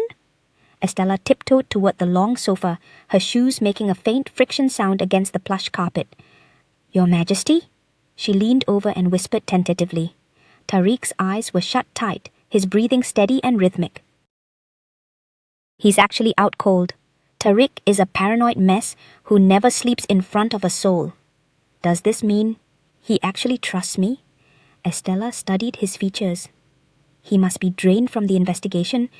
As expected of the main character, his visuals are top tier. He looks like a marble statue when he's out. She crouched by the couch, her gaze lingering on Tariq's face. Most of her spite had evaporated, leaving only the sound of soft breathing in the hollow room. Estella pressed a hand to her chest, her heart fluttering. "Oh God, get a grip. If I keep staring, I'm going to get sucked in. I need to bail." She pushed off her knees to stand, moving with extreme caution. "Wait, this might be the perfect window." Estella looked back at Tariq's sleeping face. She pulled a hard object from her pocket, her fingertips grazing the cold, sharp edges. "I have to return this to where it belongs." Tariq's eyes suddenly snapped open, his pupils contracting with a lethal, piercing light. He lunged out, and death gripped her wrist with bone-crushing force. A black object clattered heavily onto the floor with a sharp, metallic ring. "So you're no different from all the others?" Estella's brow furrowed as she desperately tried to wrench her arm back. "Your Majesty, let go of me." Tariq bolted up, his gaze locking onto the shadow on the floor. "Why? Were you going to end me with that?" What are you even talking about? Estella's face went pale, cold sweat beading on her temple. This is a huge mistake. I can explain everything, Estella blurted out. A mistake? Tariq scoffed. I definitely made a mistake regarding you. I was actually naive enough to think I could trust you. Tariq's grip tightened even further, his knuckles turning white from the pressure. Estella let out a sharp cry of pain. That's enough! Look for yourself! Estella yanked her arm free and pointed at the object on the floor. How on earth could I possibly kill you with that? She reached down and snatched it up, her fingertips touching the cold metal frame. It's a brooch. I almost lost a hand trying to give you this as a gift. Estella sighed, rubbing her bruised skin. A gift? Tariq echoed in a low, hollow voice, looking completely derailed. I noticed you never wear any jewelry, even though you're filthy rich and give all your tributes to the soldiers. Where did you get the funds for this? Tariq looked up, his gaze scrutinizing the woman standing before him. I'm not as broke as you think. I blew the entire reward your majesty gave me just to buy this thing. Estella turned away, her eyes rimmed with a faint red. The entire reward! Tariq stared down at the brooch in his palm, his fingertips tracing the metal contours. He looked dazed. That's right. Sell it, bin it, I don't care. Estella adjusted her sleeves, her movements sharp with spite. Anyway, my work is finished. I'm going home. Snap. Her sleeve concealed the dark, swollen red bruise on her wrist. The pulse throbbed under her skin in sharp, agonizing bursts of pain. Oh, and one more thing. Estella paused and glanced back toward the plush sofa. Sleeping like that is a literal nightmare for your back, so please lie down and get some actual rest. She pivoted toward the exit, her silk skirt trailing behind her. The rhythm of her heels faded into the distance until the heavy oak door finally clicked shut. Tariq sat motionless in the hollow room, staring intently at the blue brooch. A faint, uncontrollable flush colored his cheeks. A gift, huh? The ivory spires of the palace loomed large. Birds darted past the marble towers. Tariq sat at his mahogany desk, his fingers drumming against the wood in a rhythmic, restless beat. Eduardo watched the display from across the room. This was His Majesty's tell whenever he was feeling agitated. He squared his shoulders, shattering the suffocating silence. Is something weighing on your mind, Your Majesty? Tariq didn't offer a glance, his index finger pressing firmly onto a document, pinpointing a specific line. This. Eduardo leaned in.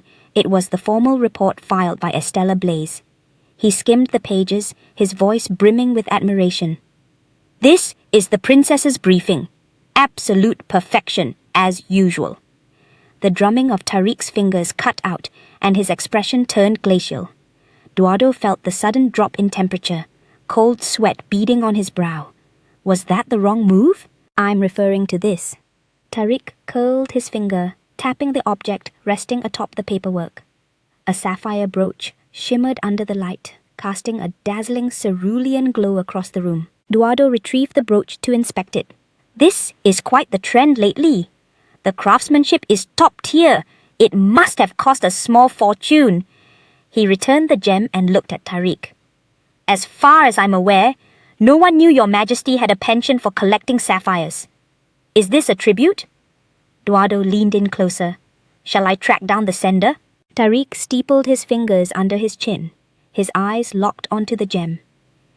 If someone liquidated their entire net worth just to buy a stone, what does that imply? Their entire net worth? Eduardo went rigid. If it were for a business venture, that's one thing. But as a personal gift, there's only one logical conclusion. Eduardo's face turned dead serious as he puffed out his chest. Your Majesty, I know exactly what this signifies. Tariq turned his head slightly, his gaze piercing. And that is? It means... Eduardo suddenly clutched his heart, his face flushing crimson as he bellowed. A marriage proposal! Pardon? Tariq's pupils contracted, his grip suddenly tightening. His breath hitched in an instant. Estella held a test tube aloft. A violet liquid hissed inside the glass, releasing a plume of purple bubbles. An urgent shout erupted from outside the lab.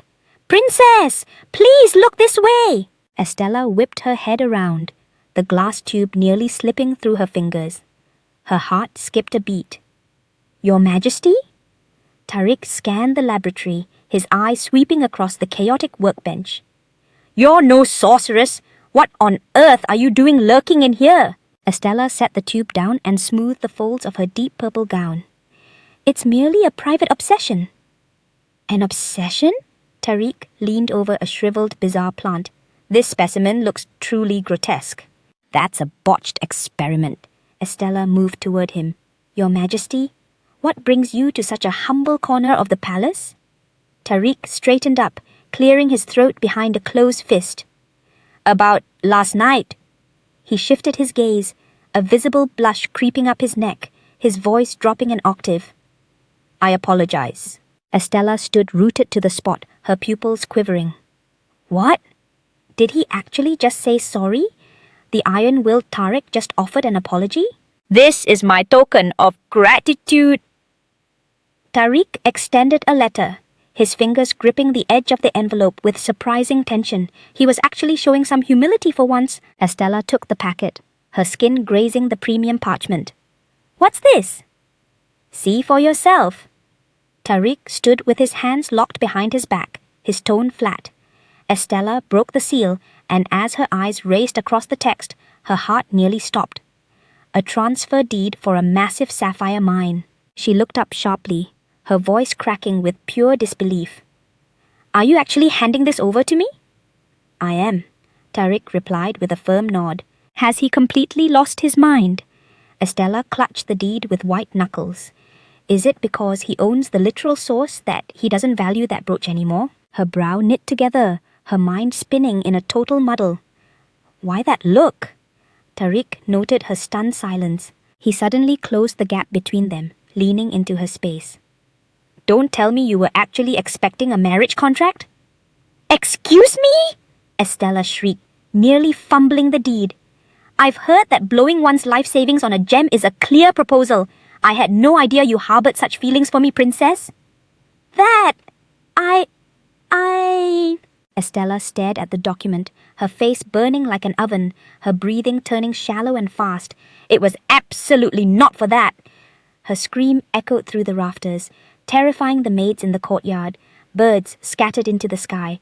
The kingpin of Blackstreet, Croco, bit down on a thick cigar. Smoke swirled in the shadowy room. "So that's the play." Count Snake had been hauled off to the dungeon. A lackey stood before the desk, giving his report. "I doubt he'll survive the night. As for the girl on the inside, my men are already on their way to silence her." Croco removed the cigar, his brow furrowing into a deep scowl. "That snake better keep his mouth shut. I heard the countess and her brat were exiled to the country villa." The lackey continued scanning the files. She should have stuck to her own hustle instead of marrying into a weak noble house. Now she's toast. Croco's eyes turned stone cold, fixed on the horizon. "And what's the status of that bitch?" "We've already positioned a mole in Estella's inner circle." Croco crushed his cigar into the tray, snuffing out the embers. "Perfect." He exhaled a massive cloud of grey smoke. The haze blurred his scarred face. "We'll be seeing each other very soon, Princess Blaze."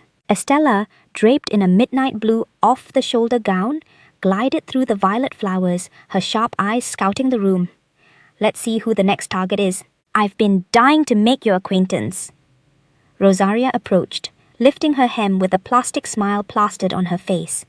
"Princess Blaze!" Rosaria pressed her hands to her cheeks, beaming like a pageant queen. "Just call me Rose." The Lanwich Kingdom was an island paradise, stacking gold through tourism and ships. That's my next mark.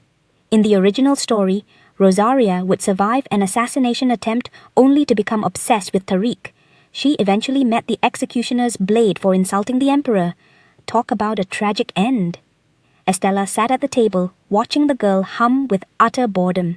"Try the tea." "I steeped it myself." Rosaria lifted her cup, the porcelain clinking delicately. "Enjoying a tea party like this is only possible thanks to our merciful Emperor Tariq." Rosaria clasped her hands, looking totally starstruck. Rose is just so moved. Estella watched her skeptically. She actually thinks that man is merciful. Rosaria's cheeks turned a deep pink. Just a glimpse of His Majesty makes Rose's heart do backflips. Oh my! A noblewoman giggled. His Majesty seems particularly fond of you, Princess Rosaria. Why not seize the moment and become his lover? I'd love to.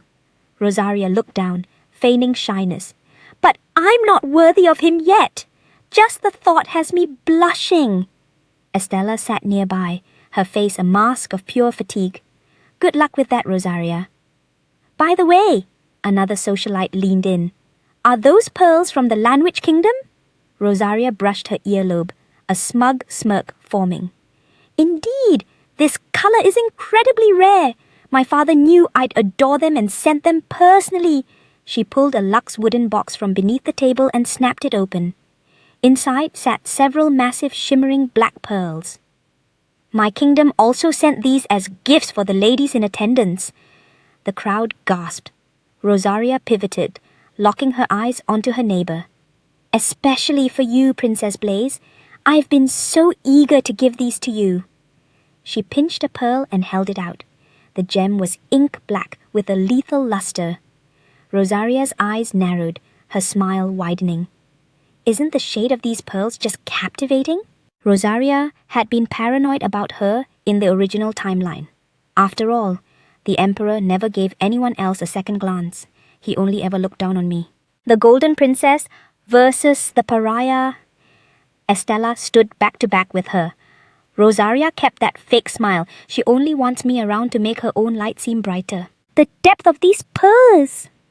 Rosaria held one to her chest, the gem catching the light. She tilted her head, her eyes locked onto Estella's. Doesn't it remind you exactly of Princess Blaze's eyes?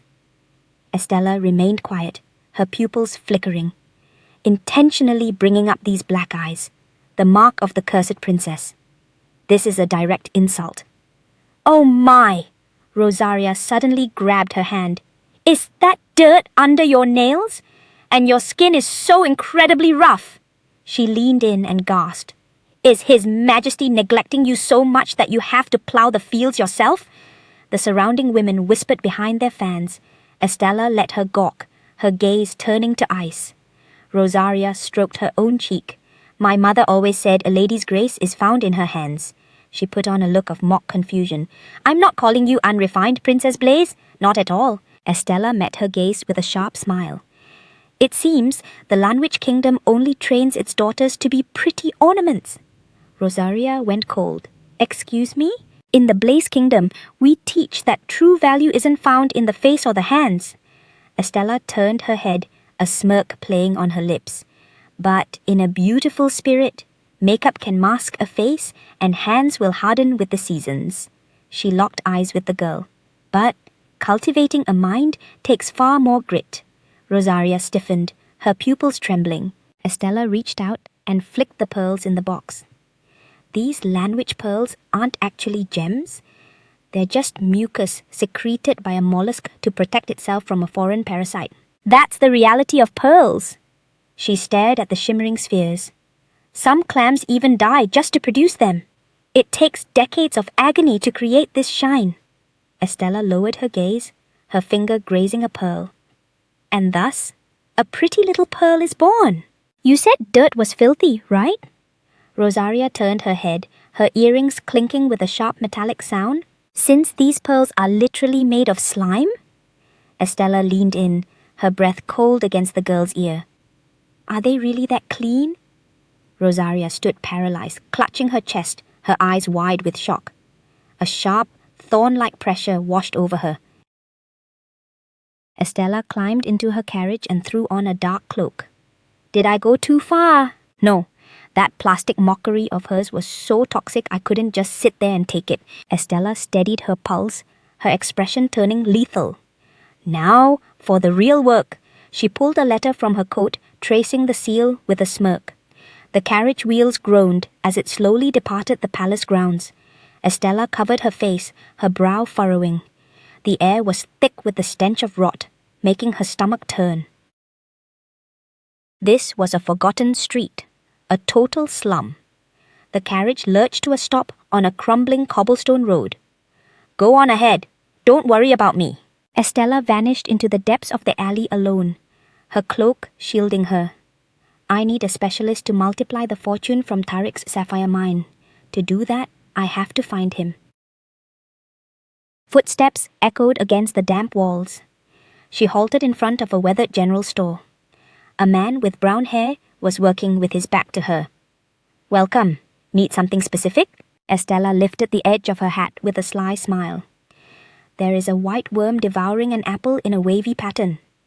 The man froze mid-motion and turned, his pupils contracting. The code. He was silent for a beat before sizing up his mysterious guest. "What you seek is inside. Follow me." That was the countersign. Estella followed him into the dim, dusty interior. The real play starts now. The man barred the door and turned, his eyes sharp. "What intel are you buying?" Estella threw back her hood and met his gaze. "Dilla, I'm here for you. Dilla went rigid, his brow knit tight. "I don't follow?" Estella repeated herself with cold clarity. "I need you." A single drop of cold sweat rolled down Dilla's temple. Averting his eyes, he muttered, "I only trade in secrets. I can't give you what you're looking for." Estella slammed a document onto the counter. "How about this? I'll give you 20% of the profits from this mine." She unfurled the parchment, revealing the intricate maps within. It was the sapphire mine deed bearing Tariq's official seal. Dilla stared at it, his pupils quivering. "Trusting me with a gold mine like this? Trust is a rare currency. Why me?" Estella's expression was stone. "You heard about the fire on the main drag a few days back?" Dilla nodded. "I heard. Count Snake is the fall guy for the arson." "Beyond the gossip, what do you know?" "Selena doesn't work for us." Dilla looked wound tight, his body trembling slightly. "I'm aware that woman is a mole in the airship office." Estella's gaze was glacial. "You know damn well that's not what I'm asking. Who's the puppet master pulling the strings of Count Snake and Selena?" Dilla stayed silent, cold sweat prickling his brow. "Croco. In the underworld of secrets." "You're the only one who can actually challenge Croco's reign." Estella cornered him with her words.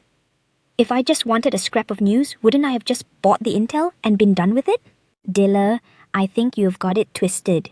She leaned in, her eyes shimmering with a dangerous light. "Do you really think I only know your name? I know your deepest secret."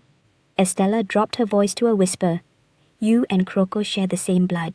Dilla instantly stiffened, his pupils contracting as a wave of raw terror washed over him. "Croco has an older brother hidden from the world, Dilla, and you are that brother's flesh and blood. To seize total control of the market, Croco butchered his own brother in cold blood. He even tried to rip out the roots and slaughter the entire family." Dilla had barely escaped that massacre. He clutched his chest, gasping for air as the trauma resurfaced. That burning thirst for vengeance was the only thing keeping his heart beating. In the original timeline, Dilla would eventually rise from the ashes, crush Croco, and seize the Empire's most powerful merchant guild, devouring that crocodile like a great white. While that's years away, I plan to give him a little push and hit the fast-forward button on his destiny. I need his guild to distribute the medicine I've synthesized. It's the only way to shed this hostage label and secure my ultimate freedom." Estella gazed out the window. Night had claimed the city, and starlight was just beginning to bleed across the horizon. Estella returned to her chambers, her finger tracing the glossy skin of the red apples in the basket. "What are these?" The maid set the fruit down with a puzzled look. "Just some premium apples, as you can see." Estella picked up a fruit, a subtle smirk playing on her lips. This was the signal. The deal with Dilla was officially locked in. "Any updates while I was out?" The maid presented a gold-trimmed letter. "An invitation arrived. It's for a banquet hosted by His Majesty." Estella took a crisp bite of the apple. "Is my presence mandatory?" The courier left a cryptic verbal note. Mentioned the sapphire mine and everything will click. So, he expects me to work off the debt of that mine? Estella's brow knit. What a shark! He never lets a penny go to waste. Along with the invite, they delivered these gifts. A full moon loomed over the brightly lit palace. Inside the hall, crystal clinked as nobles traded whispers. The air was heavy with the scent of luxury and vintage wine. Princess, you're glowing tonight. That gown was literally made for you. Rosaria smiled smugly, scanning the room for rivals. Oh, you're too kind. Everyone looks absolutely charming tonight. A collective gasp cut through the chatter. My God, look over there! Every head snapped toward the grand entrance. She's stunning, a voice whispered in awe. Rosaria froze mid-sentence, her pupils quivering as she glared at the newcomer. She hissed under her breath, her voice dripping with pure disbelief. Princess Blaze! Orchestral music swept through the ballroom. Guests huddled in exclusive circles. Was Princess Blaze always this gorgeous? I guess the right fit really does change everything. Estella lowered her eyes, suppressing a sigh. Tariq, why did you pick the flashiest dress in the catalogue? Layla had gone into a total frenzy too. These accessories were heavy enough to be armor. Rosaria glided up instantly. Princess! That look is a total serve! I've been dying to see you! Rosaria grabbed her hand and announced to the entire hall, Everyone! Princess Blaze has arrived! She hauled Estella through the crowd and stopped at a table lined with fine wines. Rosaria gestured to a young man nearby. Meet the second son of Count Bruni. The man gave a refined bow. Truly an honor. Rosaria then pointed to the other side. And this is Baron Gate of the Lapula house. Baron Gate raised his glass, a predatory smirk on his face. Good evening, Princess. Estella scrutinized the man. Gake, Croco's right-hand shark. What was a bottom feeder like him doing in a place like this? The Croco incident shouldn't be starting yet. Why is Gake already rubbing elbows with the court? Estella fell into a deep, calculated thought. His Imperial Majesty has arrived, the herald's voice boomed. Tariq stepped into the light, his silver hair perfectly styled. His navy suit was accented with gold, and the sapphire on his chest glowed with a lethal, cold radiance. Long live the light of the Empire!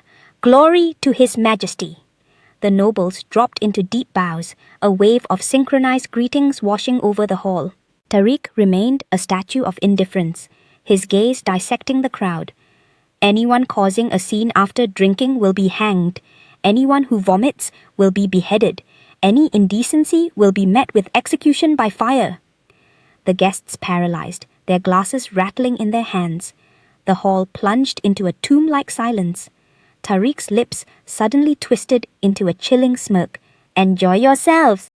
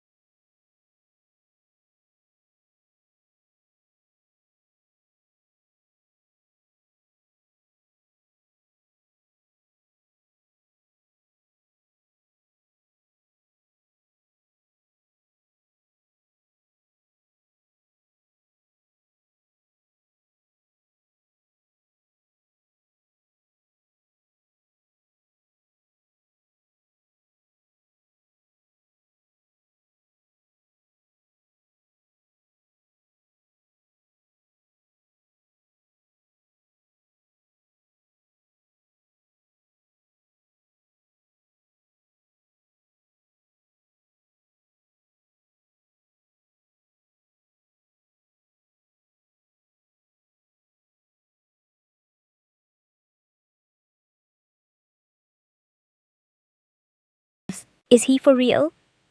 Estella stared at her wine, her stomach doing somersaults. Her appetite for the party died right then and there. Gake leaned in, shattering the silence. Why isn't the princess gracing the dance floor? Estella snapped back to reality, her shoulders flinching. She shot a side eye at the uninvited guest. Estella gave her glass a slow swirl. Dancing isn't really my vibe. Gake leaned against the table. What a coincidence. I'm not a fan either. I'd prefer to be alone. Estella tried to brush him off, but Gake didn't budge. A relative of mine runs a major merchant guild. Word is, he's been eyeing the farmer market lately. Naturally, you were the first person I thought of. Is he talking about Croco? Estella stared into the dark liquid. Gake tilted the bottle, topping off her glass with red wine. He can offer you the best margins in the entire empire. If you're down, I can set up a private sit-down with the guild leader. Estella set her glass down with a click. You're talking about a high-stakes play. Gake let out a low chuckle. Just as I figured, you're a total straight shooter. Gake leaned in, his breath hot against her ear. If you can clear your schedule, we can go over the fine print in private. Estella looked repulsed, leaning away from him. What kind of secrets are you two plotting? Tariq suddenly materialized behind them, his voice pure ice. Is this level of intimacy really necessary? Your Majesty. Gake recoiled instantly, his face turning pale as cold sweat poured down his temples. Tariq pinned the man with a freezing stare. Why so jumpy? If I didn't know better, I'd think you were whispering about treason. Treason? Never, Your Majesty. Gake forced a brittle smile and bowed low. Forgive me, I really must go greet the other guests. Gake turned and bolted, his footsteps echoing with panic. Estella watched him flee and let out a weary sigh. I literally just wanted to drink my wine in peace. Tariq crossed his arms, towering over her. It seems no one dares to approach you, princess. Estella took a cynical sip of her wine. And whose fault do you think that is? Besides, I was never the life of the party. Tariq's brow twitched. What are you talking about? You're the most fascinating person I've ever encountered. Estella froze, her head snapping up to meet his eyes. A look of sheer helplessness flickered in her gaze. I'll choose to take that as a compliment. Oh, Your Majesty! A shrill voice called out. Tariq looked down at the approaching figure. Rosaria gasped dramatically. Your Majesty! That brooch! That sapphire is a perfect match for your eyes! Tariq cleared his throat, his fingers ghosting over the gem on his chest. Estella noted the blue glow. I figured he'd have trashed it by now. I didn't think he'd actually wear it. It really does look good on him. Rosaria stepped closer. Your Majesty? I love the gown catalogue you sent me. Was that a special birthday gift just for Rose? Rosaria twirled her hair, her eyes gleaming with joy. Rose is just so happy. Tariq said nothing and abruptly turned to walk away. Your Majesty! Where are you going? Wait for Rose! Rosaria hiked up her skirt and scrambled after him, their silhouettes vanishing down the hall. Estella stood alone. If Tariq sent her a catalogue, he's clearly not totally indifferent. Did some off-screen plot happen while I wasn't looking? She lowered her gaze, her fingers tracing the cold rim of her glass. Whatever, it's none of my business. Estella looked away. Skirts swirled on the floor, the cello moaned, and the saxophone wailed a melodic tune. Golden notes filled the air. Princess Blaze! A maid cried out, looking absolutely frantic. What's the crisis? Estella asked, her voice calm. Miss Rosaria has lost an earring. The maid pointed toward the growing commotion. The pearl ones she was flaunting? Estella remembered those pink pearls, Rosaria's entire personality tonight. Rosaria stood by the stairs, clutching her empty earlobes in a panic. She tore through the crowd and charged straight at Estella. Princess Blaze! Have you seen my earring? Rosaria seized her arm. It's been missing ever since we spoke. Estella just stared her down with cold indifference. I haven't seen it. It's dark in here. Just wait for the sun to come up and look then. No! What if someone steals it first? Rosaria snapped back, her eyes welling with tears. You don't get it. Rose's earrings are one of a kind. They're priceless. What is all this racket? Tariq cut through the crowd, his brow furrowed in annoyance. Your Majesty, Rosaria sobbed. One of the precious pearls my father gave me is gone. What a pointless drama, Tariq scoffed, his eyes dripping with impatience. Everyone, get back to the banquet. Your Majesty, Rosaria cried out, refusing to let it go. Wait! She suddenly reached out and death-gripped Tariq's sleeve.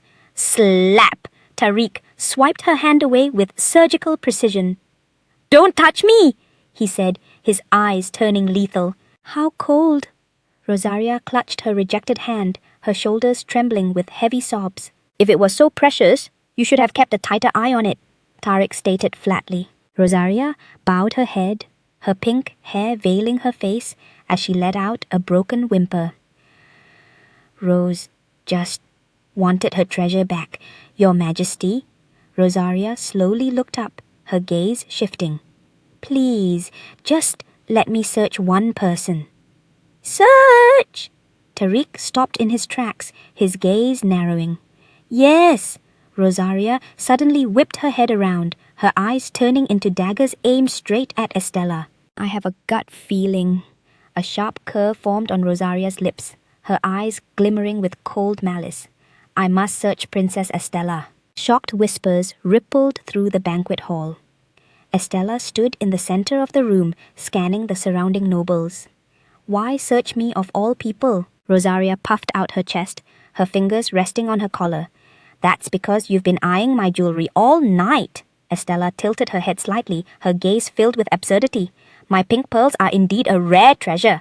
Estella cut her off. However, I personally loathe pink pearls. She raised her white-gloved hand, fingers lightly tracing her jaw, her gaze sweeping over Rosaria's furious face. That is the simple truth. How dare you insult a gift from my father like that? Rosaria stepped forward, invading Estella's space, her voice trembling with rage. Estella remained stone-faced. I'm just being honest.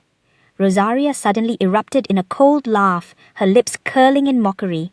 I see. You're just green with envy, aren't you, princess? She spread her hands, her eyes full of arrogance. Jealous that I have everything you could never dream of obtaining. Estella furrowed her brow.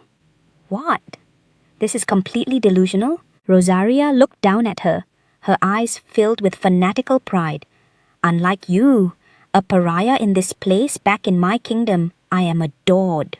Rosaria suddenly lunged forward and seized Estella's shoulder. That's why you stole my earring. Estella reached out and snatched a wine glass from the table. The crimson liquid poured out, splashing onto the floor tiles. A pink pearl shimmered amidst the wine stains. The surrounding nobles covered their mouths and whispered, My God, it really is the missing earring. Did Princess Blaze actually steal it? Estella stared at the pearl on the floor, her pupils trembling slightly. How dare she set such a clumsy trap? Is this why she was so confident? Estella straightened up and crossed her arms. I'm sorry to burst your bubble, but I didn't put that in there. The evidence is right here, Rosaria shrieked, pointing at the ground. Stop trying to deny it, Estella sneered. Logically speaking, why would I go through the trouble of stealing a precious gem just to ruin it by dunking it in wine? She looked down at the empty glass. Even though this is my glass, anyone could have dropped the earring in. More than 3 people have passed my seat tonight.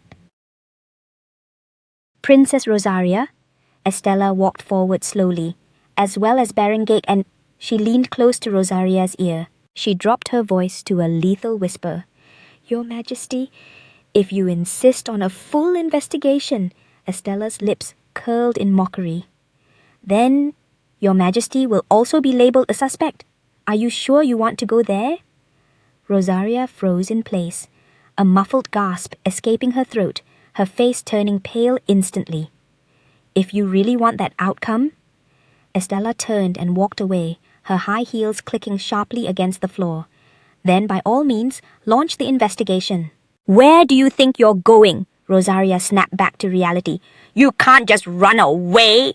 She rushed forward and death-gripped Estella's skirt, her fingertips turning white from the force. The silk fabric slipped through her fingers. Estella lost her balance, her body lurching backward, her hair scattering in the air. Tariq reached out and wrapped a firm arm around her waist, catching her steadily. His chest was pressed against her back. Estella froze, her pupils trembling, her breath hitching instantly. "Your Majesty, are you all right?" Rosaria ran over, clutching her skirt, her expression panicked. Tariq closed his eyes and let out a heavy, tired sigh. "Princess Rosaria, did you not hear a word I said?" He suddenly snapped his eyes open, his gaze freezing cold. "Anyone who causes a disturbance will be executed." Rosaria's body shuddered violently, her face deathly pale. "Your Majesty." "The banquet is over," Tariq's voice boomed, echoing through the hall. "Everyone, evacuate the premises immediately." Estella leaned against his chest, her fingers tightly clutching his lapel, letting out a shaky sigh. "It seems you've grown quite fond of my chest since last time, Princess." Tariq looked down at her. "I'm sorry."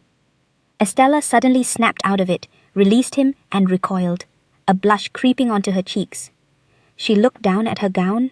The chest area was drenched in wine, the fabric clinging to her skin. She let out a frustrated groan. Estella bent over, her fingertips touching her ankle. A sharp pain shot through her. She must have sprained it when she fell.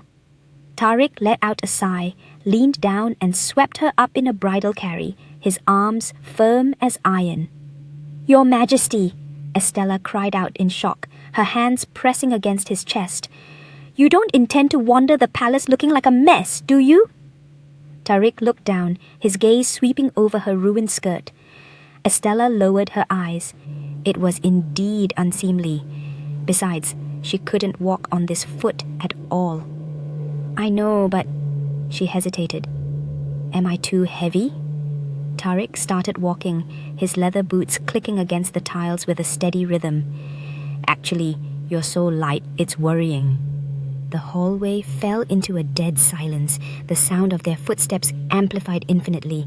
Estella held her breath, but another rhythm reached her ears. It was the sound of a heartbeat, heavy and rapid. She couldn't tell if it was his or her own. "Is it because I crave this heartbeat?" Estella blinked, her vision gradually blurring, letting that rhythm take over her senses. "Is it because I drank too much?"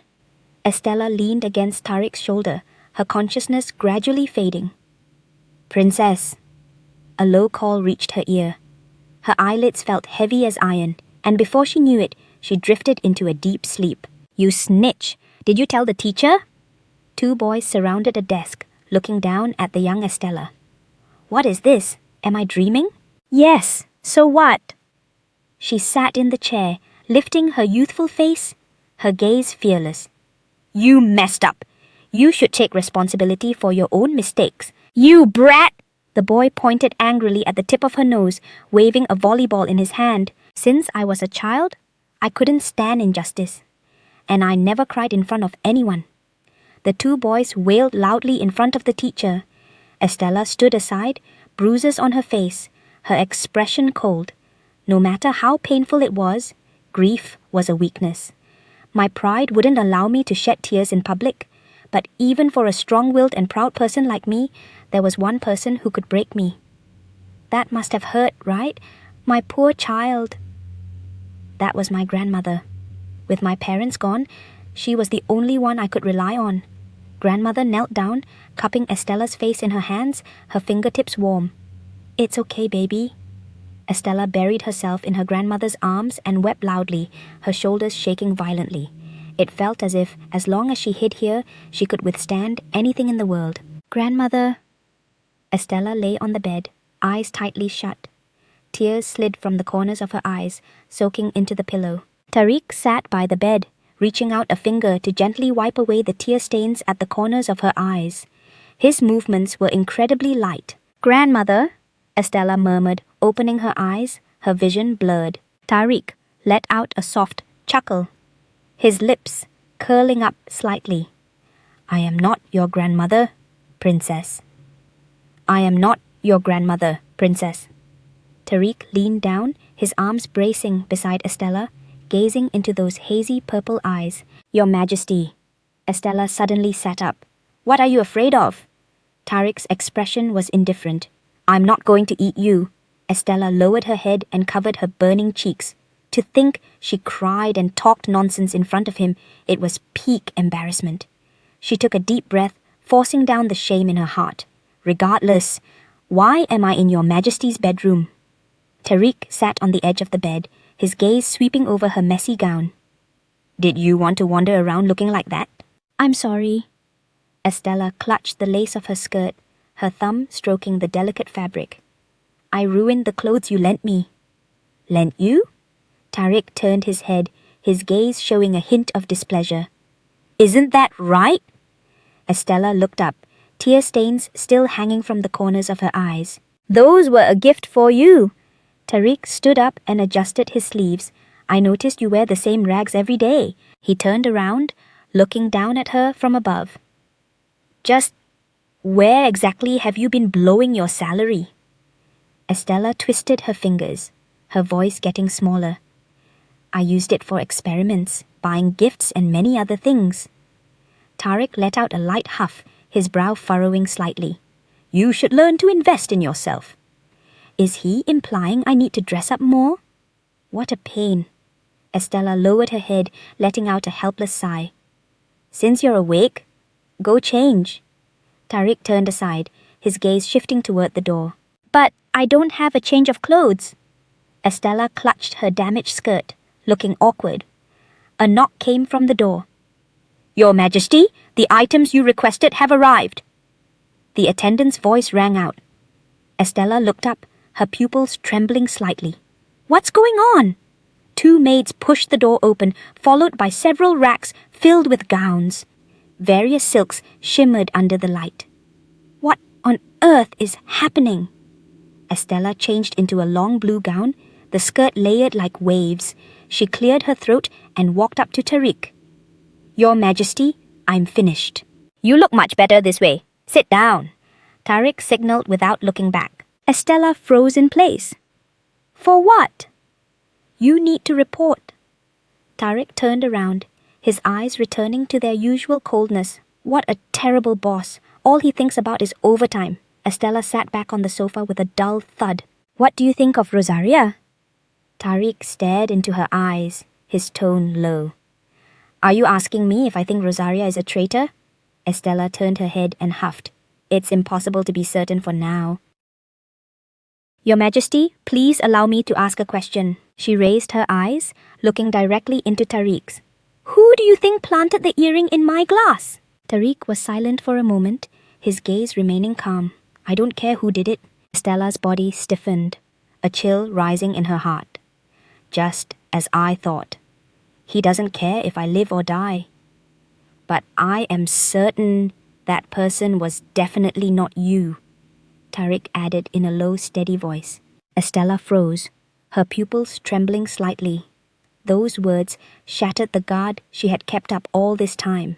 Whether it was me in that other world or the current Estella, it seems I'm always alone. I'm used to being mocked and blamed by everyone because I've long been accustomed to solitude. But at this moment, something solid was crumbling. Looking back, Tariq was always on my side. I know full well he could betray me for his goals at any time. But right now, the joy surging in my chest is so real. Perhaps those days of seeking solitude were just a struggle to fend off the pain of loneliness. Estella pulled back her thoughts and looked at the man beside her. Princess Rosaria is not the type to betray you. She deeply loves your Majesty. She would never revolt. Tariq crossed his hands and leaned forward. Then how do you explain today's disturbance? She just wanted to humiliate me. Estella lowered her eyes, her tone calm. Perhaps there is someone else pulling the strings from the shadows. That person is using Rosaria. They have their own agenda.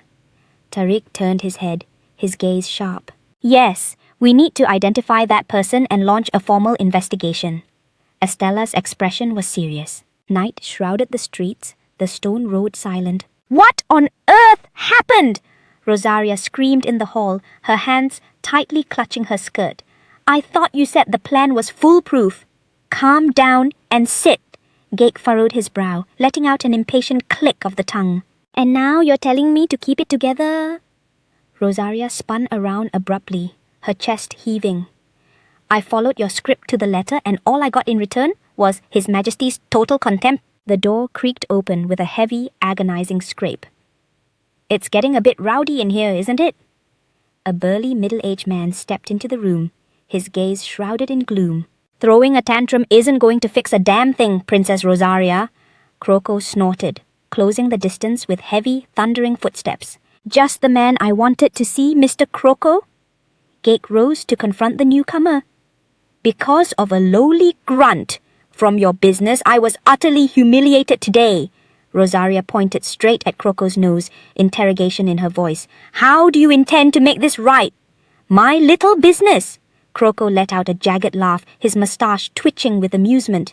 Princess, it seems you're tragically confused. He took a menacing step forward, his massive shadow swallowing Rosaria whole. I don't work for you. I don't work. What? Rosaria froze, her blood turning to ice. Her pupils shrank in pure shock. The only reason I lent you a hand, Croco spread his meaty palms, is because I have lucrative dealings with the King of Lanwich.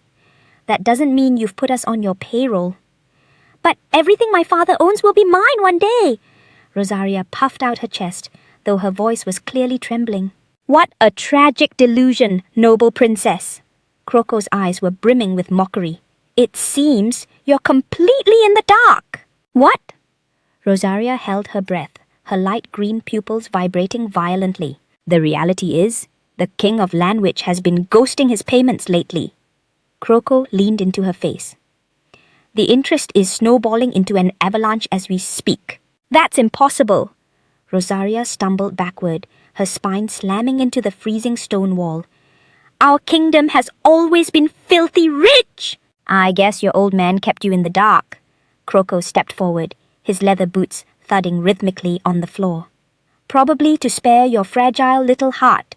Based on your own logic, Croco leaned in close. The King of Lanwich's massive debt is now your personal debt, right? Nonsense, how could I ever settle the debt of an entire nation? Rosaria's face turned ghostly white, her voice sharp with terror. I know, it's a tall order.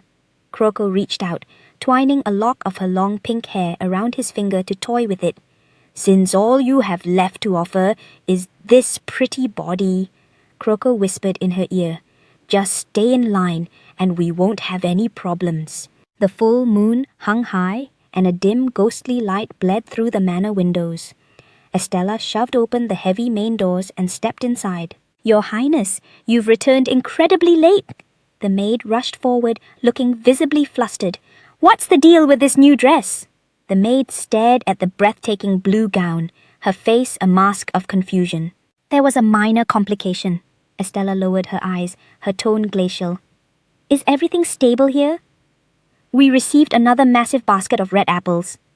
The maid pointed to a bamboo basket overflowing with fruit. A crisp envelope was tucked into the gaps. Estella snatched an apple and took a loud, crisp bite. She tore open the envelope and began to scan the contents. This must be the progress report on the sapphire mine. Good hustle, Dilla. Thanks to him, my passive income is finally locked in. Her lips curled into a subtle smirk. No need to stress about this for now. A heavy thud suddenly rattled the air, shaking the entire room. Who would be lurking at this hour? Estella set the letter aside and marched toward the entrance. The wooden door groaned open slowly with a harsh grating sound. Who's there? Rosaria stood on the threshold, her entire body vibrating with tremors. She suddenly collapsed to her knees, palms slamming against the cold floor. Princess Estella!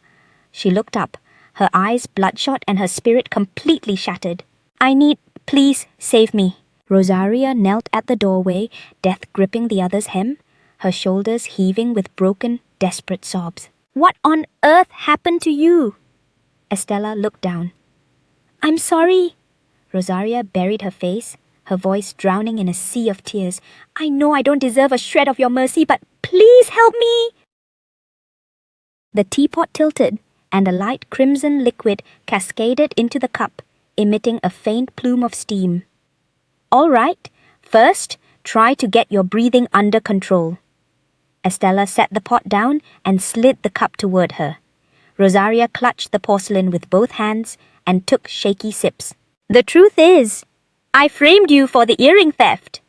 She set the cup down, her eyes darting away in shame. Because Baron Gate ordered me to. He originally scouted me as a jeweler. Rosaria fell into the memory. He offered insane prices for my pearls and brought the hottest jewelry. I thought we were vibing, so I let my guard down and shared some secrets. She stood on the balcony as the man behind her fastened a necklace. It was then that I regrettably spat some venom. Rosaria lowered her eyes. About you, Princess Blaze. Baron Gake leaned in close to Rosaria's ear and whispered the command, demanding she sacrifice an earring to brand Estella a common thief. I'm sorry. I don't know what possessed me. Rosaria covered her face, letting out broken, jagged sobs. And what went down after the plan tanked? Estella's expression was ice as she locked eyes with her. He said if I didn't pay back every cent of the property. Rosaria's face was ashen, her body quaking with raw fear. They would sell me off like cattle. Human trafficking is their bread and butter. Estella's gaze was lethal. For a hostage like Rosaria, those wolves wouldn't show an ounce of mercy. Princess, you have to save me! Rosaria suddenly lunged forward, death gripping the other's sleeve. I've already surrendered everything I own. I'm bankrupt. Her voice was a pleading wail, her gaze shattered. If it's a question of cash... Estella brushed her hand away, her tone calm. Why don't you hit up your father, the king of Lanwich, for the funds? Rosaria lowered her head, dodging her gaze, her shoulders shaking with desperate whimpers. Clearly, the old man was also buried under a mountain of debt. Estella sat up straight. In that case, why crawl to me? You said yourself you were adored by everyone. Her tone was flat. Why not beg someone else for a lifeline? Rosaria death-gripped her own fingers, her knuckles turning bone-white from the strain. She stammered, her words a jumbled mess. If the others found out about the debt, they would be so disappointed in me. She sobbed, lowering her head as tears flooded her eyes. A fan club, built on a foundation of bribes, is worthless in a real crisis. Pathetic. Not a single ride-or-die friend in her corner. Estella stood up. Dry your eyes. I've heard enough. Rosaria stopped mid-cry and let out a loud hiccup, staring blankly into space. Good. Estella looked down at her. There's only one way to wipe the slate clean, and it's actually quite simple. Rosaria let out a confused hum, her face still streaked with tears. Every piece of jewelry and every gown you own. Estella's lips curled slightly. Mayahe. Hand every single one of them over to me. Your Majesty, it appears a rat has infiltrated the palace. Tariq lifted his wine glass, his sapphire pupils reflecting a sharp, lethal light. A rat, you say? Precisely, Your Majesty. They likely crawled out of Black Street. Eduardo reported, while standing at attention, awaiting orders. The vermin of Black Street? Tariq swirled the vintage red liquid in his glass. To have the balls to crawl out of the sewers. It seems they've sniffed out fresh prey. Eduardo squared his shoulders. Their specific target remains a mystery, but intel suggests the Lanwich Kingdom is drowning in debt. The creditor is officially Black Street. Shall I dig deeper? Eduardo waited for the green light. Tariq let out a weary sigh. The council vultures are going to start squawking again. Prioritize the investigation into the Lanwich royal family first. He turned to stare out the window. I need to know what their endgame really is. Jewelry and gold ornaments piled up on the table. Necklaces and scarlet high heels overlapped, emitting a blinding shimmer. Is this the whole hoard? Estella inspected the loot, her tone chilling. Yes, Rosaria replied in a whisper, her hands fidgeting nervously. Estella stared at the necklace still dangling from the other's neck, her gaze sharp as a blade. No! Rosaria suddenly clutched her neck. This is my most precious treasure! Estella let out a tired sigh. This junk isn't enough to settle your kingdom's tab, but it's enough to zero out your personal arrears. Rosaria finally unlatched the necklace and tossed it into the pile of gold. Do you honestly think this will work? Only if we can flip them at full market value. Estella turned away. Then what's the move? Rosaria looked panicked. Haggling, Estella answered concisely. But I've never done something so common. Rosaria was reeling with disbelief. To turn these into liquid cash, we have to put them on the auction block. Estella turned her head. There is no plan B. Rosaria clasped her hands to her chest, her eyes pleading. Please, you have to come with me. What a transparent girl. Estella looked back. Fine, I'll tag along just this once. Thank you, Princess Blaze, Rosaria cheered, her mood flipping instantly. However, Estella stopped in her tracks. There's no such thing as a free ride in this world. Rosaria froze, letting out a bewildered hum. The Lanwich Kingdom's tax exemptions. Estella turned her head, her violet pupils shimmering with a predatory light. Sign them over to me. The sunset glow bled over the palace towers, the evening clouds burning like an inferno. Who should I draft? Estella marched in front of the Imperial Guard formation, her gaze dissecting each rigid face. Even though she saved Daisy's life? Eduardo stood aside, lost in thought. Is it really wise to loan out an elite knight without His Majesty's green light? Eduardo! Tariq appeared behind him like a ghost, his voice low and freezing. Your Majesty! Eduardo spun around in a panic, looking utterly caught. What is that princess plotting now? Tariq stared at the figure in the distance. She claims she's heading into a dangerous zone, Eduardo reported with his head bowed. So she requested a knight for backup. A dangerous zone? Tariq's brow twitched slightly, his gaze growing dark. I'll take this one. Estella stopped and pointed her finger at a specific knight in the lineup. Estella patted the knight's breastplate, the metal emitting a dull thud. He looks like a beast! Tariq let out a short, glacial snort, his expression twisting with displeasure. Your Majesty! Estella looked back. When did you show up? Tariq crossed his arms, his gaze ice cold. It seems you're quite taken with that one? Yeah, he's got a massive frame. Estella sized up the soldier before her. His build looks rock solid. The chosen knight puffed out his chest, looking immensely proud. Tariq's face was a mask of gloom, his entire aura radiating pure, unadulterated saltiness. What the hell is wrong with him? Estella wondered. Permission granted. Tariq turned on his heel, his tone stiff as a board. The princess may take him. Night descended and stars punctured the pitch-black sky. The carriage hub ground over the jagged stone road, vibrating with a rhythmic jarring thrum.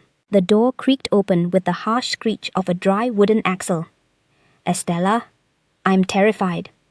Rosaria huddled in the corner of the carriage, her frame trembling.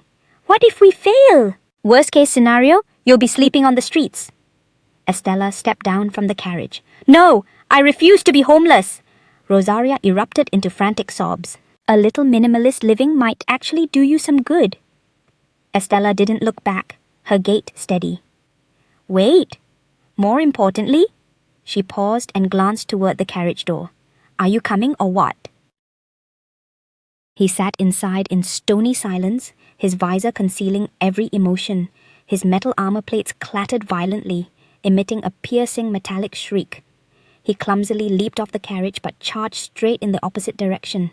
You're going the wrong way, genius, Estella shouted, her fists instinctively clenching. I asked for a knight, not a heap of sentient scrap metal. She let out a weary sigh, her eyes radiating pure helplessness. Rosaria pointed forward. He's definitely not supposed to be going that way. The knight suddenly froze, pivoting his head with mechanical stiffness. His heels clicked against the stone bricks with a sharp snap. Beneath this mundane shop lay Kroko's massive, illicit underworld. Estella handed over a pink mask. For what's coming, you'll need to wear this. Rosaria froze, her pupils quivering in shock. Estella donned a feathered mask and lifted her skirt to step forward.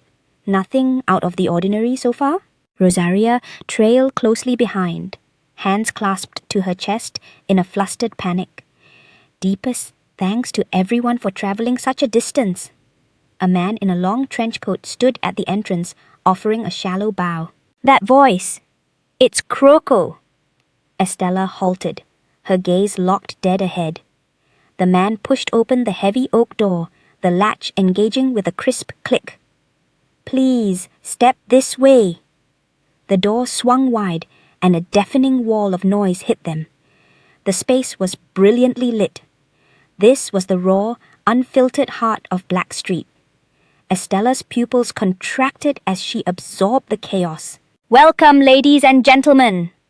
The auctioneer stood upon the high platform, arms spread wide to embrace the frenzied crowd. Welcome to the Black Street secret auction! The chandelier cast a murky yellow glow, illuminating the sprawling underground cavern. No way! All of this was lurking beneath our feet this whole time? Estella scanned the room. The place was electric with movement, the roar of chatter filling her ears. Please, follow me. A servant in dark shades stepped aside to lead the way, moving with hurried precision. Estella descended the stairs with a steady, calculated pace. As expected, everyone is hiding behind a mask. Rosaria followed directly behind, using a feathered fan to shield her face, her eyes brimming with unease. These masks exist only to veil the ugly nature of the arrogant elite. Estella cut through the crowd, her gaze icy. We've arrived. The servant halted before a private box. The only reason a cesspool like this thrives is because the man in charge is the ultimate parasite. He knows exactly how to weaponize the nobility's secret vices. Welcome! A man seated in an armchair within the shadows slowly rotated. Estella stopped and met his gaze with unwavering intensity. I am Croco, the master of this domain. A smirk played on Croco's lips. We've reserved the premier seats for our elite guests. Please make yourselves comfortable. Estella adjusted her skirt and took her seat. This place is essentially a gilded cage built by Croco. For now, I have to play the part. Since you've made the trip, Croco leaned back into the shadows. You might as well enjoy the festivities. Now we present the evening's first lot. The heavy wooden doors groaned open, producing a dull, grinding sound. A feverish wave of gossip erupted from the floor below. The cacophony of voices rose and fell like a tide. Estella's eyes widened, her pupils quivering with absolute shock. What is that? These people are beyond insane. A rare beauty from the Shasha tribe. Opening bid starts at 10 gold coins. The auctioneer signaled with a sweeping gesture. The crowd below instantly reached a boiling point. 30 gold! 50 gold coins! Masked nobles thrust their paddles into the air, their shouts overlapping. 80 gold! Estella's throat tightened with revulsion. These people are monsters. It seems our guest of honor is unimpressed. Croco sat in the shadows behind her, his tone mocking. I'm not here for entertainment, Croco, Estella stated flatly. The people in this room are out of their minds. Then let's see the tribute you've brought. Croco leaned forward, his predatory gaze landing on the table. Estella unlatched the wooden box, revealing a mountain of glittering jewelry. The metal and gems caught the light, creating a blinding, opulent shimmer. What a charming hoard of trinkets! Croco let out a low, gravelly murmur. Rosaria lowered her eyes, desperate to avoid his stare. I acknowledge this gesture. Rosaria's throat tightened as she swallowed hard, her panic reaching a fever pitch. Croco slammed the wooden box shut with a hollow thud. But these baubles have lost their luster in today's market. What's our move, princess? Rosaria clutched Estella's arm, her voice a frantic whisper. Estella remained unfazed, meeting Croco's gaze head-on. It's true the value has dipped since purchase, but exactly how much more of a pound of flesh are you asking for? Croco narrowed his eyes, studying her face. Rough estimate, probably about this much more. Thank you for your patience. The auctioneer stood on the platform with arms outstretched, his voice booming through the hall.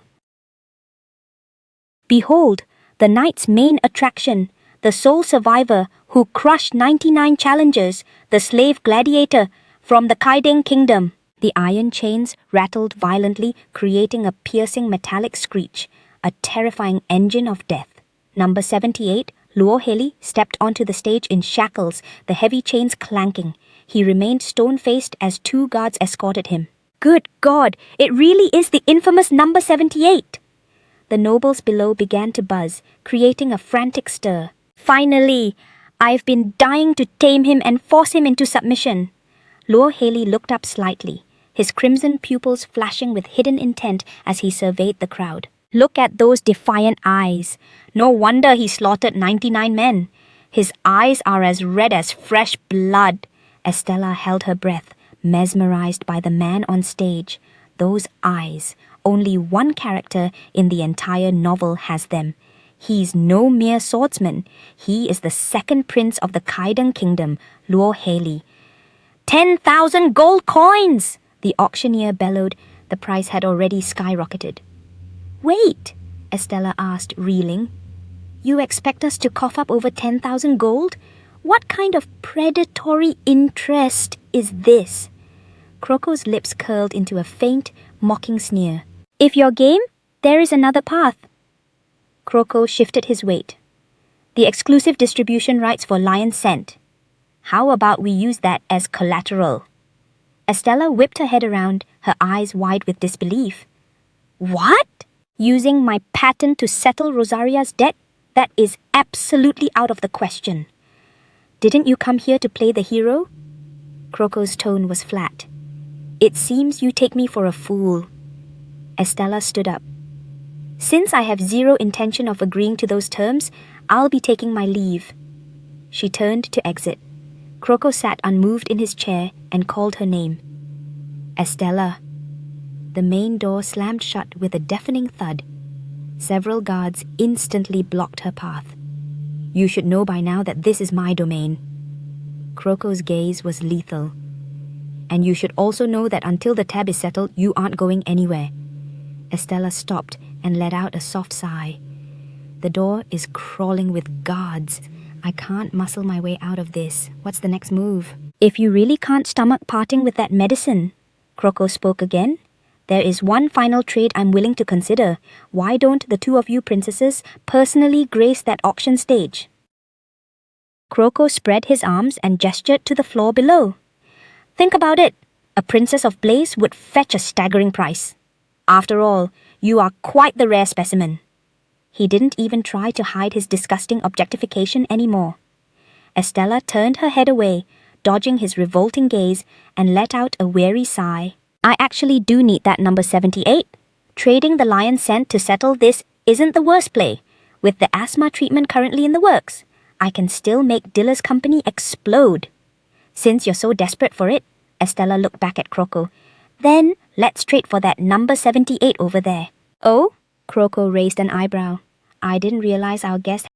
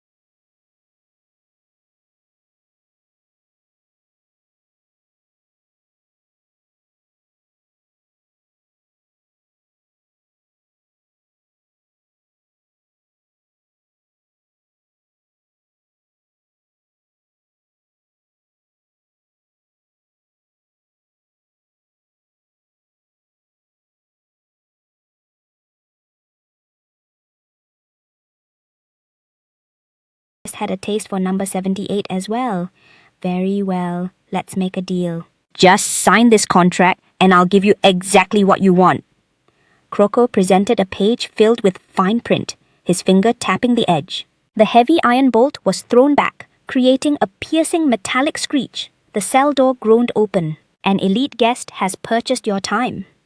A guard stood outside, the ring of keys at his waist jingling. Yahello looked up. His crimson hair fell over his brow, his gaze icy and dripping with lethal wariness. Ever heard the tale of the cursed princess? The guard let out a guttural chuckle. Estella steepled her palms and rested her chin on her knuckles, her expression turning glacial. Draft it again! She slammed the document onto the table. I'm not signing this pathetic excuse for a contract. Princess Blaze, Croco drawled, leaning back with his hands laced over his gut. As a man who's seen the world, let me give you a tip. Disobedient women are worthless. Estella glared at him through her mask, her eyes burning with a cold, unshakable defiance. Don't you know the quickest way to a man's heart is to play dumb? Estella locked onto his gaze. In that heartbeat, I realized exactly what Croco was hunting. It was me the whole time. He spread his fingers like a master puppeteer, trying to snare me in his web. Neither number 78 nor Rosaria matters to him anymore. Estella leaned into Rosaria's ear, her voice dropping to a sharp whisper. On my signal, bolt for the exit with everything you've got. Don't you dare look back. What? Rosaria gasped.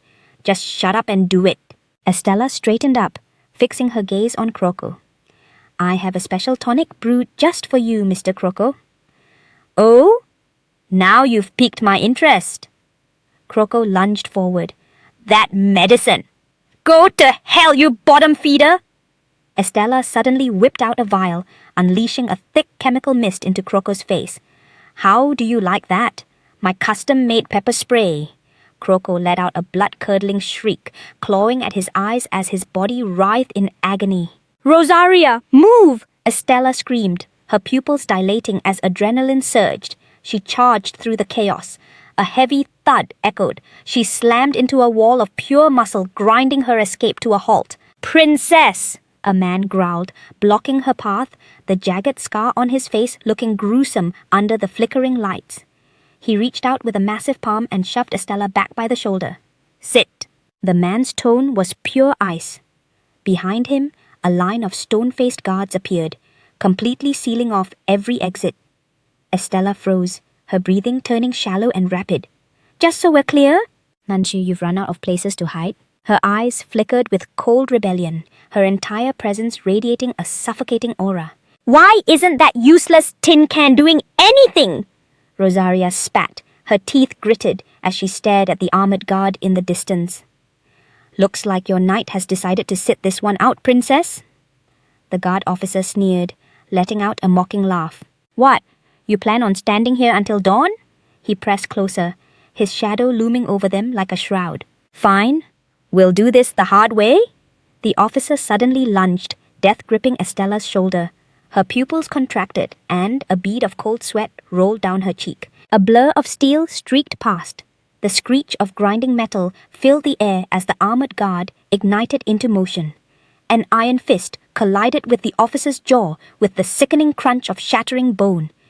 The officer screamed as he was launched backward, losing his footing and crashing into the floor.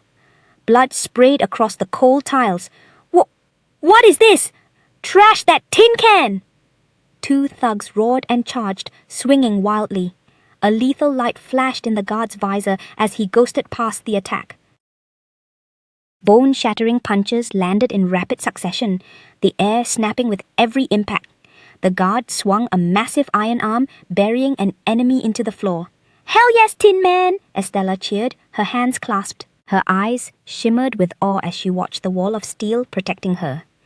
Croco clutched his chest, a pained groan escaping his lips as his face turned a ghostly pale. Boss, talk to me! An eye-patched lackey scrambled forward, grabbing Croco's shoulder with a look of pure panic. Does it look like I'm having a blast to you? Croco ground his teeth, veins bulging on his temple as he glared ahead, his eyes flooded with murderous rage. Hunt down those two bitches. This is our only window to bail. Croco bellowed at the top of his lungs, his hand crushing his chest as he shook. Suddenly, a violent tremor rocked the earth. What's happening? A masked socialite shrieked, losing her balance and tumbling backward. My God, it's an earthquake. Run for your lives. The chandeliers swung like pendulums, raining glass shards everywhere. The crowd descended into a frenzy, screaming as they trampled toward the exit. Rosaria clutched her companion's sleeve. Princess! Shouldn't we be running? Relax, this place isn't going to cave in. Estella's lips curled into a serene smile as she surveyed the chaos. How could you possibly know that? How do I know? Because I'm the one who pulled the trigger. Estella struck a match, the flame dancing against her profile. She had commissioned Dilla to plant only low-yield charges. What the hell is going on? Croco barked, leaning over the railing. Now's our chance. Let's move. So you're the rat behind this? A man in a purple mask suddenly pivoted, unsheathing a short blade. The steel flashed under the dim lights. How dare you sabotage our operation? Estella froze, her pupils shrinking in terror. Cold sweat pooled at the edge of her mask. What's the play? A dull thud echoed. Before the man could even gasp, his body collapsed like a puppet with its strings slashed, hitting the cold tiles with a heavy thud. Estella held her breath, staring at the heap on the floor. Who did that? Luo Haley stood at the edge of the light, hands folded, his gaze sharp and lethal as he watched the world burn. Number 78! A spark ignited in Estella's mind. Yes, this is the moment. She dropped down and tore through the unconscious man's pockets with frantic, decisive speed. Faster! I know he's carrying it! Estella's lips curled into a sharp, triumphant grin. Gotcha! Estella's fingertips locked onto a cold, hard object. A smirk danced on her lips. All right, let's get the hell out of here. Urgent footsteps thundered in the alleyway. The armored guard and Luo Haley trailed close behind. Estella looked back and barked, Rosaria, pick up the pace! Rosaria bent over, hands on her knees, gasping for oxygen. My lungs are on fire. Don't move a muscle. Rosaria whipped her head around, her pupils quivering in shock. A swarm of silhouettes emerged at the alley's mouth. Did you little rats really think you could slip away? Croco sneered from the high ground, backed by a dozen armed thugs, completely choking the narrow passage. Damn it, where do they all come from? The sound of dull impacts echoed. Luo Haley blurred past an attack, burying a heavy blow into a thug's gut. The armored guard seized a man's throat, slamming him into the stone wall. Estella watched as Luo Haley and the Iron Knight methodically took out the trash. The rhythm of the fight rose and fell. A satisfied smirk crossed her lips. Did you check over there? I'm going this way! Thugs were scrambling through every gap. Heavy boots shattered the silence, torchlight dancing wildly against the brick walls. They were out, but Croco's dogs were still saturating the streets. Estella crouched behind a stone wall, her chest heaving, eyes locked on the patrol moving in the distance. Rosaria, I'm only saying this once. Lock in. Estella's expression was deathly serious. She gripped the girl's shoulders, her tone hard and final. Rosaria whimpered, her eyes wide with terror.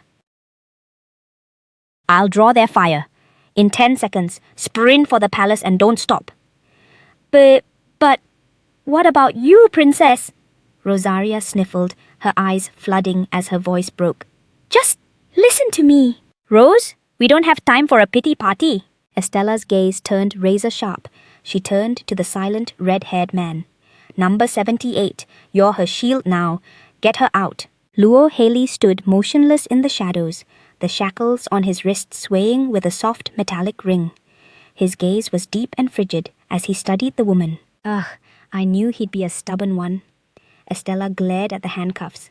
The metal rings were locked tight, producing a dull, grinding sound against his skin. If you want to be rid of these, you'd better start playing nice. Estella's finger hooked a golden key, a prize lifted from Croco's own pocket. It chimed in the moonlight with a crisp jingle. Phew! Estella took a deep breath to steady her nerves. She looked at the silent armored guard. Ready? Estella's brow knit as she looked at her unresponsive bodyguard. What is it with these guys? Is silence the new trend? Fine then. Estella peered toward the alley's mouth. Two thugs were scouting around, hissing curses as they hunted for their prey. Her lips curled into a cold, predatory smirk. It's showtime. Estella took a final breath, squared her shoulders, and bolted out from the shadows. Over here, you morons! The thugs snapped their heads around, locking onto the taunting figure. One snarled through bared teeth. That bitch! There she is! Get them!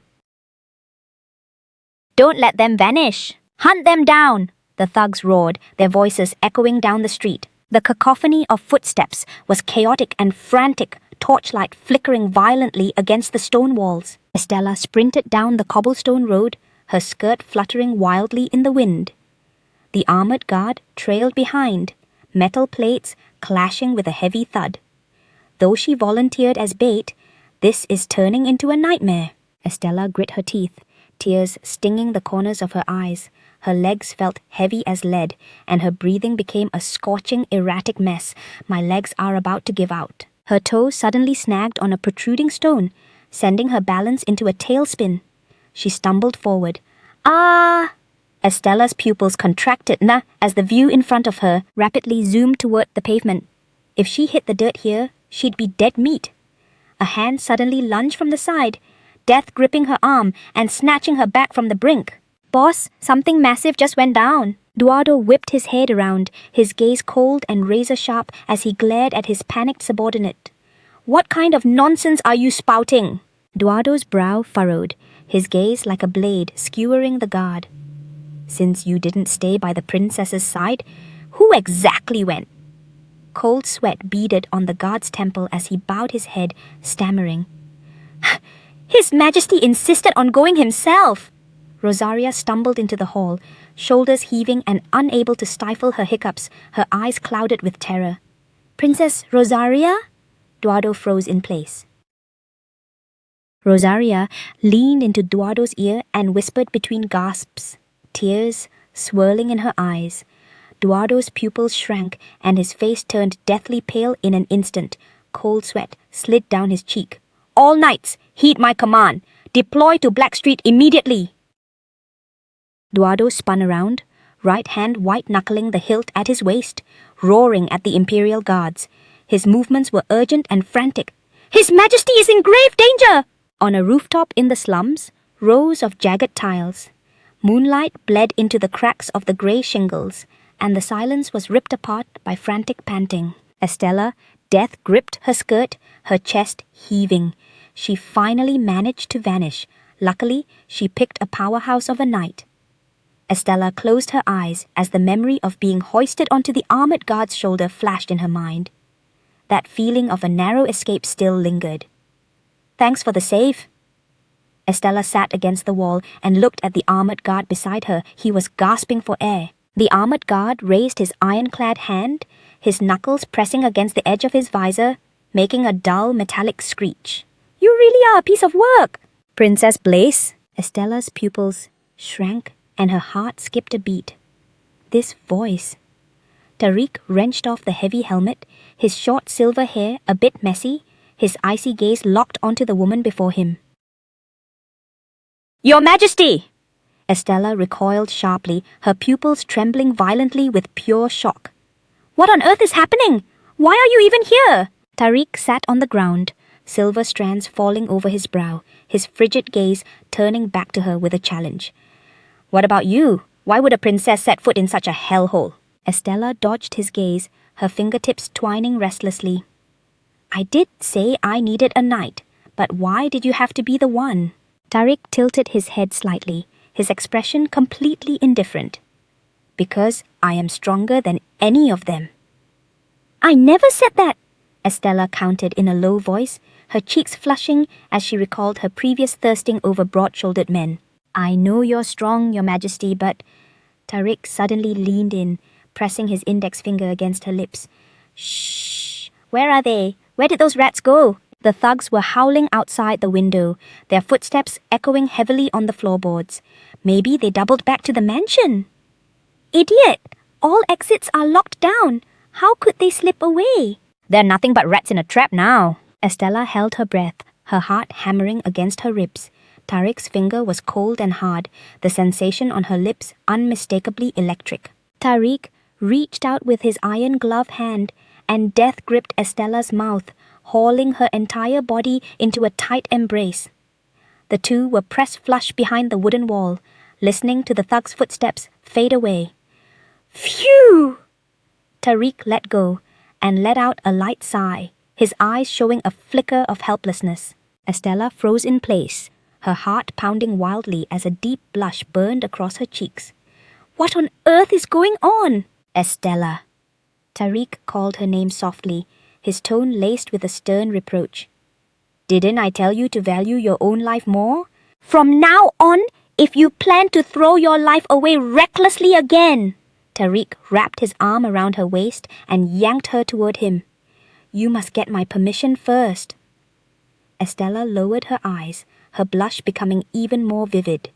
He's been getting way too touchy lately, acting like it's no big deal. Looks like they finally cleared out. Cleared out? Tariq slowly stood up. Then I should make my exit as well. Just as Estella was about to bail, her wrist was suddenly death-gripped by the iron glove. A forceful tug pulled her backward. Tariq wrapped his arms around her, locking her entire body in his grasp, resting his chin on the top of her head. His movements were firm and left no room for debate. I will never let you face danger alone again. Estella's body was rigid, her cheeks burning, her heart smashing against her ribs. If this keeps up, I'll die of a heart attack before we even take down Croco. What are these keys for? Tariq released her and snagged the pendant around her neck. 2 iron keys dangled in the air. Estella looked down at the keys, her expression becoming solemn. Since they were to wipe out Croco completely, Tariq had to be in the loop. One of them unlocks number 78. The other is the key to Croco's secret vault. Estella gripped the pendant, her gaze landing on that heavy wooden door nearby. It was the only gateway to the truth. A secret vault? Tariq's brow furrowed slightly as he studied the woman. Estella ran her hands through her long hair, her expression frantic. Yes, that's where Croco hides the account books. Estella dropped her hands, her gaze turning razor-sharp. How do you know all this? Tariq probed, his eyes full of scrutiny. Greedy vipers like Croco never easily trust others. Estella's expression was like ice, so he records every single move. He logged every detail of Black Street. If anything happens to him, the whole street will burn down with him. Estella was certain he would carry the keys on him. It proved she was right. Estella let out a light chuckle, a flash of mischief in her eyes. The truth is, I read the spoilers in the novel. Tariq went silent for a moment, his silhouette reflected in her pupils. All right then. Where is the vault? I'll escort you there. Estella suddenly turned to look toward the entrance. Dilla? Estella froze, seeing the brown-haired man materialize outside the window. It was the owner of her go-to shop. Who is he? Tariq's tone was frigid, his gaze locked onto Dilla. Oh, he's just the owner of my favorite shop, Estella answered casually, trying to diffuse the awkward tension. Favorite shop owner? Tariq repeated, a chilling, jealous aura radiating from him. Anyway, let's move. Imperial knights were scouring the streets.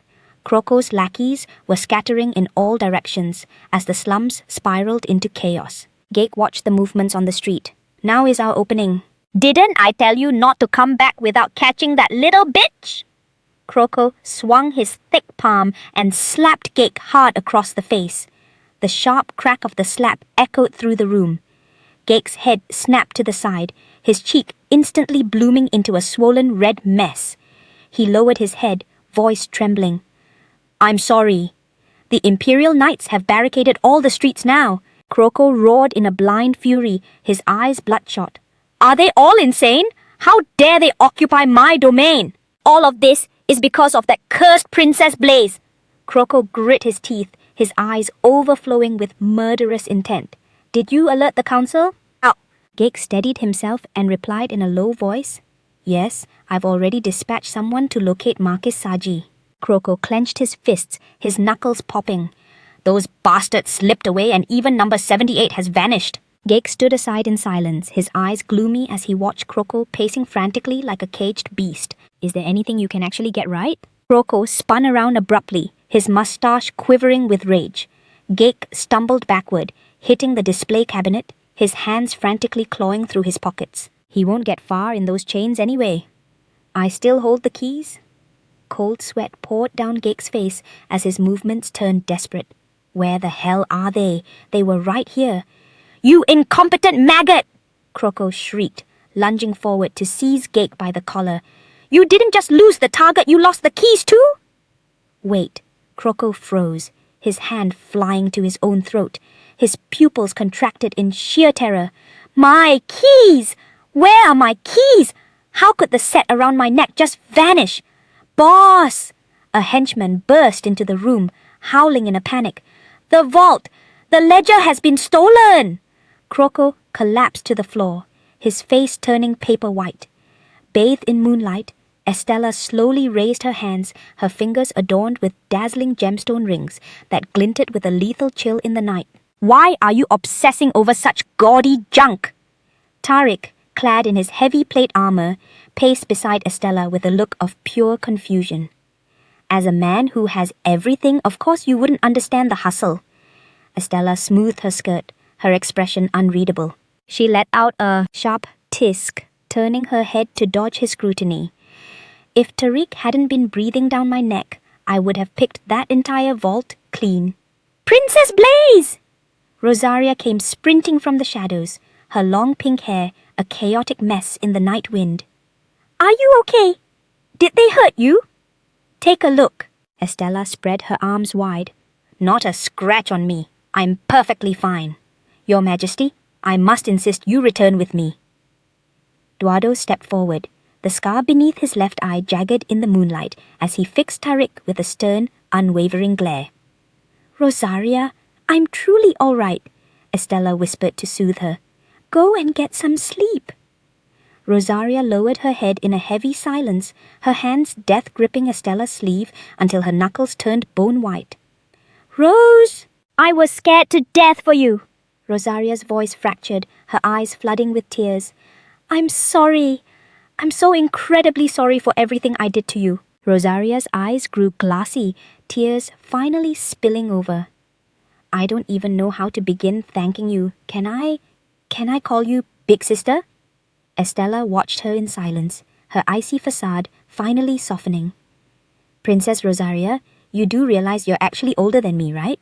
Estella reminded her with a helpless sigh, a ghost of a smile tugging at her lips. Who cares? My savior is my sis. From this moment on, just call me Rose. Drop the formal title. Rosaria bounced up and down with newfound energy. Estella let out a soft chuckle. Man, I am dying to just go home and crash.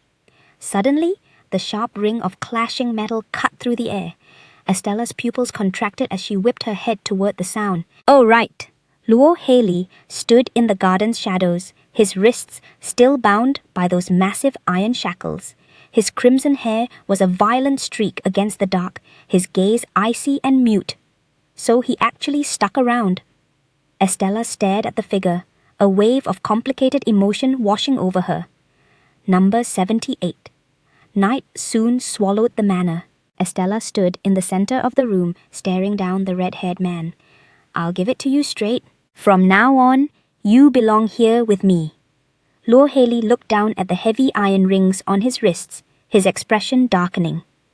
Every soul out there would recognize you, Estella continued.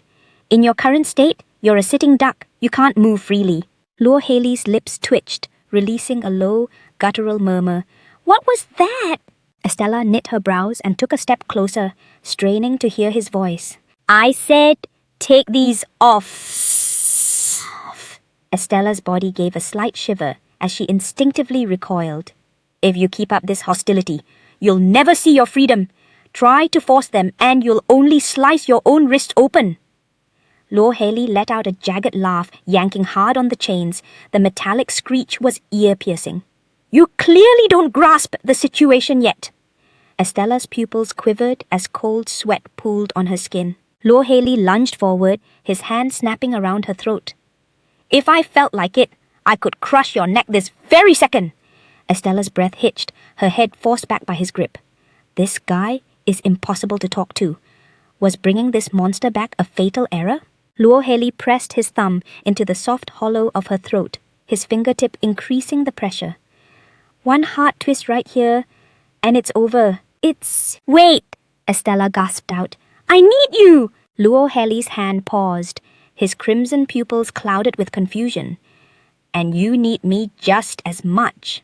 Estella locked eyes with him, her voice echoing with conviction through the room. Lord Haley slowly withdrew his fingers, his expression returning to stone. "Why would I ever need you?" "I need a bodyguard," Estella told him flatly. "My life is currently on the line. I need a man with your lethal set of skills." Lord Haley raised his shackled hands, the iron rings chiming with a sharp, hollow sound. "Slaves don't get to be guards." "Commoners do," Estella said firmly. "And I happen to know the fastest route for you to earn your citizenship." Lord Haley's crimson eyes narrowed, dripping with skepticism. "Don't tell me," he muttered, a mocking smirk appearing. "I have to jump through those hoops again?" "Precisely." Estella nodded, confirming his suspicion. "That's exactly what I mean. In the Aspen Empire, that is the only ladder for someone like you to climb. 2 long swords crossed over a crest, framed by a laurel wreath. That is the glory reserved for the elite, and the only path to real power. The gladiator tournament kicks off in 1 month. Slaves stake their lives to fight for their master's pride, and the victors get 2 paths: become a high-ranking house knight or join the elite Imperial Guard.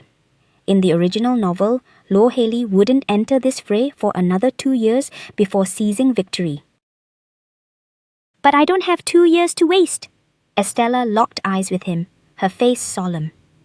"The games begin in a month. What's your play?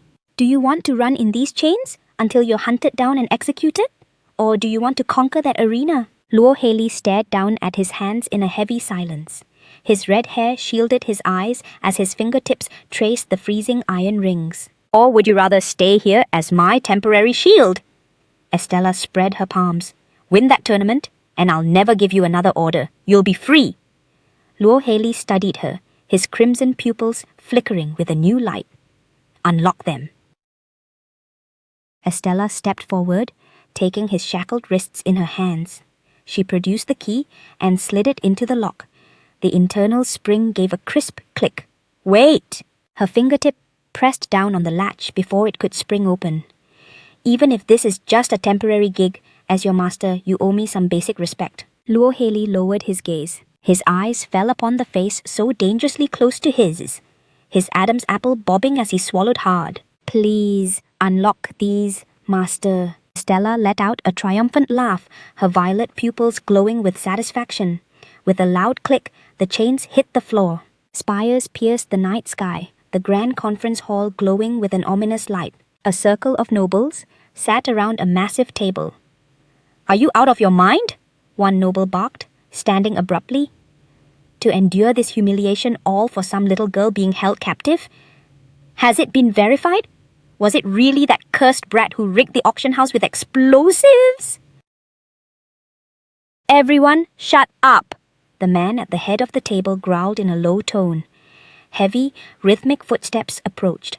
A blond, middle-aged man entered the hall, flanked by a shadow of cloaked attendants. "Marquis Saji!" Every head turned as he marched toward the seat of power. An attendant slid the heavy oak chair back, and the Marquis took his place with absolute authority. Marquis Saji rested his chin on his steepled fingers, a lethal glint reflecting off his lenses. "We have far more pressing matters to address." As the Empire's Minister of Justice, his expression was grim, his aura commanding total silence. "If we had neutralized them in time, we wouldn't be in this mess." Marquis Saji stared down the noble across from him, his gaze freezing. "I've investigated. The Imperial Guard flooded the streets looking for that woman." Marquis Saji adjusted his glasses, his pupils dripping with pure disgust. "Those warmongers are still acting like rabid dogs, but rather than the guards, we should be focused on Princess Blaze." "Agreed," Another noble chimed in. That cursed girl doesn't know her station. She'll do anything to claw her way into His Majesty's favour. Marquisaji sneered, his face a mask of contempt. His Majesty needs a wake-up call, allowing a viper like that to linger by his side. What are you thinking? The noble opposite him lowered his voice. Do you have a move? Marquisaji turned away, his back to the room, his tone as casual as if discussing the weather. How difficult could it be to erase one girl? Send our specialists in. End this as quietly and quickly as possible. In the shadows behind him, a cloaked figure gave a shallow bow. The scent of bloodlust filled the air. Good morning, my lady. He stood and gave a crisp bow as she approached. Estella halted in her tracks. So you have a green thumb? Perfect. From now on, this garden is your responsibility. I've never touched a plant in my life. Luo Haley's expression was hesitant as he scanned the lush greenery. It's not rocket science, Estella said, watching him. Just water them and prune the dead weight. Number 78. She stepped closer, her voice steady. Consider yourself the master of this garden. Luo Haley froze, his pupils contracting in a flash of surprise. A soft, stunned murmur escaped his lips. You can call me Luo Haley. No need to call me number 78 anymore. Luo Haley stared at the potted plant, sunlight spilling onto the emerald leaves. All right, Luo Haley. Estella smiled faintly. Back in the Kaiden kingdom, that must have been what they called him. Luo Haley bent down, his fingertips sinking into the soil and the tips of the leaves. I am the master of these plants. After a gardener is reduced to a slave, the only motivation to keep living is revenge. Tariq's face flashed in Luo Haley's mind, the man who destroyed his kingdom. Hatred surged violently in his chest, making it almost impossible to breathe. This resentment would only grow more twisted and heavy with time. When they finally clash face to face, that will be the moment everything ends. When I leave the Aspen Empire, Estella stood on the terrace, gazing at the distant, towering white spires. I'm sorry, Luo Haley. She raised her hand, gently tucking a stray hair behind her ear. I am using you. The stone walls were high, the iron gates tightly shut. Night shrouded the silent palace. Heavy footsteps shattered the silence. 2 men in grey robes walked in. One rubbed his chin. This is nerve-wracking. How can a princess's quarters not have a single guard? Another bald man spread his hands. Seems the rumors about her being the emperor's favorite concubine were just a cover. Let's finish this quickly. The red-haired man, a dark cloak, hid his hair as he watched with a cold gaze. 1, 2, 3. 3 people total. Luo Haley hid in the tree shadows, gripping a sickle so hard his knuckles turned white. Only one looks trained, the other 2 are noobs. Luo Haley closed his eyes, his breathing steady and slow. Their target must be Princess Blaze. Looks like we don't even need to be stealthy. The robed man walked toward the building with a smirk. Quiet, just in case. The bald man suddenly stopped, his pupils shrinking as a short gasp escaped his throat. Wait, look. The rumors are true. She's growing plants used for poison. The color and shape look ominous. The brown-haired man suggested with a sneer. Hey, why don't we just pull them all out? Don't waste time, hurry. As the bald man finished, the sound of a heavy impact exploded. Luo Haley suddenly appeared, landing a heavy punch on the robed man's face, flipping him onto the ground. He rolled on the floor, screaming, What the hell? The bald man stumbled back, pupils trembling with terror. I didn't feel him approaching at all. Luo Haley's gaze was sharp as a blade, sickle gripped tight. He swung his arms, the sickle slicing through the air with a silver flash. Blood splattered instantly, drawing a tragic red line in the air. The blade tore through flesh, and the rope man fell heavily onto the stone ground with a thud. Damn it! Luo Haley looked down at the intruders. These herbs aren't poisonous. He held the sickle firm, the tip still dripping with blood. Who are you? The robed man struggled to look up, his pupils shaking with fear. Applemint. Luo Haley's voice was calm. That is the name of the plant. Is that your code name? blood leaked from the robed man's mouth. Which organization are you from? Luo Haley suddenly grabbed the man by the collar, lifting him off the ground. Chili. The Chili Gang's Apple Mint. The robed man looked dazed. You're strong. Luo Haley let go. He let the man collapse near the bushes. I'm just a gardener. He turned around. With the sickle hanging by his side, he disappeared into the shadows of the stone wall. The sun is bright, and the flowers are swaying in the breeze. Princess, the weather is great today. I've come to have tea with you. Today is going to be my unlucky day. Estella gazed at the sky. True. She pulled her gaze back, a hint of gloom crossing her brow. I have a feeling that the better the weather, the more likely disaster will come knocking. Princess Estella, Rosaria is here. Rosaria ran over in a long green dress, her curly pink hair fluttering as she wore a bright smile. I knew my intuition never lies. Estella turned to leave without stopping. Princess, where are you going? Rosaria chased after her. The weather is so nice, I want to have tea with my sister. The two sat at a round table. Estella looked tense. I told you, you're older than me, Princess Rosaria. Rosaria stared at a flower pot. I've never seen this weed before. Apple mint. Luo Haley corrected her in a low voice. It's not a weed. Rosaria snapped her head around, eyes shrinking in shock. What is that in your hand? Estella set down her teacup, her expression indifferent. Let me introduce you. He is my gardener. Rosaria looked bewildered. What? How did number 78 become your gardener? Just a coincidence. Estella looked ahead. Rather than number 78, he prefers to be called L. Luo Haley bowed slightly, gripping his sickle, remaining silent. Rosaria gave a dry laugh. Princess, I have good news and bad news. Which do you want first? Estella looked into the distance. The good news? Regarding the tax exemption you mentioned, Rosaria held up an envelope. Father wrote back saying he's considering it very positively. I see. Estella sipped her black tea, her purple eyes downcast. What's the bad news? Rosaria's smile faded, her expression turning solemn. I heard the high-ranking nobles have signed a joint petition requesting His Majesty hold an emergency State Council meeting. Has the council started moving already? Estella set down her cup, her fingertips tightening. Heavy footsteps approached. Duardo appeared outside the pavilion and bowed. Sorry to interrupt your tea, Princess. He looked up, the scar under his left eye clear in the sunlight. But I must ask you to come with me. Duardo, Estella murmured, a hint of alertness in her eyes. Inside the grand assembly hall, nobles sat on both sides of the long table, whispering. Who would have thought the elite sent by the Marquis would fail? I heard there's a master hiding in the princess's annex. A noble lowered his voice. Are you talking about that apple mint guy from the Chili Gang? Silence! The doors boomed open. Everyone stood up and bowed.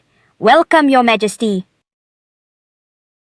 The sole ruler of the Aspen Empire, Tariq, pushed open the heavy doors. What are you all bickering about? This better be important. He walked to the end of the table. What is the reason for this emergency meeting? Marquis Saji, you speak. Marquis Saji bowed slightly. Your Majesty, have you heard of the riot that broke out in Black Street a few days ago? Tariq sat in the high-backed chair, fingertips to his chin. You mean that rat's nest? I have no interest in every event that happens here in the sewers. Marquis Saji cleared his throat, looking serious. A report written by Kroko, the head of Black Street, was submitted to the Ministry of Justice this morning. A chill appeared in Tariq's eyes, his voice deepening. Did you really call a full cabinet meeting for such a triviality? Of course not, Your Majesty. Marquis Saji looked solemn. The contents of the report require your immediate attention, Your Majesty. Tariq leaned back, his gaze icy. Explain. On the day the Imperial Guard raided Black Street, Princess Blaze was meeting secretly with Kroko. She offered a massive bounty. Your Majesty!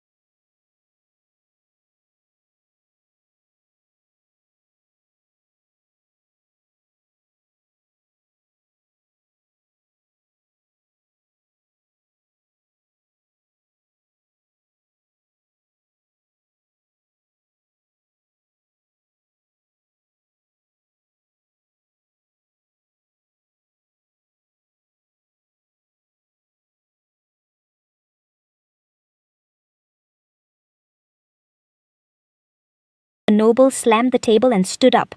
"She must be arrested. Throw her in the interrogation room. This behavior is insane." The hall fell into chaos, shouts rising from all sides. If it were just a common assassination plot, I could have handled it under my own authority. But this situation is special. We must hold a state council meeting.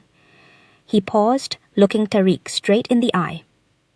"Because the target the princess wants to assassinate is none other than you, Your Majesty."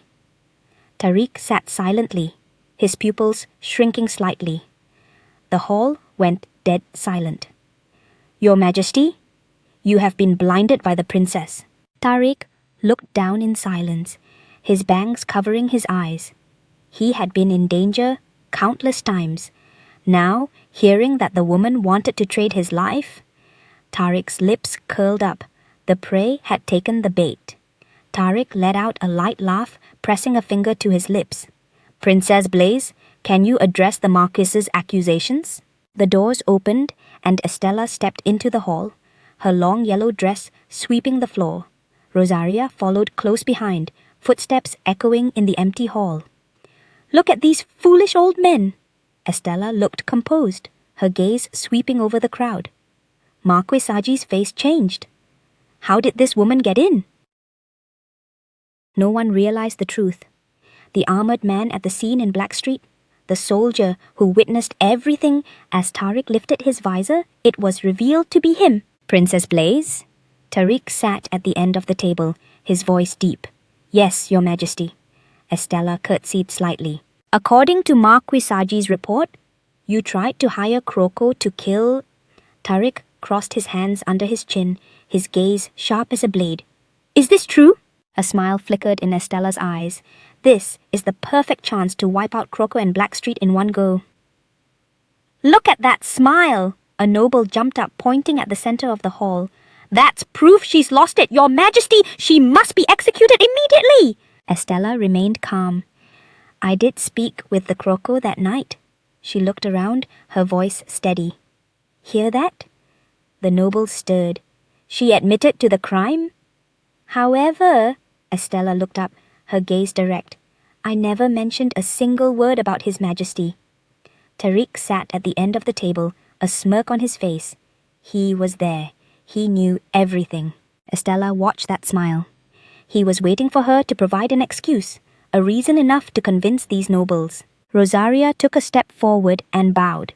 "Regarding that matter, I can provide an explanation." She scanned the nobles in the hall, her voice clear. "I was also present when the princess spoke with Kroko." Rosaria took a deep breath, hand over her chest. "Everything the princess did was to help me resolve my dispute with Kroko." She raised her voice. "The accusation that she plotted to assassinate His Majesty is a complete fabrication." Marquis Saji sat on the side, his gaze cold. "Your Majesty, you should be well aware that these two princesses are merely hostages in the Aspen Empire." Marquis Saji pushed up his glasses. "It is highly likely they are colluding. Your Majesty..." Rosaria's eyes widened. "What nonsense are you talking about?" Estella squeezed her shoulder. "It's fine, Rosaria. But they keep talking absolute nonsense." Tariq rubbed his fingertips. "Marquis Saji." "Yes, Your Majesty." The Marquis bowed slightly. "There is some truth to what you say." Tariq smirked. "I happen to have something I want to show everyone." Marquis Saji straightened his back. It seemed His Majesty also found them suspicious. Tariq tapped the table lightly, the sound dull. "I was just wondering why those assassins went to kill Princess Blaze." The heavy door groaned open with a bone-chilling creak as rhythmic footsteps echoed from the darkness. 3 battered assassins were hauled into the grand hall, drenched in blood and shackled in brutal wooden stocks. Their limp forms left smeared crimson trails across the pristine marble. Marquis Saji's pupils contracted as he lurched forward. "How did they find them?" Tariq leaned back, his gaze absolute ice. "I was dying to know who pulled their strings, so I handled the interrogation personally." Marquis Saji slammed his palms against the table. "Your Majesty!" Tariq let out a mocking chuckle. "Perhaps I was too impulsive." He tilted his head, pinning the Marquis with a lethal stare. "Lord Minister, enlighten us. Who would be bold enough to hire these dogs?" Marquis Saji's throat constricted, his fists white-knuckling his robes until the fabric threatened to tear. Estella watched the drama unfold. The verdict was written on the wall. To preserve the shred of dignity left to the nobility, he had only one exit strategy. Forced to sever a limb to save the trunk, Marquis Saji struck the oak table. "It was Kroko. That sewer rat must be the mastermind." Tariq rested his chin on his palm, looking utterly unimpressed. "Is that so? Then what's your next move, Minister?" Beads of cold sweat broke out on Marquis Saji's brow. "I will prosecute him for forgery and the high treason of bringing blades into the palace." He dodged the Emperor's piercing eyes. "I'll issue a warrant for Kroko's arrest immediately." Estella smirked. The minister is a slippery one. His talent for reading the room is almost impressive. Marquis Saji ground his teeth, his jaw muscles twitching in a violent spasm. A feral growl rumbled deep in his throat. "That little bitch!" Tariq stood framed by the window. "A masterful play, Princess." He reached for the heavy tome, his fingers grazing the velvet purple cover. "I brought this as insurance, but it seems the storm has passed." Estella withdrew her hand. "This is the Blackstreet Ledger. It'll be a lethal weapon sooner or later." She offered a shallow bow. "I'll take my leave then." "Princess!" Tariq's voice suddenly boomed, echoing through the hollow corridor. "Why don't you despise me?" Estella halted and glanced back, her eyes blinking in genuine confusion. "Why on earth should I hate you?" "Marquis, Saji tried to end you." Tariq lowered his gaze, his aura turning glacial. "Yet I let him walk. It's as if I tossed you out as nothing but bait." But Estella stared out at the horizon. "I respect your strategy, Your Majesty. Besides, I'm still breathing." She turned fully to lock eyes with him. "Skimming the foam doesn't purify the pond. Arresting Saji now would ignite a noble revolt. The stakes are simply too high." Estella took a confident step forward. Holding onto a throne is always harder than seizing it. Tariq's shoulders gave a slight tremor, his pupils shrinking. "Harder to protect?" Estella shrugged. "Anyway, I'm in your debt for the Blackstreet assist. Without you, I'd probably be on the auction block as slave number 101. Tariq looked away, avoiding her stare. His expression darkened with a heavy solemnity. "If it is your wish, Princess." He closed the distance, his leather boots clicking sharply against the floor. "I could have Marquis Saji's head on a platter this instant." Estella went rigid. "Come again?" Tariq's face was a mask of grim finality. He wasn't exaggerating, he was dead serious. "Princess Blaze," Tariq murmured. "Yes, Your Majesty." Tariq reached out and firmly enveloped the back of her hand. "In the name of the Aspen Empire's sovereign, I make this vow to you." "A vow?" Estella's heart thundered in her chest, her breathing turning shallow and fast. "Since you have shown me such unwavering devotion." Tariq bowed his head, his warm breath ghosting over her skin. "I will be your shield, no matter the cost." He leaned down and pressed a kiss to the back of her hand. Estella stood frozen, her pulse deafening in her ears. Tariq kept his gaze lowered, his touch light, but his intent heavy with meaning. Estella's pupils quivered. A tidal wave of emotion crashed in her chest. Was it the relief of finally having a protector, or the crushing weight of guilt? "In the original script, I was meant to perish by his blade. But now..." She took a hesitant step forward. Her skirt rustled softly against the floor. "Perhaps it's finally safe to trust him."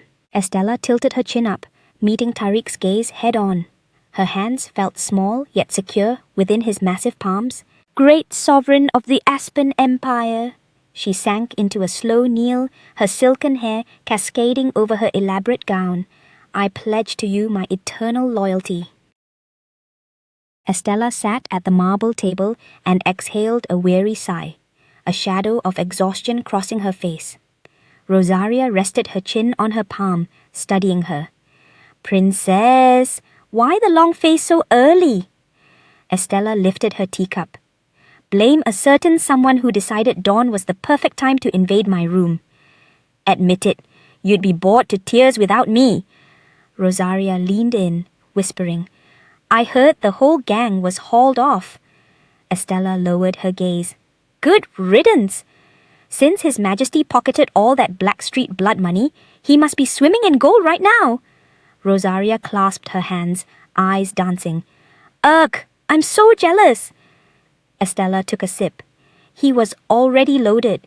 A few extra million probably didn't even register. If I hadn't stepped in, Rosaria piped up. He was actually going to level the entire district. Estella bolted upright. What? Why? Tariq drawled as he lounged in his armchair. I have no desire to govern an anthill. Estella gestured wildly. Are you kidding? That anthill is a gold mine of luxury. It could be a high-end bunker or a tourist trap to skyrocket our revenue. She clutched her chest, looking genuinely distressed. This is a golden ticket for me to drop a business plan and make it rain. Tariq lowered his eyes, drumming his fingers on the armrest. Since you've sworn your eternal allegiance to me, I suppose I can't just ignore your input. No, Estella held her breath, hope rising. For real? Tariq glanced at her. I don't do paperwork, so the burden is yours. Get a full proposal on my desk by the weekend. A proposal? Estella gasped, her pupils vibrating in absolute horror. Miss Fairy! Estella's teacup hovered mid-air. Daisy came barreling in with a small satchel. I'm here! I missed you so much! She skidded to a halt, eyes wide. Wait, who's this? Miss Fairy actually has other friends? Rosaria smirked, striking a pose. Oh, honey, you're way too young to get it. I'm from the kingdom of Lanwich, the land of the glittering coast. Daisy suddenly lunged, pinning Estella in a hug. Miss Fairy is mine! Estella looked down at the tiny girl. Daisy, she's a princess too, just like me. Daisy blew a raspberry. I don't want a spare princess. Rosaria's jaw dropped. You green-haired little brat! Estella was caught in the crossfire. Daisy clung to her waist. Princess Estella belongs to me. Rosaria reached out to pull her back. Wrong! She's mine! A bead of cold sweat rolled down Estella's temple as she stood there like a statue. Daisy patted her bag. I brought a surprise for Miss Fairy. Rosaria arched a judgmental eyebrow. So did I. Daisy pulled out a plumed hat.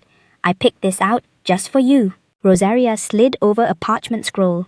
This is that tax exemption you've been thirsting for. Daisy slammed a massive ancient tome onto the table. This is a grimoire I borrowed from Papa. Rosaria held up a shimmering pink vial. And this is a secret potion I whipped up for you. Estella suddenly slammed her palms on the table. Enough! She snatched snacks and stuffed them into both their mouths, effectively muzzling the chaos. I love the gifts, truly. Now, both of you, get out! Daisy and Rosaria made muffled, indignant noises. You're tossing us out already? Rosaria grumbled around a cookie. Daisy pouted. But we just walked in! A drop of sweat traced Estella's temple. Fine, you can stay, but only for 5 minutes. Rosaria waved from the threshold. Catch you tomorrow, Princess Estella. Estella didn't look back. Please don't come back. She took Daisy by the hand. I'll escort you home. Daisy beamed. Yay, Miss Fairy. Heavy footsteps crunched through the brush as Eduardo emerged from the trees. Found you. Daisy stopped dead. Papa, Estella greeted the newcomer. I was just heading out to drop Daisy off. What brings you out here? Eduardo stopped before them. Shift ended early, so I came to fetch her. Daisy pouted, grumbling. This was supposed to be my quality time with Miss Fairy. Papa, go away!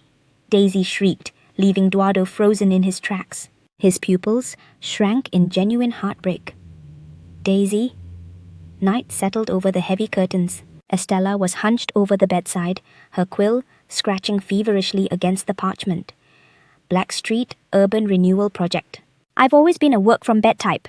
At this pace, I'll have the report crushed by tonight. Tariq cleared his throat, shattering the silence of the chamber. I'm parched! Estella's pen halted. She glanced at the bone-dry pitcher on the nightstand. Finished already? Is he a human sponge? He shifted to rise. In that case, I'll summon the staff to bring a fresh pitcher. Forget it. Tariq cut her off icily.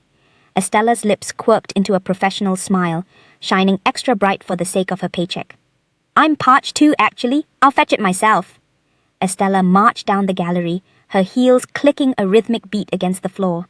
I know he's a freak about his personal space while working, but I'm not exactly his scullery maid. She paused, glancing out the window at the sky which had already bled into deep obsidian.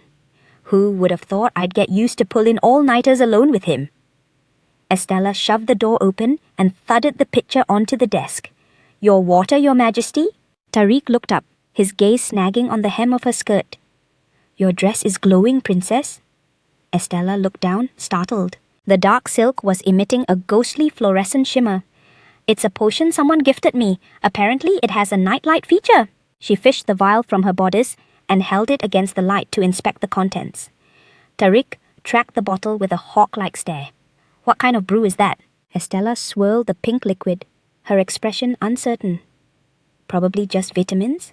Rosaria claimed it was a miracle tonic, something along those lines. Tariq gripped his glass, his brow furrowing in a sharp line. You were really going to chug that without checking the ingredients? He lunged out and snatched the vial, popping the heart-shaped cork with a satisfying crack. I didn't say I wanted it, but I'm not letting it go to waste. Estella clicked her tongue, her eyes flashing with annoyance. Of course he's a thief on top of everything else. Fine, if that's the vibe, just loot my entire room, why don't you? Tariq tilted his head back, his Adam's apple bobbing as he downed the pink elixir in a single gulp. Estella leaned in, curious. Any side effects, Your Majesty? Feel the sudden surge of power hitting your system? Tariq echoed the word, his voice low. Power? A feverish flush raced across his cheekbones, and his breathing turned heavy and ragged. He lurched to his feet, slamming his palms onto the table with a thunderous bang. Estella was pinned between the desk and her chair, recoiling instinctively. What the hell is he doing? Tariq loomed over her, his eyes glazed and his face burning as he stared intensely into her soul. His voice came out in a raw, gravelly rasp. What exactly did you just feed me? Estella's heart hammered against her ribs as she pressed into the upholstery. Wait, I didn't think Rosaria would play dirty with poison. She tried to shove the looming shadow back. I'll fetch the royal physician immediately. Tariq suddenly caught her by the shoulders, locking her into the tiny space. No need. Then it clicked. I completely overlook one crucial detail. The current Rosaria idolizes me and follows me like a lost puppy. But in the original plot, she was a total yander for Tariq and would do anything to claim him. That potion she gifted me. It wasn't a tonic. It was a high-grade aphrodisiac meant to ensnare him. Tariq ripped at his collar, his breath coming in hot, frantic gasps as his body felt like it was being devoured by flames. He suddenly lunged down, trapping Estella beneath his frame. Heavy, jagged breathing filled her ear. Estella froze, his heat ghosting against her neck. What's the play here? She stared at the face inches from hers, frantically scrolling through the tropes of this situation. Your Majesty! Estella barked urgently. How about staring into my eyes and singing the national anthem? I heard patriotic hymns are great for cooling the blood. Tariq buried his face in the crook of her neck, his body going rigid. The imperial anthem? He breathed the words, repeating the absurd suggestion as a faint, delirious smirk touched his lips. Proud citizens of the empire, pile the earth upon the rotting corpses and hoist the flag high. The melody drifted through the hollow halls, echoing over the frozen northern wastes and southern barrens. Tariq finally released his grip and drew himself up, his gaze fixed on the moonlit sky as his expression iced over once more. Estella adjusted her disheveled collar and stepped to his side, tentatively touching his cheek. You look utterly miserable, Your Majesty. Tariq turned to face her. A flicker of genuine shock crossed his features. What? Estella cupped his face in both palms. Her fingertips met his unnaturally chilled skin. What is it that's eating you alive? Tariq averted his eyes. I have no room for grief or sorrow. Indulging in such triviality is a disgrace to the sovereign. Estella didn't look away. Even a monster of an emperor is human at his core. Her thumb gently stroked his temple. So it's fine. It's okay to let the sadness win for a moment. Tariq stood paralyzed, allowing her palm to anchor him as the ice in his gaze began to crack. A maid's voice drifted in from the hall. "Princess, the apple mints have been delivered to the parlor." Estella sat at the long table, scanning the files in front of her. It looked like the Shark Chamber of Commerce finally cleared registration. Even Croco was behind bars. If I move the potions through Dilla's network, I'll be swimming in cash. Everything was going suspiciously smooth. Rosaria kicked the door open and tackled her at the table. "Princess Estella, did you miss your rose?" Estella set the papers down. "Yep, my peace and quiet never lasts." Rosaria eyed the fruit platter. "These apples look fire." Estella's voice was deadpan. "Knock yourself out." Rosaria took a huge bite. "Oh, by the way, I forgot to mention the fine print on that potion." Estella slammed her hand down and stood up. "Don't tell me you already tested it." Rosaria chewed thoughtfully. "Actually, thanks to that brew, Tariq's face flashed in her mind. That incident really put me in a chokehold. Estella rubbed her temples and let out a long-suffering sigh. "Forget it. The damage is done." She dropped her hand and looked at the girl. "So, what's the tea today?" Rosaria crunched loudly. "I ran into Lady Charlotte recently." Estella lifted her teacup. "Charlotte?" Rosaria tossed the core onto the plate. "The Earl of West's daughter. She's a social butterfly, but I don't care about the gossip. However..." Rosaria reached for a wine glass. "The tea from the West Territory is the new trend. Even Princess Joelle, who's shut in the tower, has..." Estella froze, her gaze turning razor-sharp. "Princess Joelle?" "She's one of the twins. When Tariq seized the crown, she was locked away in that godforsaken high tower." Estella rested her chin on her hand, a calculating smile forming. "I'm suddenly becoming a huge fan of tea. Tell me everything, a little Rose." Rosaria blinked. A deep blush painted her cheeks. "What did you just call me?" She leaned over the table, dropping her voice to a conspiratorial whisper. "Charlotte mentioned that the courier delivering tea to the Twin Towers started hacking up a lung the second he got back to the West. The courier had staggered through the halls, clutching his chest and coughing violently, leaning against the cold stone for support. Was it just burnout? Just go. Hardly. Reports of the same symptoms were skyrocketing. A farmer collapsed in a field, his skin turning a sickly grey as he clawed at his chest, desperate for air. Rosaria set her cup down, her vibe turning dead serious. "I came here specifically to warn you. Do not touch the tea from the West." Estella looked out the window. "I'm betting the West Territory is just the tip of the iceberg." Rosaria looked grim. The symptoms have already infected all the surrounding districts. Estella's brow furrowed, cold sweat pricking her skin. "This means it's a plague, a pandemic, capable of wiping the slate clean." Inside the high tower, Princess Joelle slumped against the bed frame, her fingers white-knuckling her nightgown at her throat. I can't breathe." The head maid knelt beside her, bracing her shoulders. "Princess, stay with us." She whipped her head toward the door and roared, "What is the personal maid doing? How did she let the princess get this bad?" Another maid stood trembling by the threshold, her head bowed. "The maid has a high fever too. She's completely bedridden." "What?" It wasn't just the maid. Half the tower staff were showing the exact same signs. Agonized groans echoed from the sick room. Attendants were huddled on cots, their bodies convulsing from the intense fever. The head maid stood up. "Report this to His Majesty this instant!" Eduardo stood before the desk, his face a mask of gravity. "Your Majesty, what are your orders?" Tariq skimmed the report, his eyes like daggers. "Body count?" Eduardo bowed. "None yet, but half the province is in the red zone." Tariq snapped the file shut. "No source? No antidote?" Eduardo looked stressed. "A physician in the West claims he has a cure, but he's paywalling the entire treatment process. and it's worse than we feared. The twin towers are hit. Princess Joelle is symptomatic." A knock came. Tariq glanced toward the door. Estella burst in, her pace frantic. "Your Majesty, I have an urgent update." Tariq pinned her with a look. "Spit it out."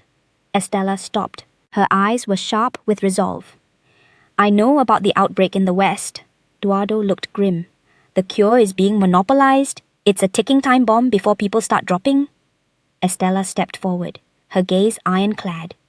"Let me examine the patients myself." Tariq paused. "You, personally?" Eduardo turned.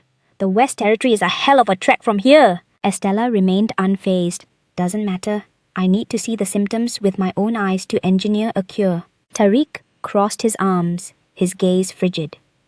"And when you catch it yourself?" Estella met his icy stare without flinching. "As long as I follow protocol, I'll be fine. I've studied medicine. I know how to dodge an infection." Eduardo looked at the Emperor. "She's right, Your Majesty. Princess Estella was the one who saved Daisy." Tariq went silent for a beat. "Fine. If you just need to see a patient." The carriage lurched to a halt in the biting wind.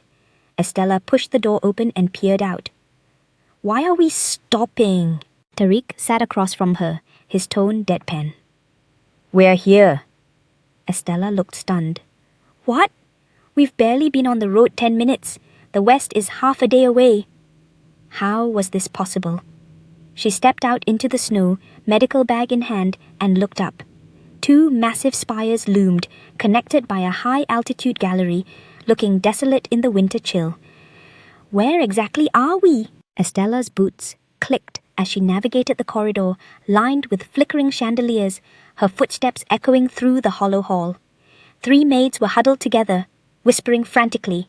She stopped before them, hand over her heart in a bow. "I am Estella. I've come to treat Princess Joelle." The maids went silent, exchanging nervous glances. An older woman in a dark charcoal dress stepped forward, hands clasped tightly. "I am Maya, Princess Joelle's nanny." Maya squinted, judging the newcomer. "Where is the rest of your team?" Estella gripped her clipboard like a lifeline. "The 2 sent by the Imperial Court prioritized the Princess Tower first," Maya answered frostily. "I see. You 2 return to your stations." The young maids bowed sharply and beat a hasty retreat. Estella watched Maya's departing figure. The woman radiated a chilling, exclusionary aura. "I need the specific clinical history of the patients here." Maya led the way, her voice flat. "The princess is plagued by persistent high fevers, abdominal agony, and nausea. The remaining staff are the same. Everyone is burning up." Estella halted. "So, the princess is the one in critical condition?" Nanny Maya gave a curt nod. "Indeed, I suspect it's due to the fragile constitution she's had since birth." Estella glanced at her notes. Second-hand info was hitting a wall. "I need to examine her personally." "And who exactly authorized that?" The sharp click of boots on floor tiles approached at a rapid clip. A blonde youth swept across the gallery, cutting them off. Nanny Maya's composure broke into a panicked bow. "Prince Heinrich." The prince's stare was pure ice. "Who do you think you are, daring to lay eyes on Joelle?" He closed the distance, looming over her. "I've heard of you, the cursed princess, Tariq the Omen's little pet subordinate." Heinrich spat the words with a sneer. "Sit still and stay out of my sight. Once you finish playing doctor, get lost." He suddenly leaned in, his eyes burning with a threat. "If you so much as dream of hurting Joelle..." Heinrich's gaze turned murderous. "I will end you with my own hands." Estella stayed mute, coolly observing the hostile teen. His explosive reaction wasn't entirely a mystery to her. Princess Joelle had been frail since the cradle, and Heinrich had always shouldered the guilt. He was obsessively convinced that his own existence was the leech draining his sister's vitality. Estella rested her chin on her hand, a mocking smirk playing on her lips. Truly a textbook moody adolescent. Heinrich's head snapped toward her. "What's so funny? Are you laughing at me?" Estella remained unfazed. No matter how much he barked compared to Tariq, he was just a toothless pup. A biting wind tore through the twin towers. The investigation had already dragged on for 2 grueling days. Estella paced the gallery alone, her leather shoes echoing sharply in the silence.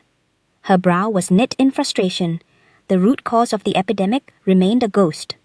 She had tried to inspect the tea, but the maids claimed they had completely run out. Nearly everyone in the tower drank that blend, yet only 5 were symptomatic. Plus, it had been a staple for months. Something was rotting beneath the surface. Estella stopped at a corner, tapping her chin. Her instincts screamed that this was foul play. Then, hushed whispers drifted from the corridor. "You're positive you disposed of it all?" A young maid's voice trembled. "Every bit. I ground it to dust and dumped it in the backyard." Nanny Maya lowered her voice to a conspiratorial hiss. "What about the other item?" The maid sounded frantic. "I poured that out too, every drop." Estella slipped behind a stone pillar and held her breath, peering through the shadows. Nanny Maya seized the maid's arm, her eyes flashing with a predatory intensity.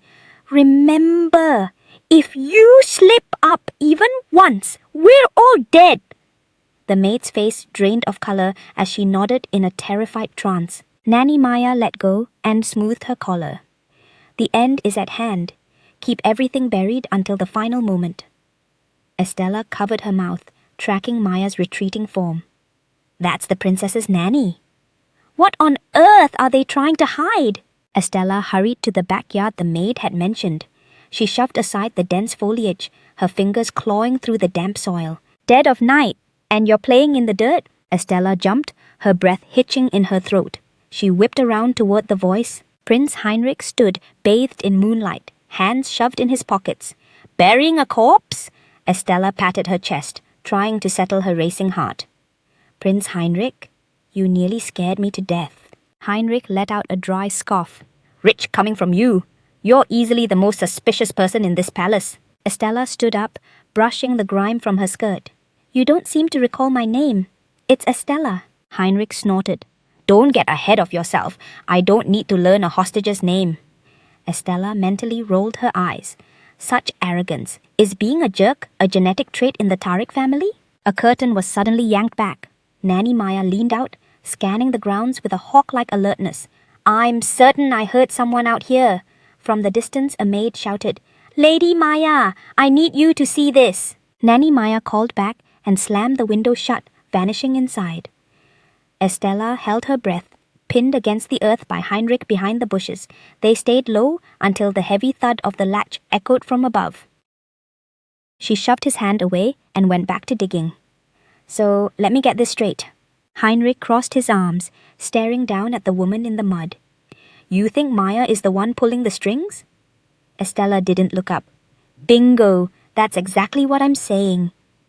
Heinrich's brow furrowed. "Nonsense! Maya would never betray her."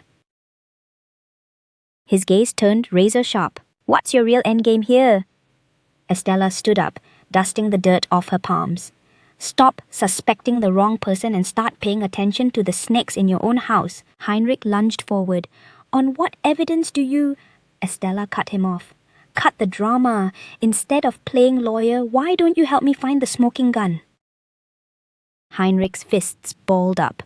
"You're actually giving me orders?" Estella didn't flinch. "Then get out of the way, go back to your room and sleep it off." She knelt again and pressed her hand to the ground, her fingertips finding a patch of moist, saturated earth. It was sticky and unnaturally cold. "Why is it only wet in this specific spot?" Estella grabbed a handful of sludge to inspect it, her pupils dilating. The maid's words replayed in her mind. "I ground it to dust and dumped it in the backyard." Maya had asked, "What about the other thing?" And the maid replied, "I poured that out too." Estella hid at the corner, watching the conspiracy unfold, her breathing shallow. She turned to Heinrich. "Did you also drink the tea delivered from the West Manor, Your Highness?" Heinrich looked away. "I did, but they haven't had a shipment in days." Estella's mind raced. If everyone drank the tea and lived, the leaves aren't the weapon. The secret lies in what they destroyed. The ground-up stuff was likely the tea leaves, destroyed to hide the fact they were harmless. Since the other was poured, it had to be a liquid. And brewing tea requires one thing besides leaves: water. The water supply was the delivery system for the poison. They said the tea was out of stock, Estella whispered, her eyes fixed on the soil. Heinrich knelt and pinched a clump of the wet mud. Did you find the leaves? Estella nodded. She squeezed her fist, and a murky liquid oozed through her fingers. This definitely reeks of tea. Joel! Heinrich's face went ghost white as he scrambled up. Orders came from the West Manor. We're evacuating immediately. Is this the final shipment? Nanny Maya stepped into the shadows, her voice dripping with malice. Maya took the reagent bottle, her fingers tracing the cold glass. How is the princess? A figure in black robes merged with the dark. She's been dosed regularly. Naturally, she's fading fast. Maya's lips twisted into a smirk. The little brat is more resilient than she looks. It'd be a nuisance if she died too soon. The cloaked figure let out a bone-chilling laugh. Doesn't matter. She's as good as dead. Maya's eyes were like ice. Good. Ensure she swallows the final dose. The cloaked figure gave a slight nod. Consider it done. The spire palace baked under the scorching sun, its white stone walls gleaming with a blinding radiance. A minister knelt on one knee, delivering his report. Your Majesty, as per your decree, the investigation team has reached the West Territory. The minister continued, hand over his heart. But they sent a representative 3 days ahead of schedule. The man has just arrived. A flash of mockery hit Tariq's eyes. You mean in the middle of a plague, they still found time for a social call? The minister lowered his head. The doctor himself didn't travel, but he sent his top assistant. Tariq let out a frustrated tisk. If I'd known they were that efficient, I wouldn't have bothered with the tower. The assistant, clutching a medical bag, hurried through the gallery. He stopped and bowed. Salutations to the son of the empire. Tariq sized him up. I heard business was booming. Why travel all this way? The assistant kept his gaze low, his voice steady. We heard there were patients in need. We were informed the court was suffering as well, so I rushed here to deliver the antidote personally.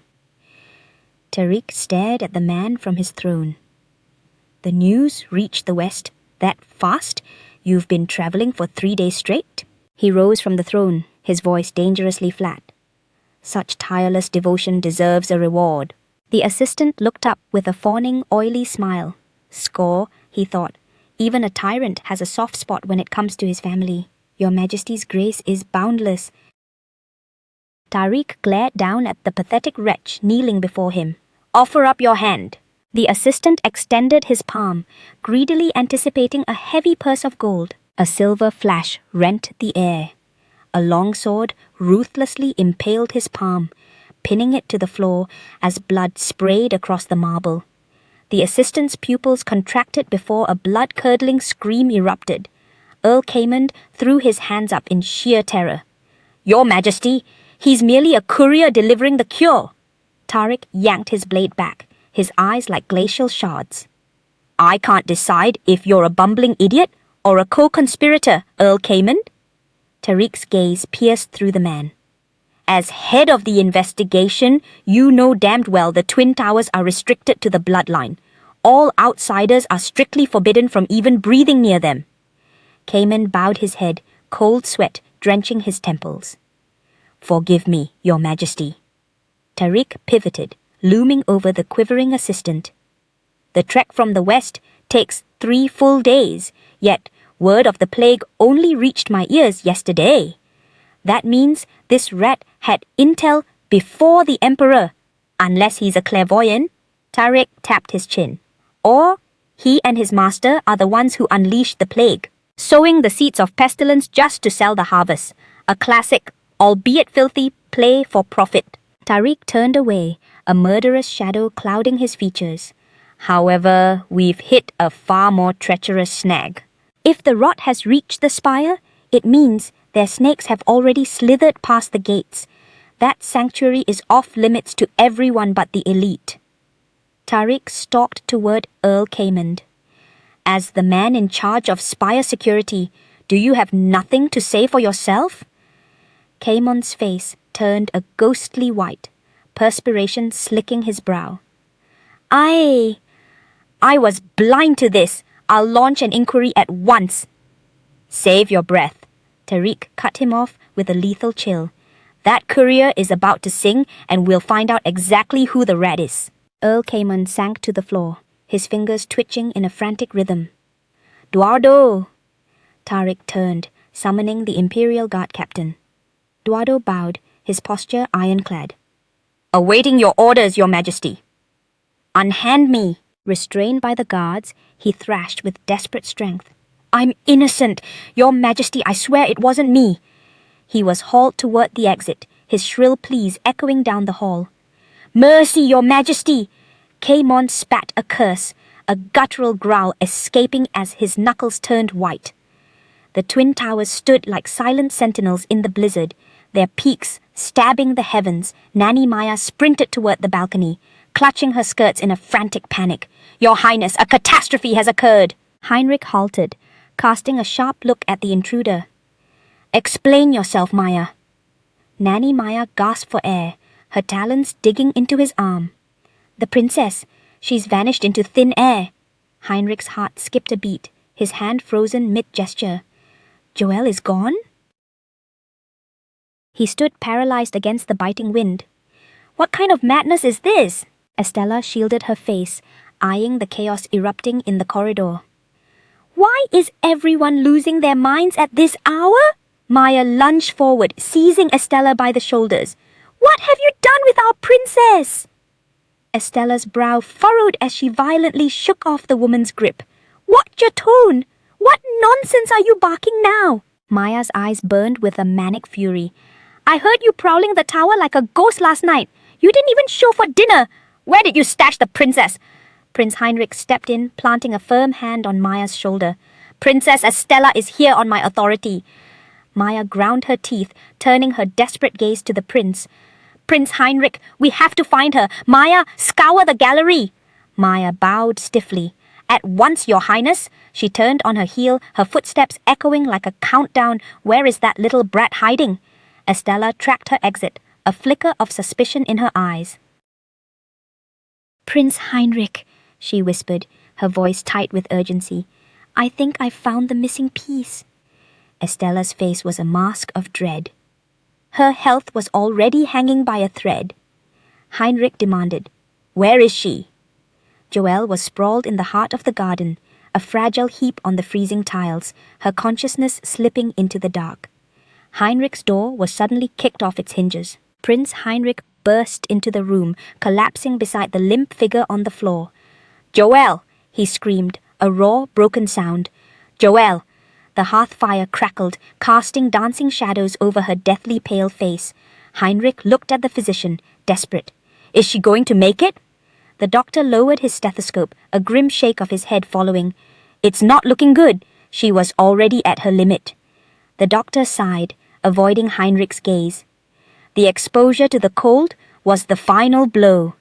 Maya suddenly burst in, stumbling toward the bed. The frantic click of her heels filled the room. How could the heavens be so cruel? She fell to her knees, wailing. Why were you in the storage room? Did you hear? Did she hear us? A lethal glint flashed in Maya's eyes. If this girl wakes up and talks, my head is on the chopping block. Heinrich seized the doctor by the throat. Don't you dare give up on her. Fix her, or else. To save my own skin, I have to frame Estella. Maya glared at the unresponsive Joelle. I need to run before she opens her mouth.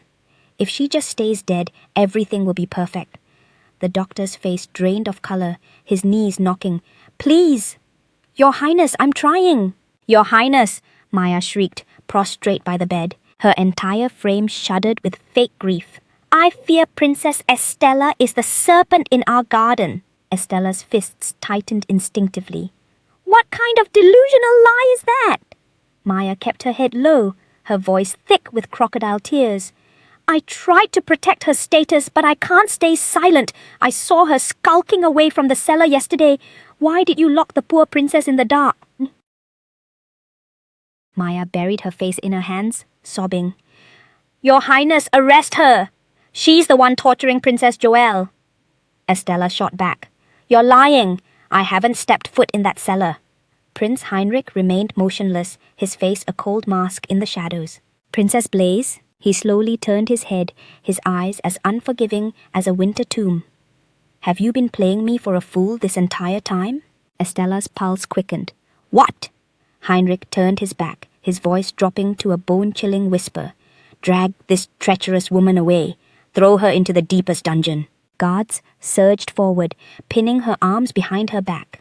Estella went numb, staring at the prince's cold shoulder in utter disbelief. Heavy boots thudded in the hall. She was dragged into the abyss. Tariq thumbed through the reports on his desk. What did our guest from the west have to say? Eduardo kept his head bowed.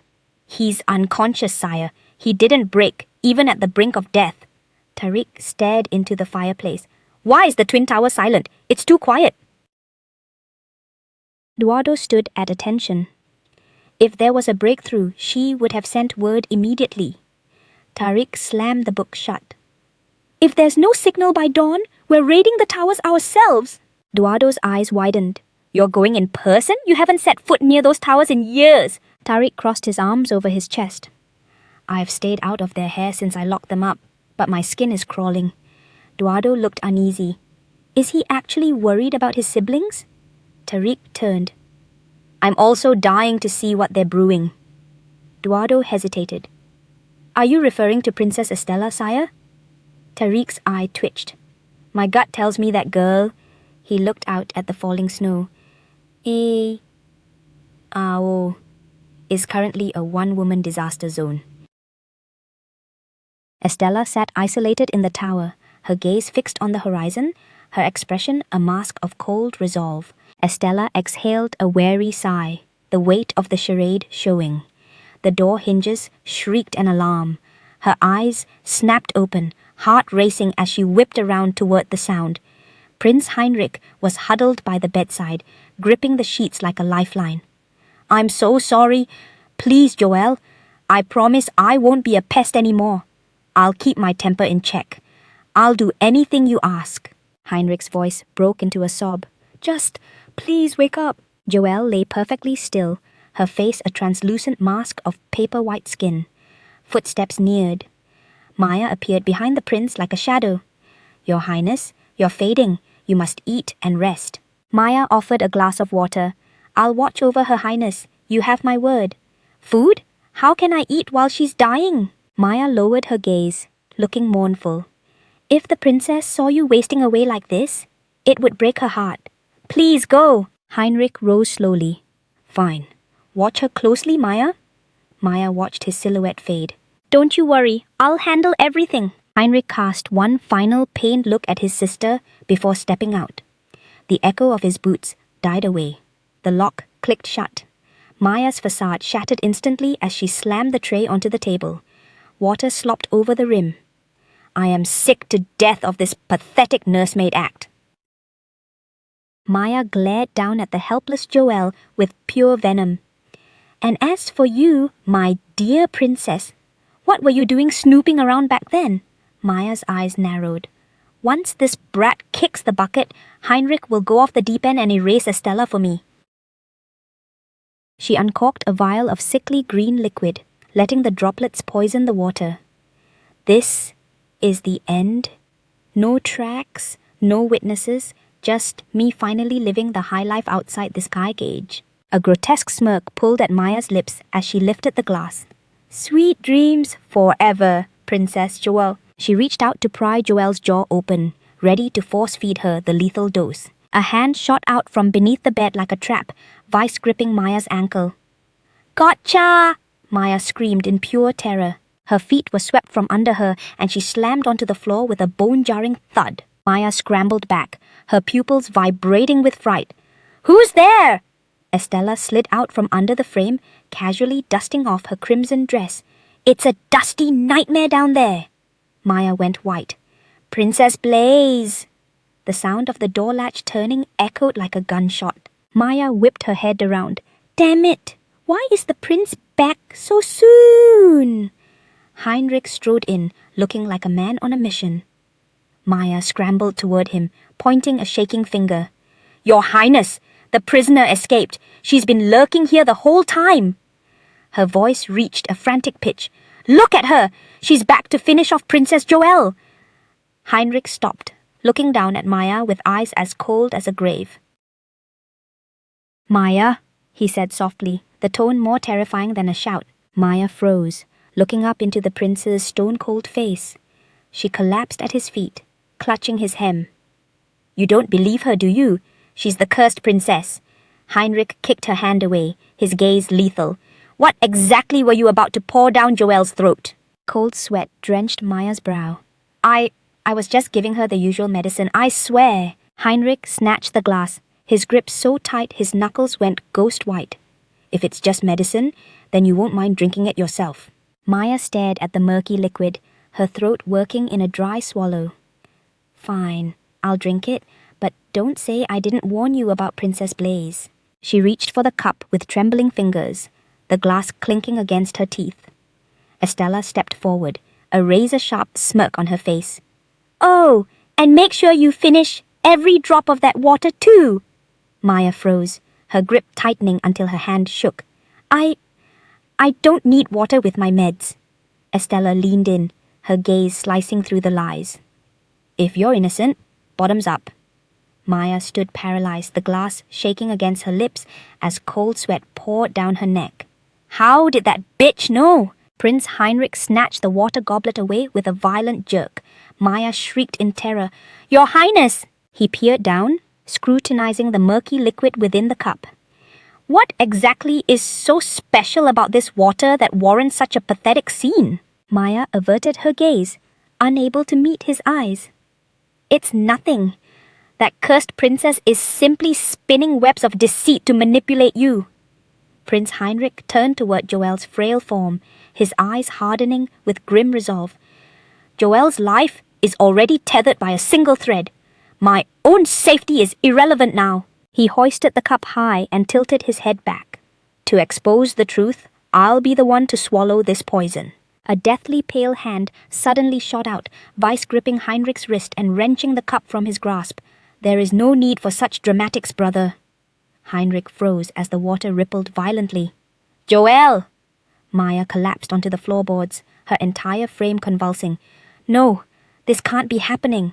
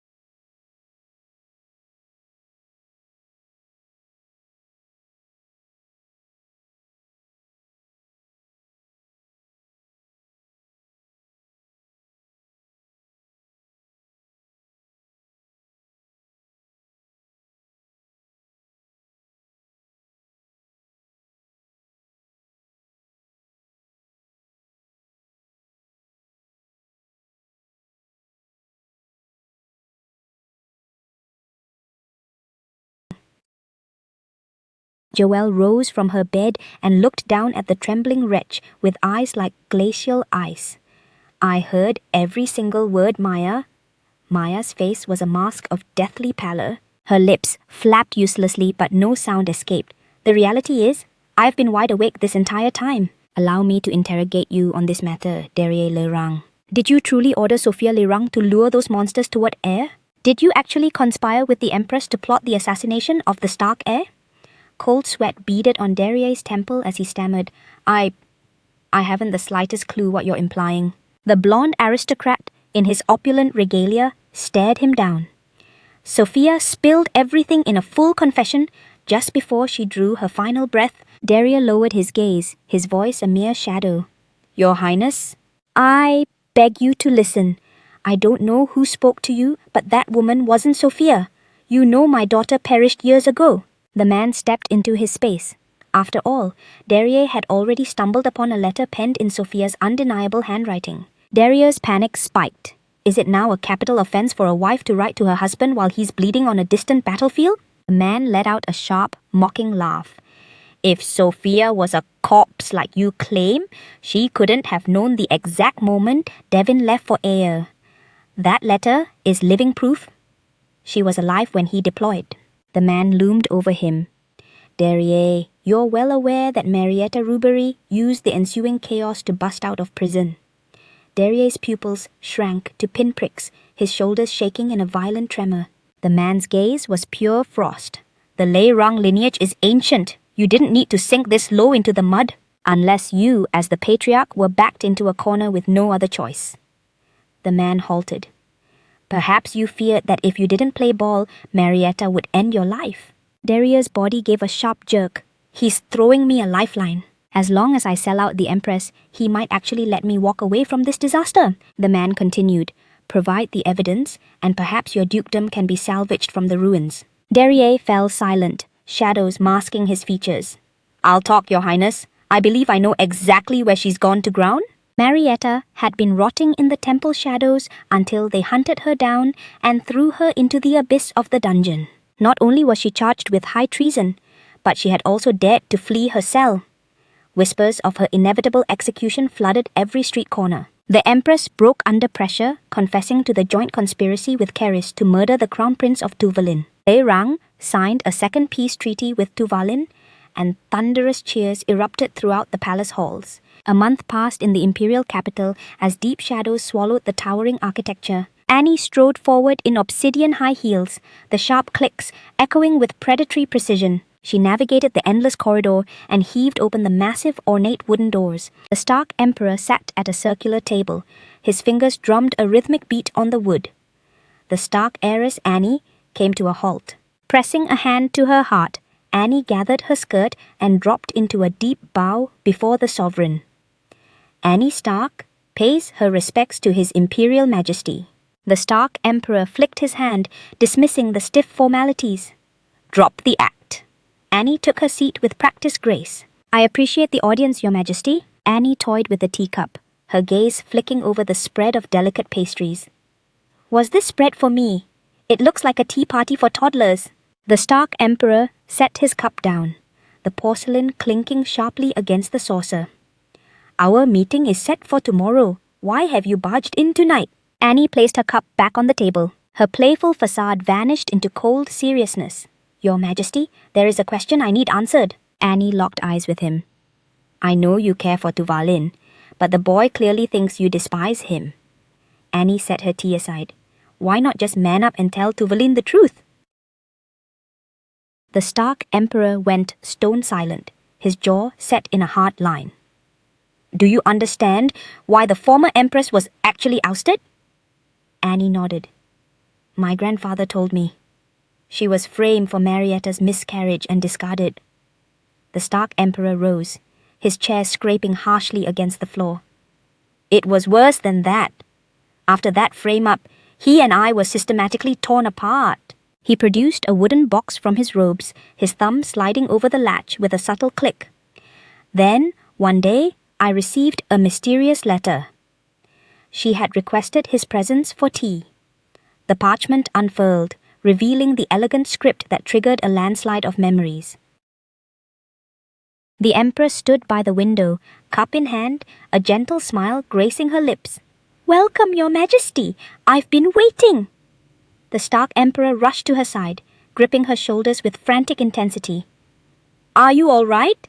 Have they been feeding you?" The empress's eyes crinkled with warmth. "I'm perfectly fine. Please, drink while it's still steaming." The stark emperor lifted the cup, fixed his gaze on her, and drained the black tea. "My love, the truth is..." The sudden crash of shattering porcelain sliced through the air. The teacup exploded into a million shards across the floor. The empress's body went limp, collapsing heavily onto the crimson carpet. The stark emperor fumbled his cup and lunged for her. "No!" He dropped to his knees. He gathered her breaking form into his arms. Crimson leaked from the corner of her mouth, staining his hands with a horrific red. "Guards! Someone! Anyone!" The empress struggled to lift her trembling hand. Her fingertips grazed his cheek, leaving a smear of blood like a brand. Tears welled in her eyes, her voice a dying rasp. "Forgive me." The faint apology vanished into the silence. Annie froze, her hands clutching her stomach so hard her knuckles turned ghost white. "Can you guess the aftermath?" The stark emperor turned away. Exile wasn't enough. They claimed Tuvalin had to be purged because he carried the blood of an assassin, the woman who tried to kill the emperor. The best I could do was lie to the world that she died of illness and erase Tuvalin from the succession. How could I tell my son that I was too weak to even protect my own wife? The stark emperor stared at the shattered photo frame, a jagged crack splitting the smiling faces of his family. He suddenly slammed his fist into the wall, his knuckles trembling with raw fury. "I swear on my life I will never let history repeat itself." He pivoted, his gaze hardened like forged iron. "I'll deal with Marietta with my own two hands." Annie's eyes went wide as she watched that unyielding silhouette. The stark emperor stood with his back turned, his crimson robes appearing blood-dark under the dim, flickering lights. He stared out at the night, hands clasped behind him. "Your Majesty, what's the move?" Tariq sat on the edge of the mattress, his torso bare and muscles taut, casually pulling a white sheet over his lap. "Well?" Estella white-knuckled the quilt, a bead of cold sweat tracing her forehead. "Focus, you absolute disaster! What happened yesterday?" In a hazy flashback, Estella raised her wine glass, clinking it against Tariq's with a playful ring. "Your Majesty, how about a little drinking game?" She rested her chin on her palm, her eyes glazed and dreamy as she swirled the vintage red. Let's have a snowman building contest." The memory cut to black. Estella clutched her head, her fingertips digging into her scalp in a frantic search for clues. "It's a total blank. What came next?" She stole a glance at the man beside her. Tariq was effortlessly shirtless, running a hand through his chaotic silver-grey hair. Why is he buff and naked? Estella's pupils contracted as another fragment hit her. She had been waving a finger in the air, slurring the rules with peak confidence. "We have to act like snowmen. No moving and absolutely no blinking." She stood up with the grace of a newborn giraffe, spreading her arms wide. "Wait for my signal and then the battle begins, eh?" Tariq propped his chin on his hand and let out a low, amused hum, his eyes scanning the table loaded with gourmet treats. Estella lunged to her feet, screaming the start of the match. "Go!" A triumphant grin was plastered on her face, but then the room decided to tilt. Wait, why is the floor doing a 360? Estella's eyes went vacant as her world blurred into a mess of colors, her balance failing as she tipped backward into the void. Tariq's eyes snapped wide as he vaulted from his chair, arms outstretched as a panicked roar left his throat. "Princess!" He caught her falling frame with perfect precision, locking her securely in his embrace. Estella took the opportunity to snatch his collar, her face flushed beet red. "Heh heh, you moved, I win." Tariq held her firm. He let out a defeated sigh. "Fine, you're the champ, but you're officially cut off." Then Estella's grip tightened on his silk collar as her stomach did a violent somersault.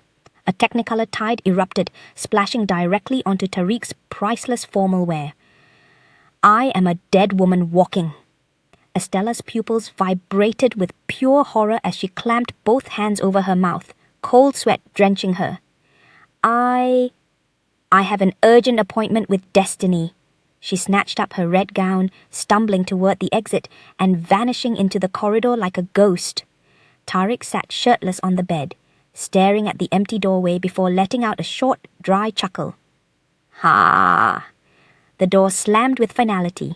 The maid let out a horrified gasp when they crossed paths. "Good heavens, my lady!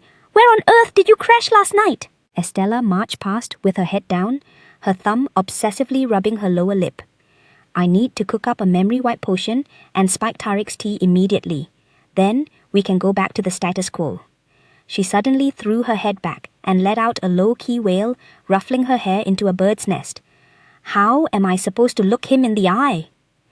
"Miss, are you having a midlife crisis?" Estella wandered toward the garden. "Luo Haley, give me a status report." Luo Haley paused her pruning, turned slowly, and gave a stiff nod. "Good morning, my lady. The peppers are in full bloom." Estella froze. "Not the garden, you weirdo." Luo Haley tilted her head, looking genuinely lost. "Then, what's the tea?" Estella's voice turned frantic. "The duelist tournament! That's literally the only reason you're still here!" Luo Haley blinked, her expression blank. "Oh, is that today?" Estella leaned her head against her palm and let out a soul-weary sigh. I told her to blend in, and she actually became a professional gardener. She dropped her hand and gave a stern look. "Physicals are this morning. You pick your weapon of choice then." Luo Haley held up her tiny gardening hoe, her eyes brimming with confusion. "Quick question. Is a hoe an option on the weapon menu?" A prominent vein throbbed on Estella's forehead as she forced a stiff smile. "A hoe is a tool, not a weapon." Luo Haley looked at the ground, her tone laced with genuine disappointment. "What a waste!" Estella stared at her back, a shiver crawling up her spine. "What do you mean, what a waste? Can this girl actually win with that energy?" The massive circular arena was a hive of activity, banners snapping violently in the wind. Estella gripped Luo Haley's shoulders, her gaze dead serious. "Don't get yourself killed out there." Luo Haley replied with a robotic calm. "As you command, my lady." She turned and vanished into the arena tunnel. Estella watched her go, cold sweat pricking her temple. Honestly, I'm less worried about her and more worried about the insurance claims for her opponents. Rosaria hurried over, shielding herself with a parasol, while Daisy skipped along behind. "Princess Estella!" Estella turned, her face a mask of confusion. "What are you two doing in this mosh pit?"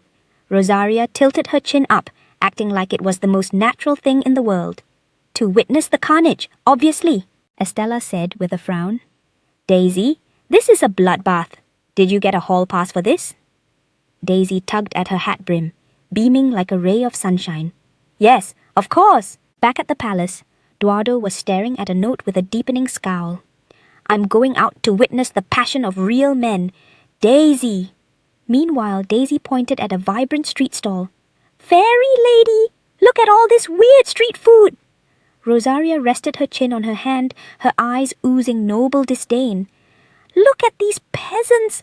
A blood sport is just a carnival to them." The bookie stood on a crate, waving his arms and hollering, "Step up, pick a winner, and retire early. If you want to get rich, get your gold out now." Rosaria stopped and stared at the figure beside her. "Princess Estella, where are you going?" Estella marched straight to the betting booth and slammed down a heavy, clinking bag of gold. "Everything on Luo Haley of the Blaze family." The bookie's jaw dropped, his voice cracking. The whole bag?" The crowd erupted into frantic whispers. "The Blaze family? Isn't that the cursed princess?" The bookie clutched the gold, looking shifty. "No refunds, lady!" Rosaria lunged forward to intervene. "Estella, wait! You can't just gamble away the family fortune!" Estella remained stone-faced. "Watch me. Take the bet." Suddenly, a loud, obnoxious shout cut through the air. "Out of the way, peasants! Make a path for Lord Kasagova!" An attendant, swung a heavy staff to clear the trash from the walkway. "Move it!" Estella turned her head, her gaze sharp and cold. "Casanova?" Lord Casanova picked his ear with a pinky, letting out a disgusted tisk. "Look at these roaches swarming like ants!" He scanned the crowd with bored eyes until his gaze suddenly locked on her. Who would have thought this dump could grow such a rare, exquisite flower?" Estella crossed her arms, watching him with pure indifference. Lord Casanova reached out to snatch her wrist, leaning in close.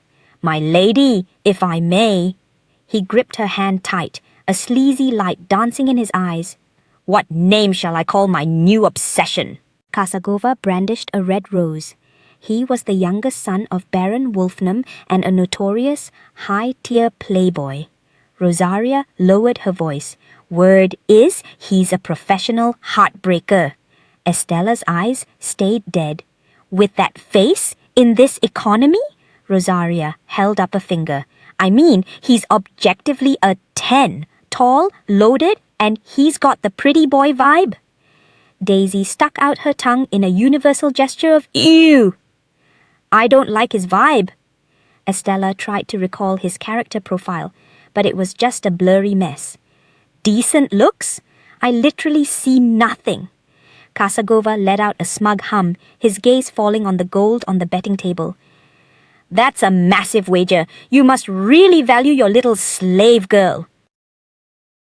He tightened his grip on Estella's wrist, a mocking smirk stretching across his face. "That's a shame for your wallet."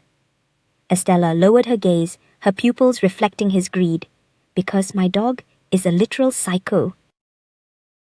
Casanova flashed a sinister grin, a sadistic glint in his eyes.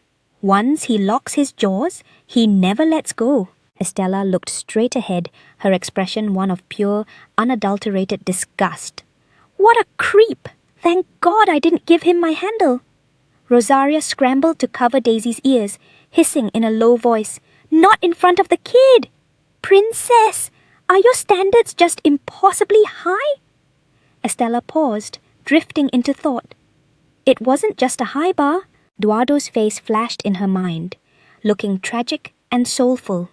Then Luo Haley, with her sharp, lethal intensity.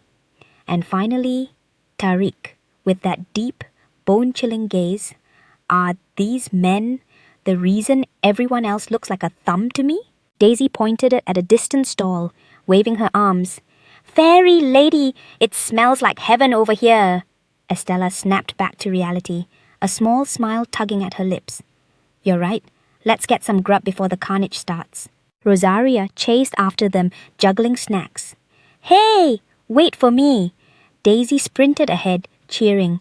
"Catch us if you can." The duelist tournament rolled into day 2. Sunlight drenched the arena as colorful banners snapped in the breeze. Luo Haley swung her blade, the steel whistling through the air. Her gaze was razor-sharp. She was clearly nerfing her true power to stay under the radar. Her opponent slammed into the sand, letting out a pained shriek. Luo Haley flipped her sword into a reverse grip, the cold tip kissing the man's throat. The opponent's pupils vibrated with pure terror as he screamed, "I yield! I surrender!" Estella pumped her fist, a smirk spreading across her face. "Clean work, Gardner." The spectators in the stands began to buzz with excitement. "That new girl is actually cracked." "She just dodges. She's mid." Another spectator shook his head. "Nah, man. The ones who don't have to swing are the real monsters." Estella listened with a smug satisfaction. Exactly. Luo Haley hasn't even hit 25% power yet. The only reason she was holding back was to honor our pact. Estella had held up a warning finger, her face stone cold. "No matter what happens out there, the body count stays at 0. Luo Haley had nodded solemnly, keeping that lethal seal in mind. A bloodthirsty roar shook the arena as fans waved their arms like madmen. "Finish him! Kill him!" A massive brute pinned his victim to the sand, fists raining down. "Get off me! Let go!" The sickening thud of meat on meat echoed. The brute wore a sadistic grin. That was the mad dog of the wolf family. Estella's brow furrowed as she let out a dark, mocking sound. My mad dog is definitely a bit much. Lord Kasagova made a flashy, over-the-top bow as he appeared at her side. I believe we have some unfinished business from yesterday.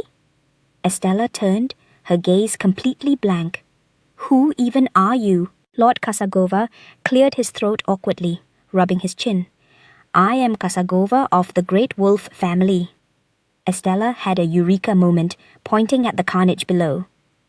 Oh, so you're the guy who owns the rabies-infested dog. Lord Kasagova's smile twitched, a vein bulging in his temple.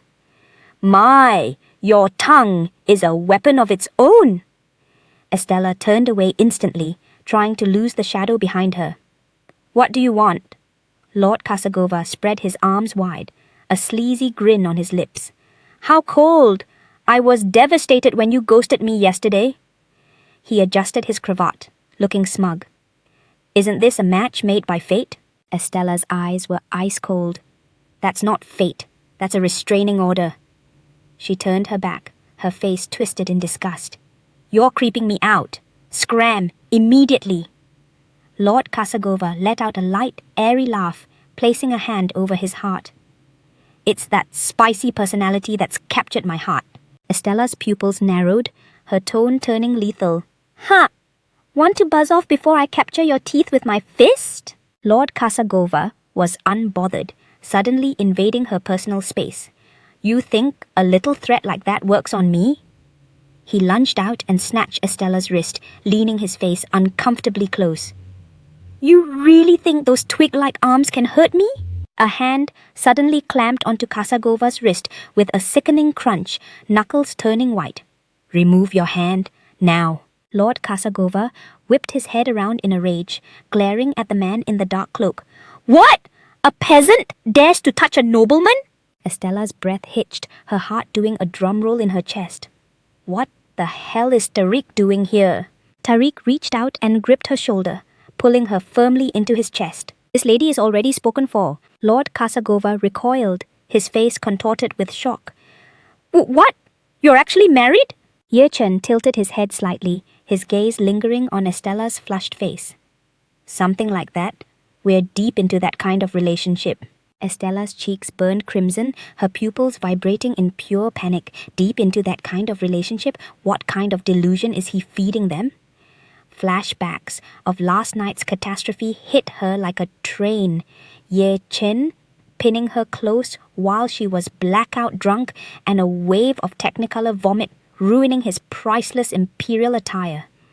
Estella bit her lip, paralyzed by a soul-crushing shame. Even as the crowd surged around them and the festive roar filled the air, Estella straightened her posture, pressing her palms to her racing heart. Your Majesty, keep your eyes on the prize today. I'm about to show you a real good time. Ye Chen folded his arms across his chest, his voice flat and unimpressed. Just for today? Estella faltered, her eyes darting away in a frantic search for an exit. Well, she fidgeted with her fingers, the picture of restless anxiety. If you actually enjoy yourself, could you be, perhaps, a little more forgiving regarding my recent slips? Ye Chen turned on his heel, his cloak snapping in the wind. I'll take it under advisement.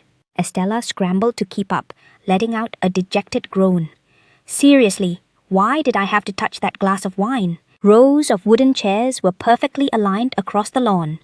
The audience began to filter in, their voices rising in a cacophony of anticipation. Hurry it up! This show better be worth the hype. The ivory curtains swept open to both sides. The spectacle was finally commencing. Estella crunched on a cob of corn, her gaze glued to the spotlight. The curtains are up. A lethal flash of silver glinted in the darkness. The screech of metal on metal was skin-crawling. On the miniature stage, a hidden blade suddenly sank into the king's back, with a sickening thud. Why? Why would you betray the very man who sired you? The prince, manipulating the strings, erupted into a manic laugh. I've spent my entire life waiting for this. Rot in hell, father! Ye Chen retreated further into the shadows of his cowl. His lips were set in a thin, grim line, a murderous glint flickering in his eyes. The puppet king collapsed to the floor with a hollow thud. "Behold! This palace is mine at last!" Estella's pupils contracted as a bead of cold sweat traced her cheek. No way! Is this play actually a parody of Ye Chen's life? Ye Chen sat motionless on the bench, clutching his popcorn bucket so hard his knuckles turned ghost white. The puppet prince's blade shimmered, pointing directly at the shattered throne. Ye Chen stared straight ahead, his expression a mask of frozen iron. Estella leaned in, her hand hovering over his shoulder. "Your Majesty, we should leave, now." Ye Chen remained rooted to the wooden seat, casually reaching for a kernel of popcorn. "Why?" Estella's eyes were wide with disbelief. She looked at him in total shock. Is he actually finding entertainment in this? Ye Chen yanked his black hood lower, his focus locked on the drama. "Stay put. I want to see how this tragedy ends." The puppet prince loomed over the fallen king, blade in hand. "Why do this, you ungrateful rat? Have you forgotten the mercy I showed by taking you in?" He let out a venomous sneer. "Mercy? You banished me to the frozen wastes to starve and rot. Even when I returned soaked in glory, you just ordered me back to the meat grinder." Ye Chen watched the wooden figures dance, his breathing becoming heavy and labored. He was reliving every one of those sub-zero nights spent in isolation. The puppet queen's fingers trembled violently, her voice a piercing shriek. "Because you were plotting to steal your brother's crown." Her voice reached a fever pitch. "It's because of your blood-stained sword that your father lost his mind." The puppet prince white-knuckled his sword hilt, his grip lethal. "You were the ones who forced this blade into my hand to begin with." He slowly raised his arm, leveling the cold steel at the queen's throat. "Now, I'm the one who decides where the blood spills." The blade lunged forward, skewering the puppet's chest. Ye Chen stayed buried beneath his black cowl, his eyes downcast and his expression darkening into a grim mask. Estella's heart hammered against her ribs, sweat drenching her forehead. In reality, he spared them. This is too much for him to bear. "Let's get out of here." She reached out and snagged Ye Chen's sleeve, desperately trying to pull him from the scene. The two walked in silence through the bustling market, their footsteps echoing with a heavy weight. Plan A was a total train wreck. Time for Plan B. Heal the soul with comfort food. Estella darted between the vendors. "Your Majesty, you have to try these. This smells divine, and that one." Ye Chen's arms were soon overflowing with street food. Corn and glazed fruit were piled high. He held a bamboo skewer between his teeth, his gaze brimming with helplessness. "Princess." Estella skidded to a halt and looked back. "Yes?" Ye Chen glanced down at the mountain of sugar and grease. "Are you trying to kill me with a calorie explosion?"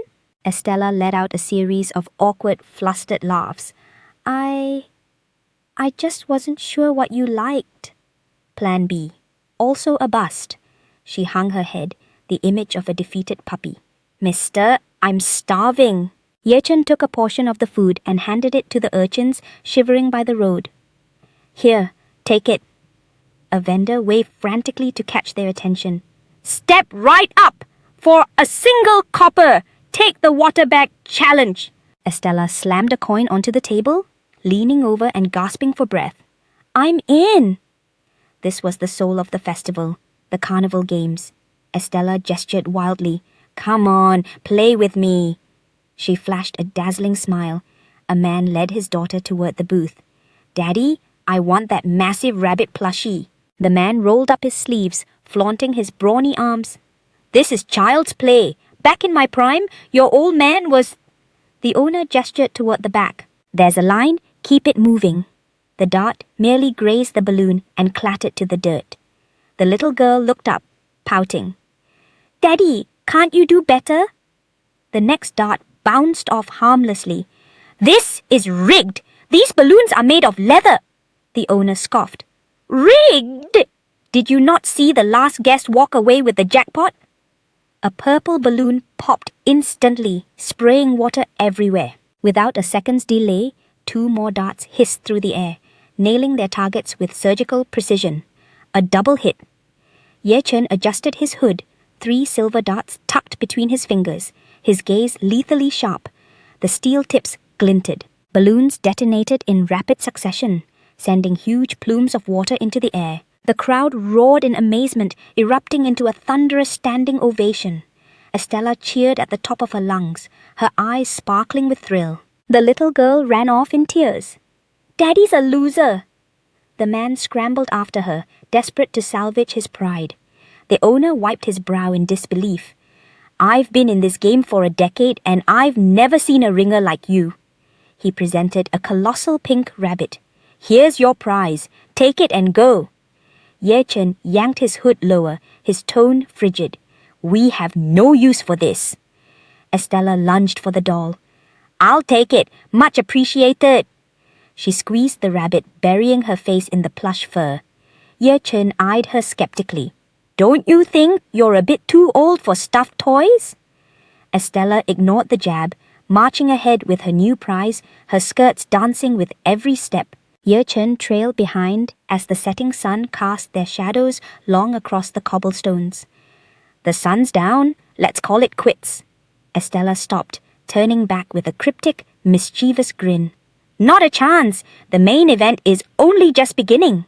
The river current slapped the hull, sending a fine mist into the air.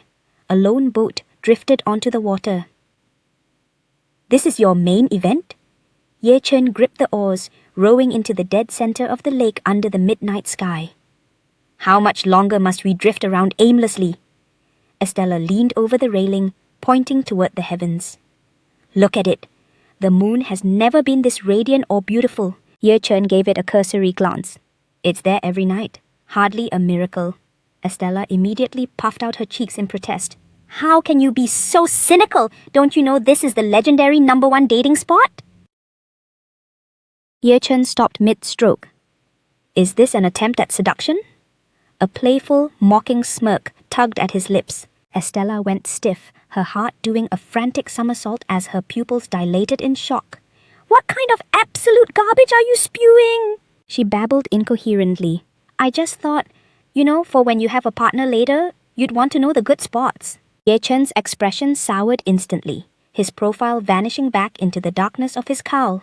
"So you're already planning to hand me off to another woman?" He released the oars, letting them slip into the dark water, where they sank in a trail of silver bubbles. Estella bolted upright, clutching the pink rabbit for dear life. "Your Majesty, what are you doing? Why on earth would you dump the oars?" Ye Chen looked utterly brooding. "My mood just hit rock bottom." Estella hugged the plushie tighter. "Even so, how are we supposed to get back? Help! Daddy!" Suddenly, a massive splash echoed from the distance. A child was thrashing in the deep water, arms flailing desperately for a lifeline. "Daddy!" The shore erupted into a panic. "The current is too strong. Let me go. Wendy's drowning." Cold sweat broke out on Estella's brow, her eyes trembling with pure terror. "What do we do? That child is going under." Ye Chen looked at her, his gaze sharp and calculating. "Princess, surely you aren't planning to play hero and jump in?" Estella paused, then slowly turned a predatory stare toward Ye Chen. "Your Majesty, your courage is supposed to be legendary, right?" Ye Chen raised his chin, ever the arrogant sovereign. "Obviously!" Estella suddenly lunged out and gave him a violent shove. A massive splash followed. Water exploded in every direction. Ye Chen broke the surface of the freezing lake, wiping the water from his eyes. His hair was a soaked mess, plastered across his forehead. "What in the hell is wrong with you?" Estella leaned over the boat's edge, grinning wildly. "Your Majesty, please, save that poor child." Tariq broke the surface, gasping for air as he glared up. "What the hell?" Estella squeezed her eyes shut and shrieked. "I'm so sorry. If I knew how to swim, I would have dove in myself, but I'm basically an anchor in the water." Tariq exhaled sharply, sodden hair plastered to his forehead. He suddenly lunged forward, hooking his arms under Wendy's to haul her from the crushing depths. The crowd on the shoreline erupted into a frenzy. "A hero! Bless you, sir! Thank you so much!" Estella watched the rescue from her distant perch. I knew Tariq had it in him. Tariq stood in the shallows, his lips moving in a low, unintelligible murmur. What's he muttering? Estella tilted her head, trying to listen. Without warning, Tariq's silhouette vanished beneath the waves, leaving only a fading ripple. Estella white-knuckled the boat's edge, scanning the dark water. Wait, where did he go? A streak of white sliced through the abyss. Tariq surged through the deep like a shark, his legs driving him powerfully against the current. He suddenly reached up and snatched Estella's wrist. Estella was yanked into the lake, water exploding around her as her elaborate dress bloomed like a dark flower in the freezing depths. Tariq! You absolute snake! She clamped her eyes shut, silver bubbles escaping her lips as she plummeted. Tariq opened his eyes underwater, his silver locks swaying like kelp. He lunged, winding a powerful arm around her waist to rocket them back toward the moonlight. The two shattered the surface. Estella wheezed, her hands death-gripping his shoulders like a lifeline. Your Majesty, I literally told you I'm a non-swimmer. Tariq wiped the spray from his eyes, his gaze piercing. In that case, you'd better cling to me for dear life. Estella ground her teeth, her brow twitching with suppressed rage. Fine! Since you're playing that game, I'm done being polite. She locked her arms around him, her nails digging into his tunic. The corner of Tariq's mouth curved into a smirk. Good. My mood is finally improving. He cut through the waves toward the shore, his voice dropping to a seductive rasp. By the way, look up. Estella raised her head. Her pupils vibrated with awe as she stared at the sprawling night sky. Fireworks detonated across the heavens, a rhythmic thundering of massive booms as neon colors bled onto the shimmering dark mirror of the lake. Estella rested her head on Tariq's soaked shoulder, mesmerized by the celestial fire. It's breathtaking.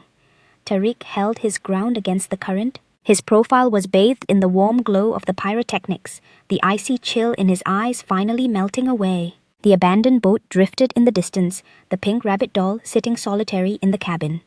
The plan was a romantic boat ride, but this chaotic immersion didn't feel like a loss. The exploding lights danced in Estella's shimmering eyes. It really is a masterpiece. Tariq kept his eyes on her profile and whispered, Indeed, it's stunning. The arena was a boiling pot of noise. The announcer that stood on his pedestal, roaring, At last! The elite duelists who bled for this moment have arrived. A massive brute sneered at his opponent. When are you gonna stop turtling and actually throw a punch? Lord Haley remained stone-cold silent, her lethal gaze locked onto the blood-stained sand. The commentator gestured wildly. This is a special blood match, a chaotic free-for-all between our three finalists. Estella sat in the VIP box, hands primly folded over her knees, her royal purple dress fanning out. Beside her, Tariq looked bored out of his mind. Contestant 1, the Mad Dog of the Wolf House. The Mad Dog brandished his nunchucks with a cocky grin. The nobles began to gossip. I heard the Baron traded 20 slaves for that beast. He's a lock for the title. Contestant 2, the Monkey of the Largas clan. The monkey raised his spear in a flashy salute. The crowd went feral. Got that mad dog! Monkey, take his head! The announcer took a lung-busting breath. And our final challenger, Luo Haley! Gripping her longsword, she stood dead center in the pit. Luo Haley of the Blaze House. The noble scoffed. Whoo! Kid must have fluked his way here. Mad Dog is going to eat him alive. Estella tilted her hat lower, a predatory smirk playing on her lips. Idiots, the lot of them. This play is perfect. I'm walking out of here with a fortune. The announcer's voice boomed once more. Now, let us welcome the masters of these killers. Estella stiffened, her pulse racing. What? The announcer beckoned to the stands. Masters, take the stage and address the masses. Estella descended from the stands with royal grace. Stopping at the arena's edge, she let out a frustrated sigh. Since when do I need to give a speech? A sleazy noble named Kasagova slithered over. We meet again, my beautiful lady. Estella turned, her expression like stone. So it seems. Kasagova studied her. His gaze was dark and predatory. How much longer do you plan on acting so untouchable? Just imagine the sight. Your precious pet being shredded by my mad dog, his life leaking into the dirt. Satisfying, isn't it? Estella didn't blink. Cute dream, but my warrior doesn't know how to lose, not even if you send 1,000 mutts. The announcer bellowed the next name. The master of the mad dog, Kasagova! Kasagova's grin widened. He strutted onto the sand, throwing his arms wide to the cheering stands. By the Emperor's divine will we feast, all glory to the throne. Tariq sat in the high rafters, propping his chin on a hand, his eyes filled with glacial contempt. He watched the sycophant with absolute loathing. The announcer pointed to the far side of the pit. And now, let's welcome the final master. A collective gasp swept the arena. Wait, it's a woman. Her hat's blocking her face. I can't see. Who is she? Is the rumor true? That's the cursed princess of the Blaze Kingdom! Estella flicked up the brim of her hat, her eyes flashing dangerously. Why waste breath on talk? We'll let our blades do the testifying. She stood tall in the center, her violet skirts snapping in the wind as she commanded the arena. The crowd exploded into a deafening roar. Luo Haley blurred past a heavy hammer strike, her movements like a mountain breeze, stirring the dust. The wolf house's mad dog hit nothing but air, his smugness turning to panic. Stand still and fight, coward! The Largus monkey leveled his spear and charged from the blind spot, aiming for her spine. Luo Haley shifted her weight, tracking the ambush with her heightened senses, her face a mask of cold steel. A club whistled past her nose, ruffling her hair. She tilted her head by a fraction to evade, her eyes narrowing. This wasn't a free-for-all, it was a 2-on-1 execution. Estella stood in the stands, her brow furrowed as she watched the cowardly display on the sands. Kasagova slammed his fist into the railing, screaming at the arena, End him! Is one girl really that hard to kill? If you drop this, you're going to the gallows, you useless trash! A bell chimed, signaling the end of the first bout. Luo Haley's lungs burned, sweat drenching her skin. Under the murderous glares of her rivals, she retreated. The locker room corridor was cast in shadow. Estella sprinted over, her heart in her throat. Luo Haley, talk to me. Are you hurt? Luo Haley sat on a bench, eyes downcast, as Estella began to wrap her injuries. I'm fine, my lady. Estella's touch was light, her focus absolute as she worked. What a touching little drama! Kasagova's voice dripped with poison. Tell me, pretty boy, are you a duelist, or do you just work for your mistress under the sheets every night? Luo Haley snapped, lunging forward and slamming the man into the stone floor. A sickening thud echoed. Estella gasped. Luo Haley! Luo Haley pinned the Baron, her knuckles white as she crushed his windpipe. Take it back! Kasagova's face turned purple as he clawed at her hands. Guards! Help! The attendants scrambled, shrieking for reinforcements. Security! Get in here! A primal fire raged in Luo Haley's eyes, her aura suffocatingly dark. I said, apologize. Estella dove in. Luo Haley, stop! Not here!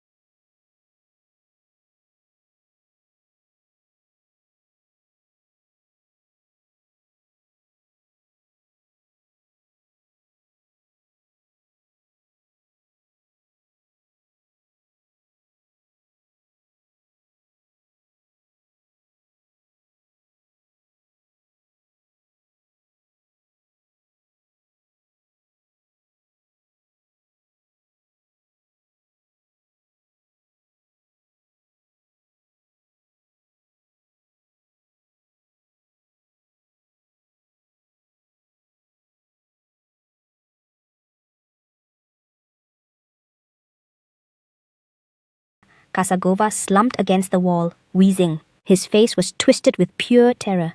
"You filthy slave! How dare you lay a hand on me!" Estella stepped between them, towering over the fallen noble. "Luo Heli, why would you let a cockroach bait you?" Luo Heli dropped to one knee, her fists trembling. "He insulted your honor, miss." Estella turned to the Baron, her voice cutting like glass. "Ignore him. He's just a pest." Kasagova's eyes bulged, his jaw working in a frantic twitch. "A pest? You arrogant bitch!" Estella let out a mocking laugh. "That's right, a pest. Some nouveau riche clown who hasn't seen the world. You have no idea who I am, yet you bark so loudly." Kasagova was frothing, pointing a finger at her. "You're just a washed-up noblewoman," Estella sneered. "Noble? You should probably ask that monkey's master before you open your mouth. Hear about the princess with the ink, black eyes, and shadow hair." "Wait, the cursed princess?" Kasagova drained of all color, his body physically recoiling. The Emperor's favorite pet!" The announcer's voice thundered from the pit. "The bloodbath resumes! Challengers, to the sand!" Estella turned and whispered, "Luo Heli." Luo Heli bowed her head. "I'm here, miss." Estella looked deep into her eyes. "Your job is to win. Don't waste energy on these worms. And I've changed the rules." Estella reached out and gently cupped her cheek. "I no longer care if they survive. Stop dodging. Break them. Just stay whole for me, okay? Mother will shield you. Run, Luo Heli." The memory of a woman hugging a red-haired boy flashed. She was his light, his sanctuary. Estella stood in the hall, watching her warriors back. "Bring me a victory." Luo Heli stopped, her spine straightening. "You are my only reason for breathing." She marched toward the light, her gaze lethal. "Consider it done." Luo Heli gripped her sword hilt until her knuckles turned ivory. "Master." A deafening roar swallowed the arena. The announcer screamed the verdict. "The victor is Luo Heli of the Blaze family!" Luo Heli stood amidst the dust, chest heaving, her white tunic soaked through. Her rivals were broken heaps at her feet, dead to the world. Estella sat in the bleachers, her gaze fixed on the red-haired warrior in the pit. Flawless execution, Luo Heli. He was supposed to be the ace of the All Squad, a weapon forged for revenge against Tariq. Is this betrayal of destiny truly the right path? Luo Heli cut through the throng and halted before the royal box. "I have resolved to pledge my blade to only one sovereign." Estella's heart skipped a beat, her pupils vibrating. "Say what?" Luo Heli locked onto her gaze with unyielding fervor. "I desire to remain by your side eternally as the sworn knight of Princess Estella." Estella was floored. Why would he abandon his blood feud when the ultimate target was standing right there? Tariq narrowed his eyes, his aura turning frigid. "Intriguing. I'll be keeping a very close eye on you." Tariq and Luo Heli faced off, their lethal killing intent colliding in the air like physical weight. Sparks practically flew as the atmosphere turned to ice. Estella watched from the sidelines, baffled. What kind of testosterone-fueled standoff is this? Luo Heli quietly returned to his gardening duties, methodically shifting heavy flower pots onto the windowsill. The grand scheme had completely evaporated into thin air. Estella sat at the round table, burning holes into the parchment marked Operation Failure. The clash between Tariq and Luo Heli, the great hourglass heist, was officially a total disaster. Estella propped her chin on her hand, her nails clicking rhythmically against the wood. "So, this is the volume Daisy swiped from Duado's sanctum, a forbidden grimoire?" Luo Heli materialized behind her like a ghost, the sickle in his hand reflecting a deadly gleam. "Who dares threaten the princess now?" Estella spun around, her heart leaping into her throat. "You nearly scared me to death.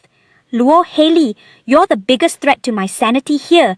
Didn't I order you to stop stalking me?" Luo Heli cast his gaze downward, looking like a dejected puppy. "I sensed your distress and merely wished to offer my service." Estella massaged her temples and let out a long, weary sigh. Heavens, Why did I ever appoint him as my personal shadow? Daisy burst from the thicket, waving her arms like a maniac. Fairy lady, over here! Estella watched the girl sprint toward her. Daisy, you're early. Is your pink-haired shadow taking the day off? Daisy tackled her in a hug, clinging to her neck. Fairy lady, today you belong to me. Daisy's eyes widened as they landed on the massive tome. Isn't that the book I borrow? Liberated for you? Estella began leafing through the ancient vellum. Shall we unravel its secrets together? Daisy nodded enthusiastically. Absolutely! Estella's finger traced the jagged script. Just as I thought, it's written in an archaic dialect. Can you actually decipher this, fairy lady? Estella's lips curled into a knowing smirk. A fair bit. Thanks to her past life's memories, the cryptic text was as clear as day. Eons ago, the western lands were home to powerful sorcerers, while the southern wilds belonged to the elves.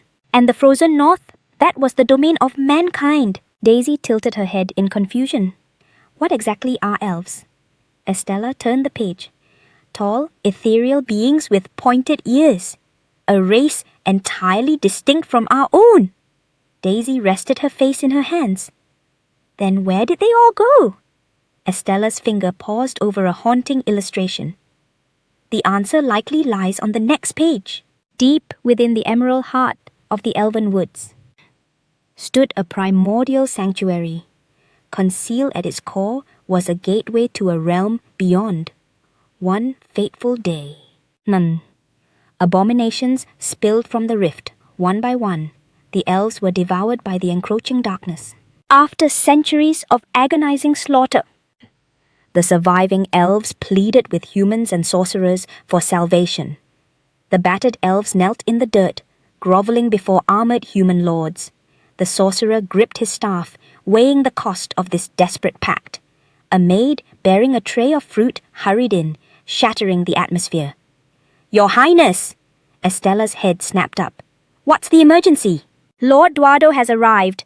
Daisy hissed through her teeth, her face a mask of pure annoyance. Right when the story was getting spicy. Estella shut the book and took the girl's hand. I'll finish it later. Let's get you home. A stray wind gusted across the table, flipping the heavy pages. Sorcerers, elves, and men fought side by side against the tide, but the monsters multiplied like a plague, overwhelming the Alliance's defenses. A gargantuan beast unhinged its jaws, casting a shadow of doom over the world. Humanity was forced into a desperate retreat after a bloodbath. Leaving a trail of carnage all the way to the north, the elves could only beg the sorcerers, clutching their staves until their knuckles turned ivory. The forest is our lifeblood. Please grant us peace within her embrace. The sorcerer hoisted his staff, the crown jewel, erupting in a blinding light that lulled the elven race into a slumber without end. Then he turned to face the Titan alone. The monster opened its jagged maw and swallowed the final guardian whole. The sorcerer fought until his last breath, until he was ripped to shreds. Spires pierced the azure sky as white doves circled the bell tower. The courtly peace was merely a veil over the ancient bloody history. An ivory cloth draped the grand table, silver service shimmering under the candlelight. A high official bowed low. Your Majesty, reports indicate the southern forest is encroaching further into our territory. Tariq skewered a piece of rare meat and brought it to his lips. No soul is to set foot near those woods. He chewed slowly, his gaze turning to ice. Weren't the funds already greenlit to evacuate every resident in the sector? Marquis Sage spread his palms, the picture of feigned concern. Your Majesty, roots run deep. Not everyone will abandon their hearth. Perhaps a personal royal inspection is required. Tariq dropped his fork, his finger drumming a sharp metallic beat. I leave at dawn. Marquis Sage bowed. A wise decision, Your Majesty. He pivoted and descended the stairs. He strode through the hollow corridor, his heels clicking against the stone. Excellent. The Emperor has taken the bait. However, a mere walkthrough won't suffice. The official stopped, looking back. What are you implying? Marquis Sage lowered his voice to a hiss. They will scream about the famine. I'll propose developing the southern forest as the only solution. The official scowled, but that place is a death trap crawling with monsters. A cruel, mocking smirk twisted the Marquis's lips. Precisely why I'm pushing for it. If luck is on our side, we can strip that forest bare. The official froze, his eyes filling with dawning horror. Wait! Are you actually planning to? Marquis Sage turned, his eyes devoid of warmth. Coming out of that forest alive won't be an option. Silk skirts rustled against the manicured lawn. Estella halted. We've arrived. Tariq stood beside her, surveying the horizon. Estella took in the floral archways and lush blooms. It's breathtaking. Tariq shifted his gaze to her. Is this your first time seeing the gardens? Estella whispered. Yes. I've mostly been, tethered to your bedside. Day and night, I never had the luxury of a walk. Tariq's expression remained guarded. Is that a grievance? Estella locked eyes with him. How could it not be? A fountain erupted in the center, droplets dancing in the sun. This is my sanctuary, Tariq noted, watching the water. Which is exactly why I rarely visit. Estella looked puzzled. But why? Tariq stared at the distant horizon. Because when I'm here, I feel my guard drop. Estella blinked. Isn't peace a good thing? Tariq's gaze hardened as his voice went flat. No, I am the sovereign of millions. To put it simply, the more comfortable I am, the more my people suffer. As a boy, he knelt on freezing stone, the weight of the crown crushing his spirit. Denied love and hunted by death, he clawed his way to the top, only to be branded a heartless tyrant. In reality, he was perhaps the only emperor who loved his people more than himself. Tariq took a seat on the bench. So, let's have it. What was so urgent? He looked away, his tone dismissive. Starting now, your presence in my private chambers is no longer required. Estella froze, her pupils vibrating. What? Am I being fired? Tariq stood and straightened his cuffs. I am departing to inspect the southern forest. The southern forest? Estella's heart hammered against her ribs. You mean you're going into the heart of the monster territory? Tariq sat back down, hands clasped over his knees. I am powerful, princess, not suicidal. Estella exhaled a breath she didn't know she was holding. Thank goodness, then I wish you a swift journey. Please, come back in one piece.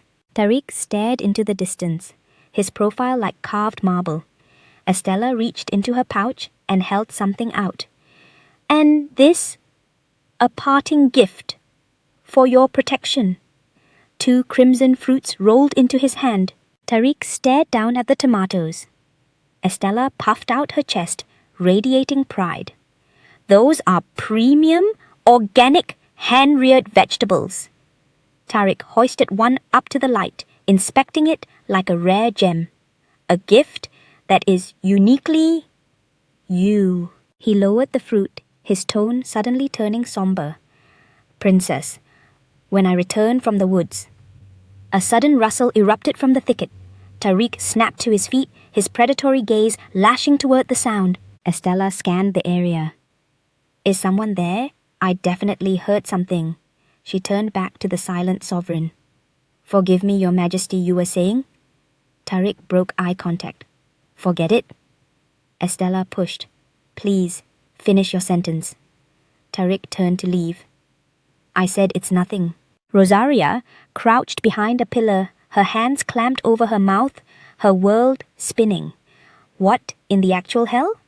Princess Estella? Has been a regular fixture in the Emperor's bedroom this whole time? Twin ivory towers pierced the clouds, connected by bridges in the sky. Flowers cascaded from the windows. Joelle sat with a serene smile.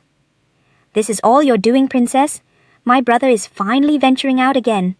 Once I'm fully recovered, I'll have my freedom too. Joelle gazed out. It seems he's departed for the day. Estella sipped her tea. It's all thanks to His Majesty's benevolence. Deep down, she knew Tariq only kept them confined to shield them from the shadows. Joelle leaned in, dropping her voice to a whisper. His Majesty is heading for the forest today, isn't he? Estella set her porcelain cup down, her expression unreadable. Yes, I've heard it's a death trap. Joelle leaned back, her confidence unshaken. He'll be fine. You know better than anyone that he's the strongest man alive, right? Estella nodded slowly. You're right. She turned her focus back to the girl. By the way, Princess Joelle? Princess Joelle tilted her head curiously. Yes? Estella's gaze sharpened. Is there a legendary treasure vault within these palace walls? Princess Joelle froze, her pupils vibrating in shock. A treasure vault? She seemed to suddenly unlock a buried memory. Her eyes snapped wide. There is indeed a forbidden place known as Almaz. Countless massive wooden crates were piled to the ceiling, gold coins hemorrhaging from the cracks, while jewelry carpeted the floor, glinting with a lethal luster. Estella echoed the name Almaz in a low, husky whisper. Her gaze sharpened with absolute intensity. That was the sanctuary where the time traveler's hourglass was entombed. A massive wooden frame cradled a translucent vessel with ancient fine sand still resting within. It was a cursed artifact, capable of unraveling the very threads of cause and effect. Princess Joelle cast her gaze downward. I only stepped inside once as a child. I no longer possess the clearance to cross its threshold. Estella squared her shoulders. Can't every member of the Aspen bloodline enter? Princess Joelle clasped her hands over her knees. My brother and I have long since renounced our Aspen birthright. Now, the Emperor alone holds the key. She turned her face toward the window. Unless it's the Empress herself. Estella's eyes went wide. The Empress? How did I miss such an obvious loophole? The carriage wheels pulverized the gravel below, sending a dull tremor through the chassis as they jolted across the grass. Estella rested her chin on her palm, staring into the void of the carriage. Once Tariq crowns an empress? Her gaze hardened with a predatory determination, her fingertip tracing the curve of her lower lip. I'm going to be that woman. Estella squeezed her fist, her knuckles turning ivory under the pressure. I'll become the Empress's ultimate confidant, and together we'll infiltrate Almaz to seize the time traveler's hourglass. Luo Heli stood by the carriage, eyeing the princess and her bizarre expression. Did someone spike her tea? She looks completely unhinged. The carriage emitted a sharp, metallic screech as it jerked to a stop. Luo Heli extended a gloved palm. Allow me to assist you, princess! Estella hoisted her skirt, preparing to descend, when a frantic cry echoed from the distance. Princess! She whirled around, her babies shrinking. That voice! Rosaria came sprinting over, her gown fluttering like a trap bird among the blossoms. Where did you vanish to at the crack of dawn? Memories of the previous night surged back. Rosaria clutched her heart, her cheeks burning as her pulse thundered in the silence. Ah! Is this what they call love? Rosaria had been strolling after devouring a romance novel, her heart still racing, when she suddenly petrified in place. Heavens! A clandestine tryst in the shadows at this hour? Tariq's voice drifted from the balcony. From now on, your presence in my bedroom is no longer required. Rosaria ducked behind a pillar to eavesdrop. Why not? Is the spark gone? Are they breaking up? Estella's voice sounded desperate. I swear, I'll perform perfectly even at night. I won't close my eyes for a second, Your Majesty. Rosaria stifled a gasp. Her face flushed beet red. I never took His Majesty for the type to be so demanding at night. He's actually seeing this woman every single night. Wait, I know that voice from anywhere. Rosaria parted the foliage to sneak a peek, her pupils trembling. It's Princess Estella. She lunged forward and snatched the other girl's wrist. Princess, there's an urgent matter that requires your immediate attention. Rosaria seized her arm, dragging her away without a second's explanation. Estella stumbled, glancing back in confusion. Where to? Rosaria's eyes gleamed with mischief. Just trust the process.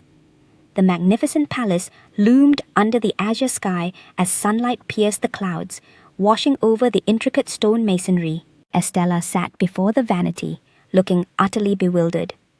Princess Rosaria? Rosaria loomed behind her, hands firmly on her shoulders, a cryptic smirk on her lips. What exactly is the plan here? Don't move a muscle. Rosaria leaned down, her fingers weaving through Estella's hair. Cold sweat pricked Estella's forehead. Did I mess up? The one who messed up isn't you. It's His Majesty. I mean that jerk. Estella was floored. That jerk? Rosaria straightened up and admired the reflection in the glass. Princess, the transformation is complete. The door was violently thrown open, the heavy thud reverberating through the suite. Maids marched in with racks overflowing with designer gowns. A heavy thud echoed. Estella bolted up in shock. What is all this? Maids swarmed from all sides, yanking the corset strings tight around her waist. Breathe in. Powder puffs attacked her cheeks, fine mist hanging in the air. Estella screwed her eyes shut and let out a soft cough. Rosaria stepped aside, gesturing toward the full-length mirror. Princess, witness your true self. Estella stared at the stranger in the glass.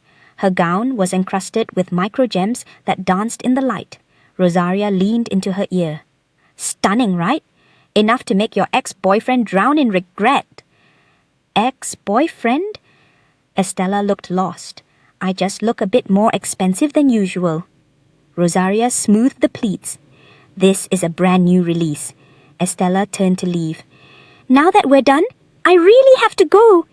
Rosaria suddenly lunged and grabbed her wrist, her grip like iron.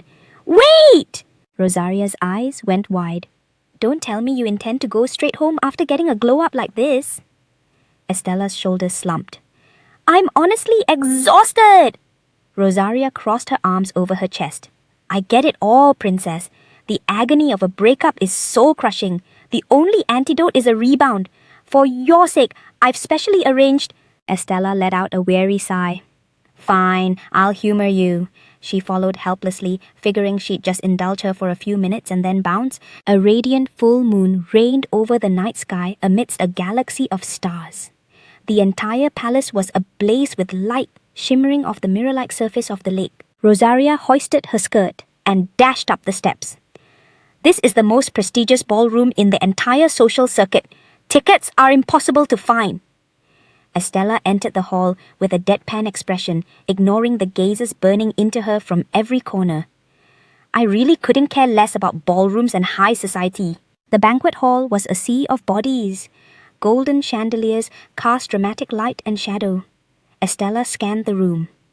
This place is genuinely massive. Rosaria navigated the crowd, her heels clicking sharply on the polished wood. Bernard approached with a glass of vintage red, a calculated smile on his lips. I appreciate you joining us today, Princess Rosaria. Rosaria gave a curt nod. Thank you for the invite. Meet Princess Estella. Bernard hoisted his glass in a smooth greeting. A flicker of raw admiration danced in his eyes. A pleasure to meet you. I am Bernard Blank. Estella replied with practiced grace. I am Estella. The surrounding aristocrats began to hiss and whisper, the rumors spreading like wildfire. The Blaze Princess is actually here! The legends are true. Rosaria leaned in, her voice dripping with pride. See?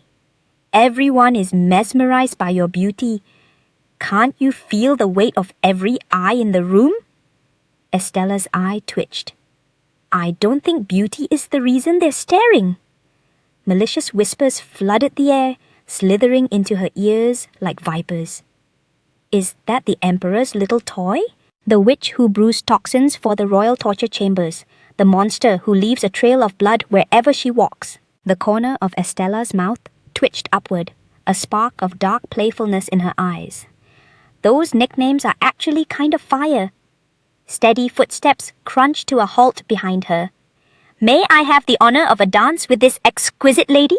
Estella pivoted, her gaze landing on the bold newcomer. She looked genuinely stunned, her pupils vibrating. Are you asking me? The man gave a firm nod. Indeed, the lady standing right before me. Helid adjusted the intricate lace on his chest, a charming smile on his lips. I am the head of the Count Romeo family, Helid Romeo. This is the perfect moment to avenge my bloodline. Estella stopped, a shadow of confusion in her eyes. Hello? Helid repeated his name with emphasis. Helid!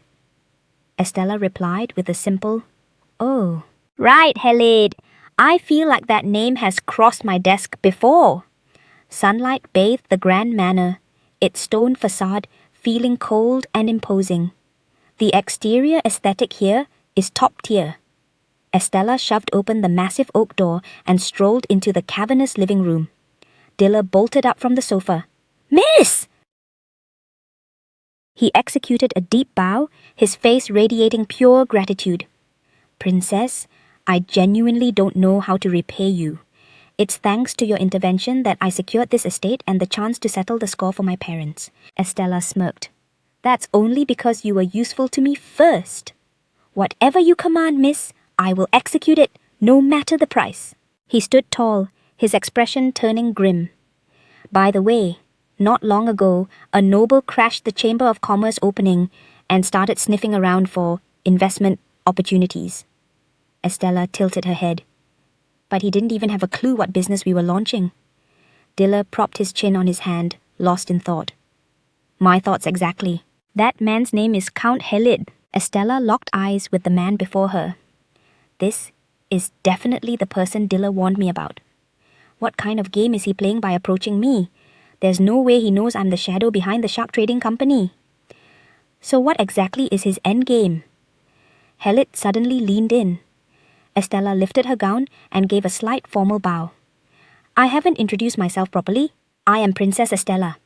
Helid gasped, his body turning rigid as he gazed at Her Highness. He scratched the back of his head, looking visibly restless. It seems I've invited a lady whose rank far eclipses my expectations. If you wish to decline, I completely understand. Rosaria suddenly shoved between them, her hands clasped in a plea. She'll do it. Estella whipped her head around. Her eyes were full of shock. Rosaria! Rosaria draped an arm over her shoulder with a radiant grin. She's absolutely down! Hurry, this song is almost over! She shoved them both toward the epicenter of the dance floor. Go on, you two, bust a move! Estella stumbled forward. Wait! The musicians drew their bows, and a hauntingly beautiful melody flooded the hall as couples began to spiral to the rhythm. Helid offered his right hand, palm upward. Princess, may I have the honor of this dance? Estella looked at the hand, her face a mask of awkwardness. To be brutally honest, I have zero rhythm. Helid closed his fingers around hers. Don't sweat it. I'm actually a total disaster on the floor too. Estella let out a soft, genuine laugh. Then let's go out there and embarrass ourselves together. Helid froze, his cheeks flushing deep red as he stared at the delicate white-gloved hand resting in his palm. Who cares about the steps? Everyone's caught up in their own world. No one's watching us. Estella gave a firm nod. Fair point. Helid turned his head away. I think we're actually getting the hang of this. Estella gave an awkward, pained smile. I'm pretty sure I've crushed your toes at least 10 times now. The music faded, and Helid executed a profound bow. Estella lifted her skirt and mimicked the gesture. Helid looked on edge, his hand pressed against his chest. Princess, if this isn't overstepping, would you care for a moment of quiet conversation away from the noise? Estella turned her face toward him. Why not? Perfect. She had a few pointed questions she wanted to stick into him too. The two strolled side by side onto the moonlit terrace. Helid leaned against the cold stone railing. Princess! In this vast, suffocating empire, do you ever feel truly alone? Estella studied him. He seemed like a man devoid of the usual biases. If he'd heard the gossip, he'd know I genuinely have no one. She pulled her gaze away. I have too much on my plate to indulge in the luxury of loneliness. Helid let out a soft, melodic laugh. Ha ha! It seems two incredibly busy souls have crossed paths. Estella turned her head. Is the Count burdened with many affairs as well? Helid lowered his eyes. As you can see, the trading business keeps me on a very short leash. Helit wore a soft, disarming smile. I'm constantly traversing the provinces, so I'm always on the move. Estella lightly traced the cold stone railing. But I've heard that since the Empire's unification, trade margins aren't what they once were. A flicker of raw admiration danced in Helit's eyes. A sharp intellect to match such a beauty. That's precisely why I've been hunting for new investment ventures lately. So, that was his play for the shark trading company. Estella lowered her head, lost in thought. Helit leaned in, his voice a low rasp near her ear. But I'm eternally grateful I attended tonight's gala because I met you, Princess. Princess! Grant me this next dance, I beg you! A swarm of noblemen suddenly converged on the terrace, their eyes bordering on fanatical. I never realized you were so mesmerizing. Please give me the honor of a single waltz. Estella stood paralyzed, exhaustion carving deep lines between her brows. What now? All I want is to escape to my bed this instant. Later, Estella sat isolated on a stone bench, massaging her throbbing ankles. Too much noise! These balls really aren't my scene! How is Tariq faring right now? Is he actually surviving that hellish forest? He'll return unscathed, no doubt. After all, he's the protagonist of this world. That's how the script is written. Estella suddenly buried her face in her hands, a vivid flush creeping through her fingers. Have I lost it? Why did his face just flash through my mind? Then a filthy forest won't stop its expansion. Humanity will eventually be backed into a corner and face total annihilation. If history repeats itself, Estella is marked for death too. When the light finally fades from my eyes, who will be there to catch me? Images of Estella collapsing into Tariq's arms, blood staining her lips, flooded her mind. It was him. Tariq. Nothing is set in stone yet. There's no use losing sleep over a prophecy. Estella sat on the bench, letting out a weary sigh. Luo Haley approached rapidly, his brow knit with concern. My lady! Good grief! What are you doing out here alone? Estella looked up. Didn't I order you to wait by the carriage? Luo Haley stood over her.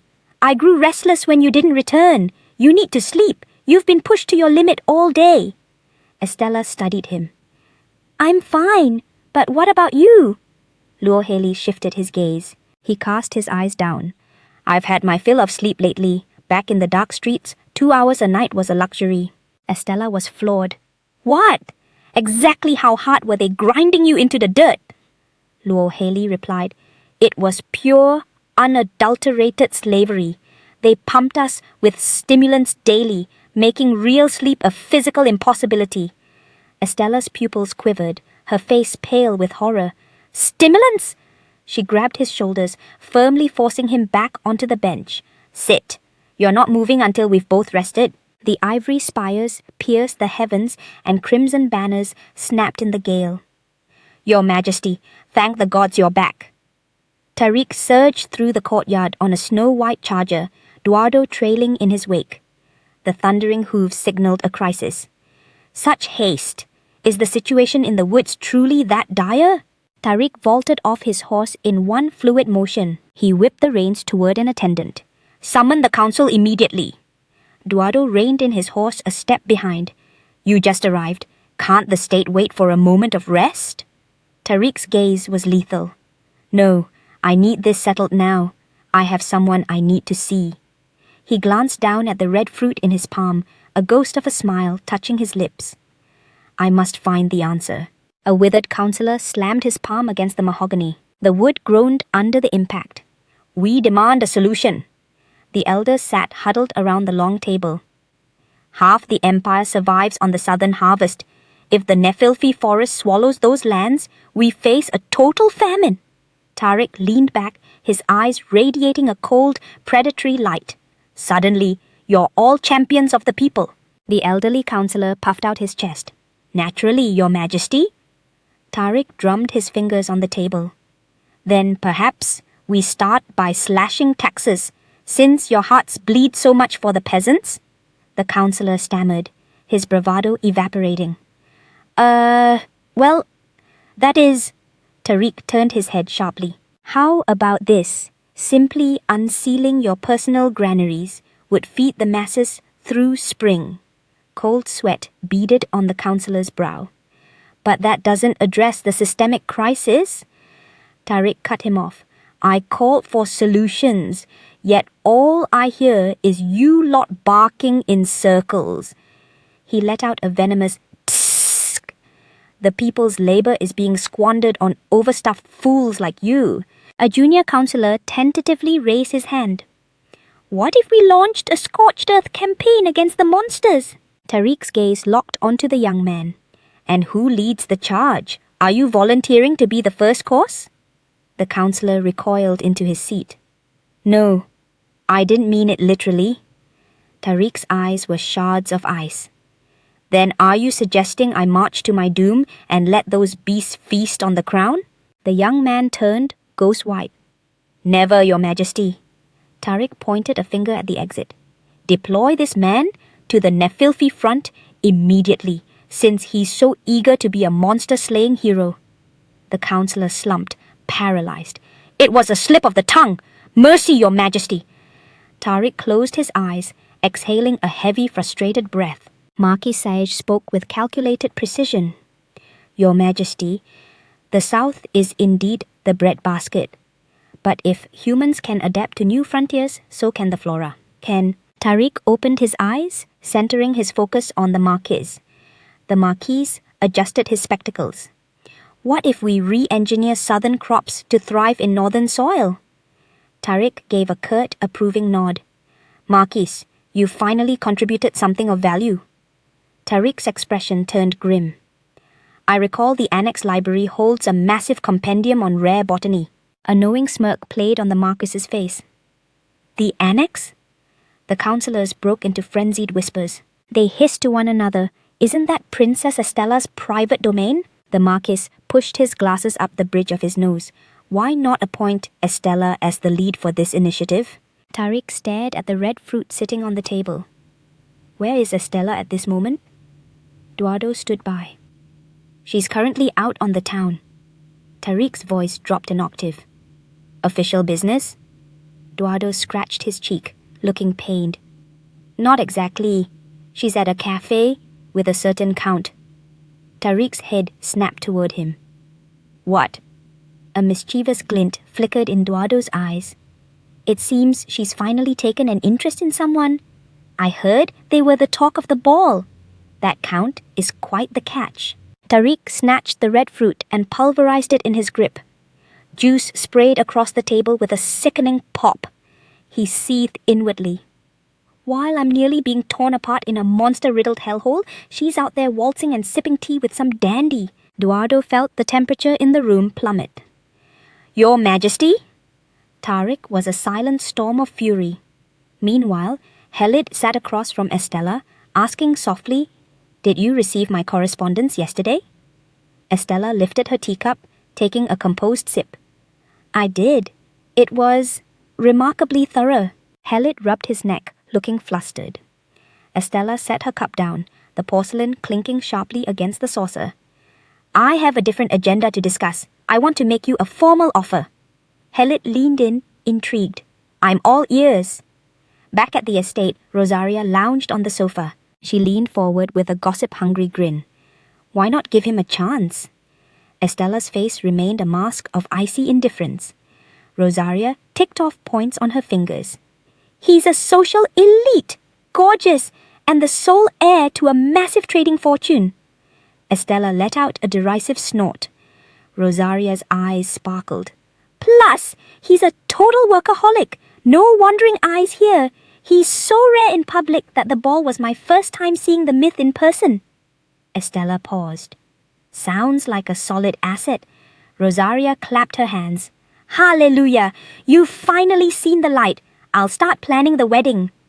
Estella rested her chin on her hand, her gaze unfathomable. Her mind was leagues away. He'd make the perfect business pawn. Estella sat in the cafe, pinning the man across from her with a direct look. I heard you're hunting for new investment ground. Helid blinked in surprise. How did you find out? It's true, but my personal liquid assets only go so far for a major play. Helid cast his gaze downward. I once tried to move on a specific trading firm, but they shut me down without a second thought. Estella set her cup aside. Let me guess. Was the brand they launched called Lion's Fragrance? Helit's head snapped up. His face was a picture of pure shock. How could you possibly know that? Estella didn't skip a beat. It's the only thing every young woman in the capital is talking about. Helit sighed. Yeah, that rejection stung. Estella leaned in, locking eyes with him. Helit, are you ready to partner with me? Helit's face flushed a deep crimson, his breath hitching. Are you serious? Am I truly worthy of taking your hand? He reached out, his fingers trembling slightly on the tablecloth, his restlessness palpable. Suddenly, a massive, looming shadow eclipsed the table and a bone-chilling aura drowned the cafe. Helit was oblivious, eye filled with hope. Since you've given me leave, it would be my life's honor to take your hand? Estella's pupils constricted in terror as she stared at the dark figure towering behind him. Tariq whipped back his hood, snatched the teapot right out of Helit's hand, and held it aloft like a trophy. Estella gasped. Your Majesty, stop! He let out a thunderous, Babe! Estella's face exploded into a brilliant red. Helit froze mid-motion, his cup hovering at his lips. Babe? Every patron in the cafe craned their necks to gawk, the whispers turning into a roar. Does the cursed princess have a secret lover? Is she on a date with some street thug? Estella hiked up her skirts and bolted from the cafe, her steps frantic. Tariq was right on her heels, his strides long and effortless. Estella finally stopped in the shade of a tree, gasping for air. Your Majesty, what the hell was that? Tariq pulled up, hands on his hips. I turned my head for 1 second, and you're already throwing yourself at some dandy. Estella's brow knit in fury. Throwing myself? Why are you twisting things? And that babe comment, it was a slip of the tongue. Tariq looked away, muttering under his breath. Actually felt kind of right. Estella froze. Come again? Tariq leveled his gaze at her, saying her name. Estella, you tell me not to judge, but seeing you out here, waltzing and sharing tea with some shallow socialite, what conclusion am I supposed to draw? Estella's brain was short-circuiting. What is with him today? I have zero feelings for the Count.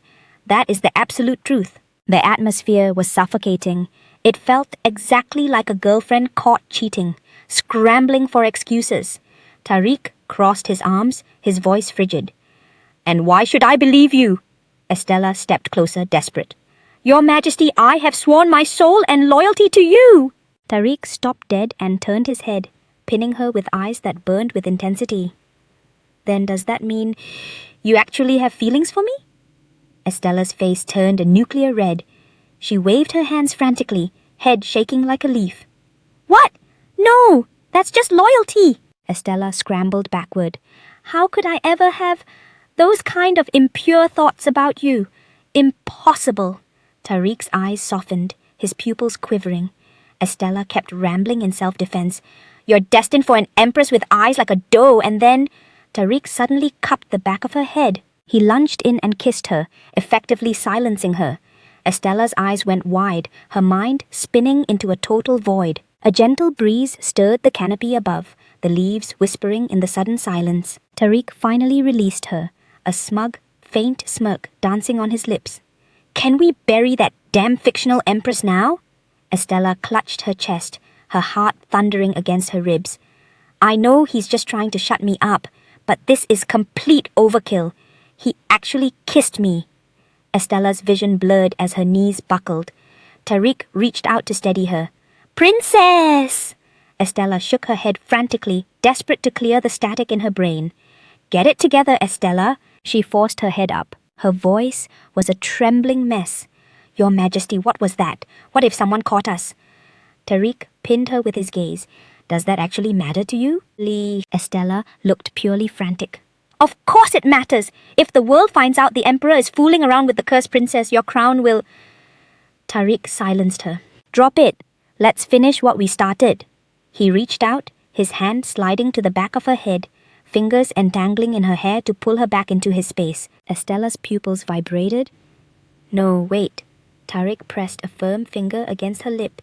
Shh. He descended again, crushing his lips against hers until their breaths became a single, heated rhythm. Estella's hands white-knuckled the fabric of his sleeves. Her knuckles turned ghostly pale from the sheer force as her mind completely short-circuited. Tariq locked his arms around her waist, hauling her flush against his chest as the kiss deepened into something primal. "Your Majesty!" Estella suddenly jolted back to her senses. She summoned every ounce of strength to shove against his solid chest. Eduardo appeared at the far end of the corridor, marching toward them with a brisk pace. Estella gasped, "Eduardo! I'm out!" She hoisted her skirts and sprinted toward the street exit, her silhouette vanishing around the corner like a ghost. Eduardo stopped dead, staring at the now empty pavement. "It appears the princess has some pressing business to attend to." Tariq stood in the shadows, a lethal, freezing aura radiating from his frame. "Eduardo!" Eduardo winced, cold sweat beading on his temple. "1,000 apologies. I won't let her escape the palace grounds again." Tariq crossed his arms, staring down the kneeling captain of the Awe Squad with visible irritation. He glanced toward Estella's escape route, his sharp gaze gradually softening. Tariq raised a hand, his thumb ghosting over his own lips as a small smile curved his mouth. "Fine, I'll overlook your incompetence just this once." The maid shoved the heavy wooden door open and raced into the courtyard. "Miss Estella! A formal summons just arrived from the palace!" Estella froze. "The palace?"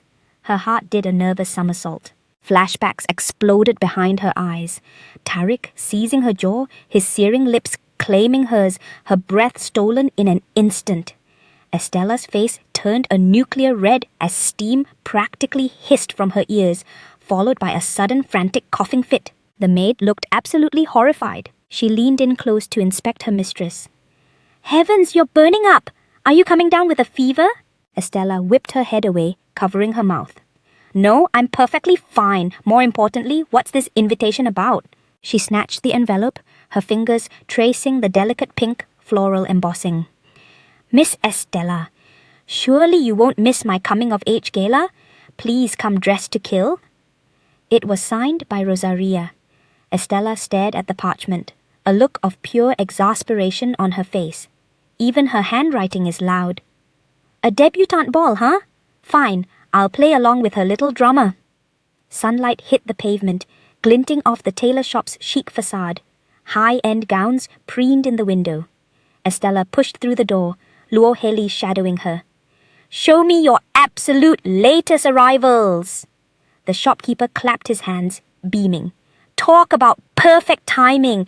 A fresh shipment just cleared customs!" The owner unveiled a sweeping pink dress. "This is the season's peak style. Kiss in the rain." "The color is just..." Estella's eye twitched. "Next." The owner pivoted and produced a crimson masterpiece. "Then how about the magnificent kiss? This is the crown jewel of our collection." Cold sweat broke out on Estella's forehead. "No, skip it. Another one." Why is every single dress name a direct attack on my sanity? That word is literally stalking me. Estella's face glowed crimson as she gripped the hem of her skirt. "Please show me something, anything that doesn't have that word in the title." The shopkeeper gave a knowing, greasy smile. "Ah, playing coy. No problem at all. I'll fetch some innocent options immediately." Estella let out an exhausted sigh as she let the owner drape a bright yellow gown over her frame for a fitting. Why did Tariq pull a stunt like that? There is zero chance a guy like him actually catches feelings for me. Every single piece is a masterpiece on you. Choosing is impossible. Estella snapped back to reality. "Just wrap up the whole lot." The shopkeeper's jaw nearly hit the floor in shock. "I am forever in your debt, my lady." Luo Heli stood in the corner watching Estella, a flicker of suspicion clouding her eyes. The carriage wheels rumbled over the cobblestones with a rhythmic thud. The sunset bled orange across the city. Luo Heli turned her head. "Master, is something eating at you?" Estella nearly jumped out of her seat. "Not a thing!" Luo Heli's brow furrowed. "Your face has been beet red all day. Are you sure you aren't coming down with something?" Estella whipped her gaze toward the window. She let out a string of forced, awkward coughs. "I told you I'm fine!" Estella stared at the massive saw strapped to Luo Haley's waist. "If you show up with that, Rosaria will definitely have a meltdown." Luo Haley looked down at the gardening tool on her hip. "Today is Princess Rosaria's big night, right?" Estella nodded. "Precisely. With so many high-tier nobles attending, we need to lose the hoe. Let's go arm you with a proper weapon." Luo Haley rubbed the weathered wooden handle and muttered, "But I've actually grown fond of this one." The rhythmic clang of hammers hitting anvils filled the twilight air. Sparks showered the interior of the local forge. The sign boasted a massive axe and a longsword, run by a veteran master with 40 years under his belt, a prestigious third-generation heir. Estella navigated the crowd. Masters were a dime a dozen here. Even in these novels, the market is cutthroat. She stopped before a specific shop. "But what I'm actually looking for is in here." A hammer struck an iron needle, sending sparks flying. "Beat it!" The blacksmith kept pounding away with his back to the entrance. Estella stepped inside anyway. "I'm in the market for a sword. I'm not selling. Get lost!"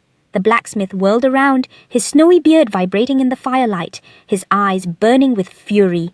What a grumpy old geezer. Estella puffed out her chest with confidence. "I've got deep pockets." The blacksmith slammed his hammer down. "You nobles always say that. I don't trade with your kind." This guy is a total piece of work. Luo Haley stepped forward and unsheathed the massive blade at her side. The metal sliced the air with a lethal, crystalline ring. The blacksmith froze, his eyes widening. "How the hell did you move like that?" Luo Haley held the heavy sword with a single hand, the tip poised inches from the floor. "Address my master with the respect she deserves." The blacksmith stared at the obsidian heavy sword, his breathing turning ragged. "Unbelievable! You handle it like a feather. Isn't that blade a ton?" Luo Haley effortlessly balanced the massive weapon in her grip. "It's got some weight, but it's manageable." Cold sweat beaded on the blacksmith's forehead. "That blade is forged from pure spirit crystal. It's harder than diamond. No one has been able to even lift it until now." Estella smirked, pride beaming in her eyes. "Glad you finally recognized true talent." The blacksmith cleared his throat, looking visibly rattled. "If the weapon is for a man of his caliber, I might consider a deal." Estella stepped closer. "Do you have any concealable daggers?" The blacksmith swung his hammer violently, sparks erupting between them. "Not for you!" Estella snapped back. "I need some protection too!" The blacksmith snorted, resuming his rhythmic strikes on the glowing iron. "With a bodyguard who can wield that sword, you don't need a toothpick." Estella scanned the shop, her eyes darting over the defective stock on the shelves. According to the original plot, Gallus is a legendary smith hiding in the slums. Among his junk, there's a genuine relic. That's my prize. Estella moved toward the door as Luo Haley went to settle the tab. Luo Haley bowed slightly. "As you wish, master." Estella glided through the cramped room, her hand trailing across the dusty wooden shelves. "It has to be around here somewhere." She paused, examining the collection on the rack. Just like the novel described, his work is phenomenal. Estella turned, her gaze snapping to a weathered wooden table in the corner. A ragged cloth bundle sat there, unassuming. She reached out, her fingertips slowly peeling back the layers of cloth. "Bingo!" Estella's eyes ignited as she gripped the bundle. The short sword emerged, its blade shimmering with a lethal cold radiance. This was no ordinary steel. This had to be the relic. Estella held her breath, her fingers ghosting over the ornate hilt. "Let's see what you've got." The instant her palm made contact, violet lightning detonated, surging wildly up her arm like a living thing. Luo Haley charged into the back room, her face a mask of terror. "Master, are you hurt?" Estella tightened her grip on the short sword and let out a triumphant laugh. "I just stumbled upon a hidden gem while browsing. This dagger, it's perfect." The hammer plummeted to the floor with a bone-jarring thud. The blacksmith's face drained of color. "This is a catastrophe!" He lunged forward, cutting off Luo Haley's path. "You've laid hands on something that should have remained eternally untouched." Luo Haley's brow knit in frustration as she shot a sharp glance at the smith. "What are are you rambling about?" The dagger convulsed in Estella's grip, erupting in a violent violet radiance while the blade shrieked with an incessant hum. The blacksmith sucked in a sharp breath, his gaze saturated with pure dread. "Prepare yourself for the worst." He locked eyes with Luo Haley, his voice vibrating with terror. "I'm truly sorry, but your master has already been branded by the Grim Reaper's touch." Estella stood paralyzed as jagged streaks of purple lightning spiraled up her arm, her pupils contracting in shock.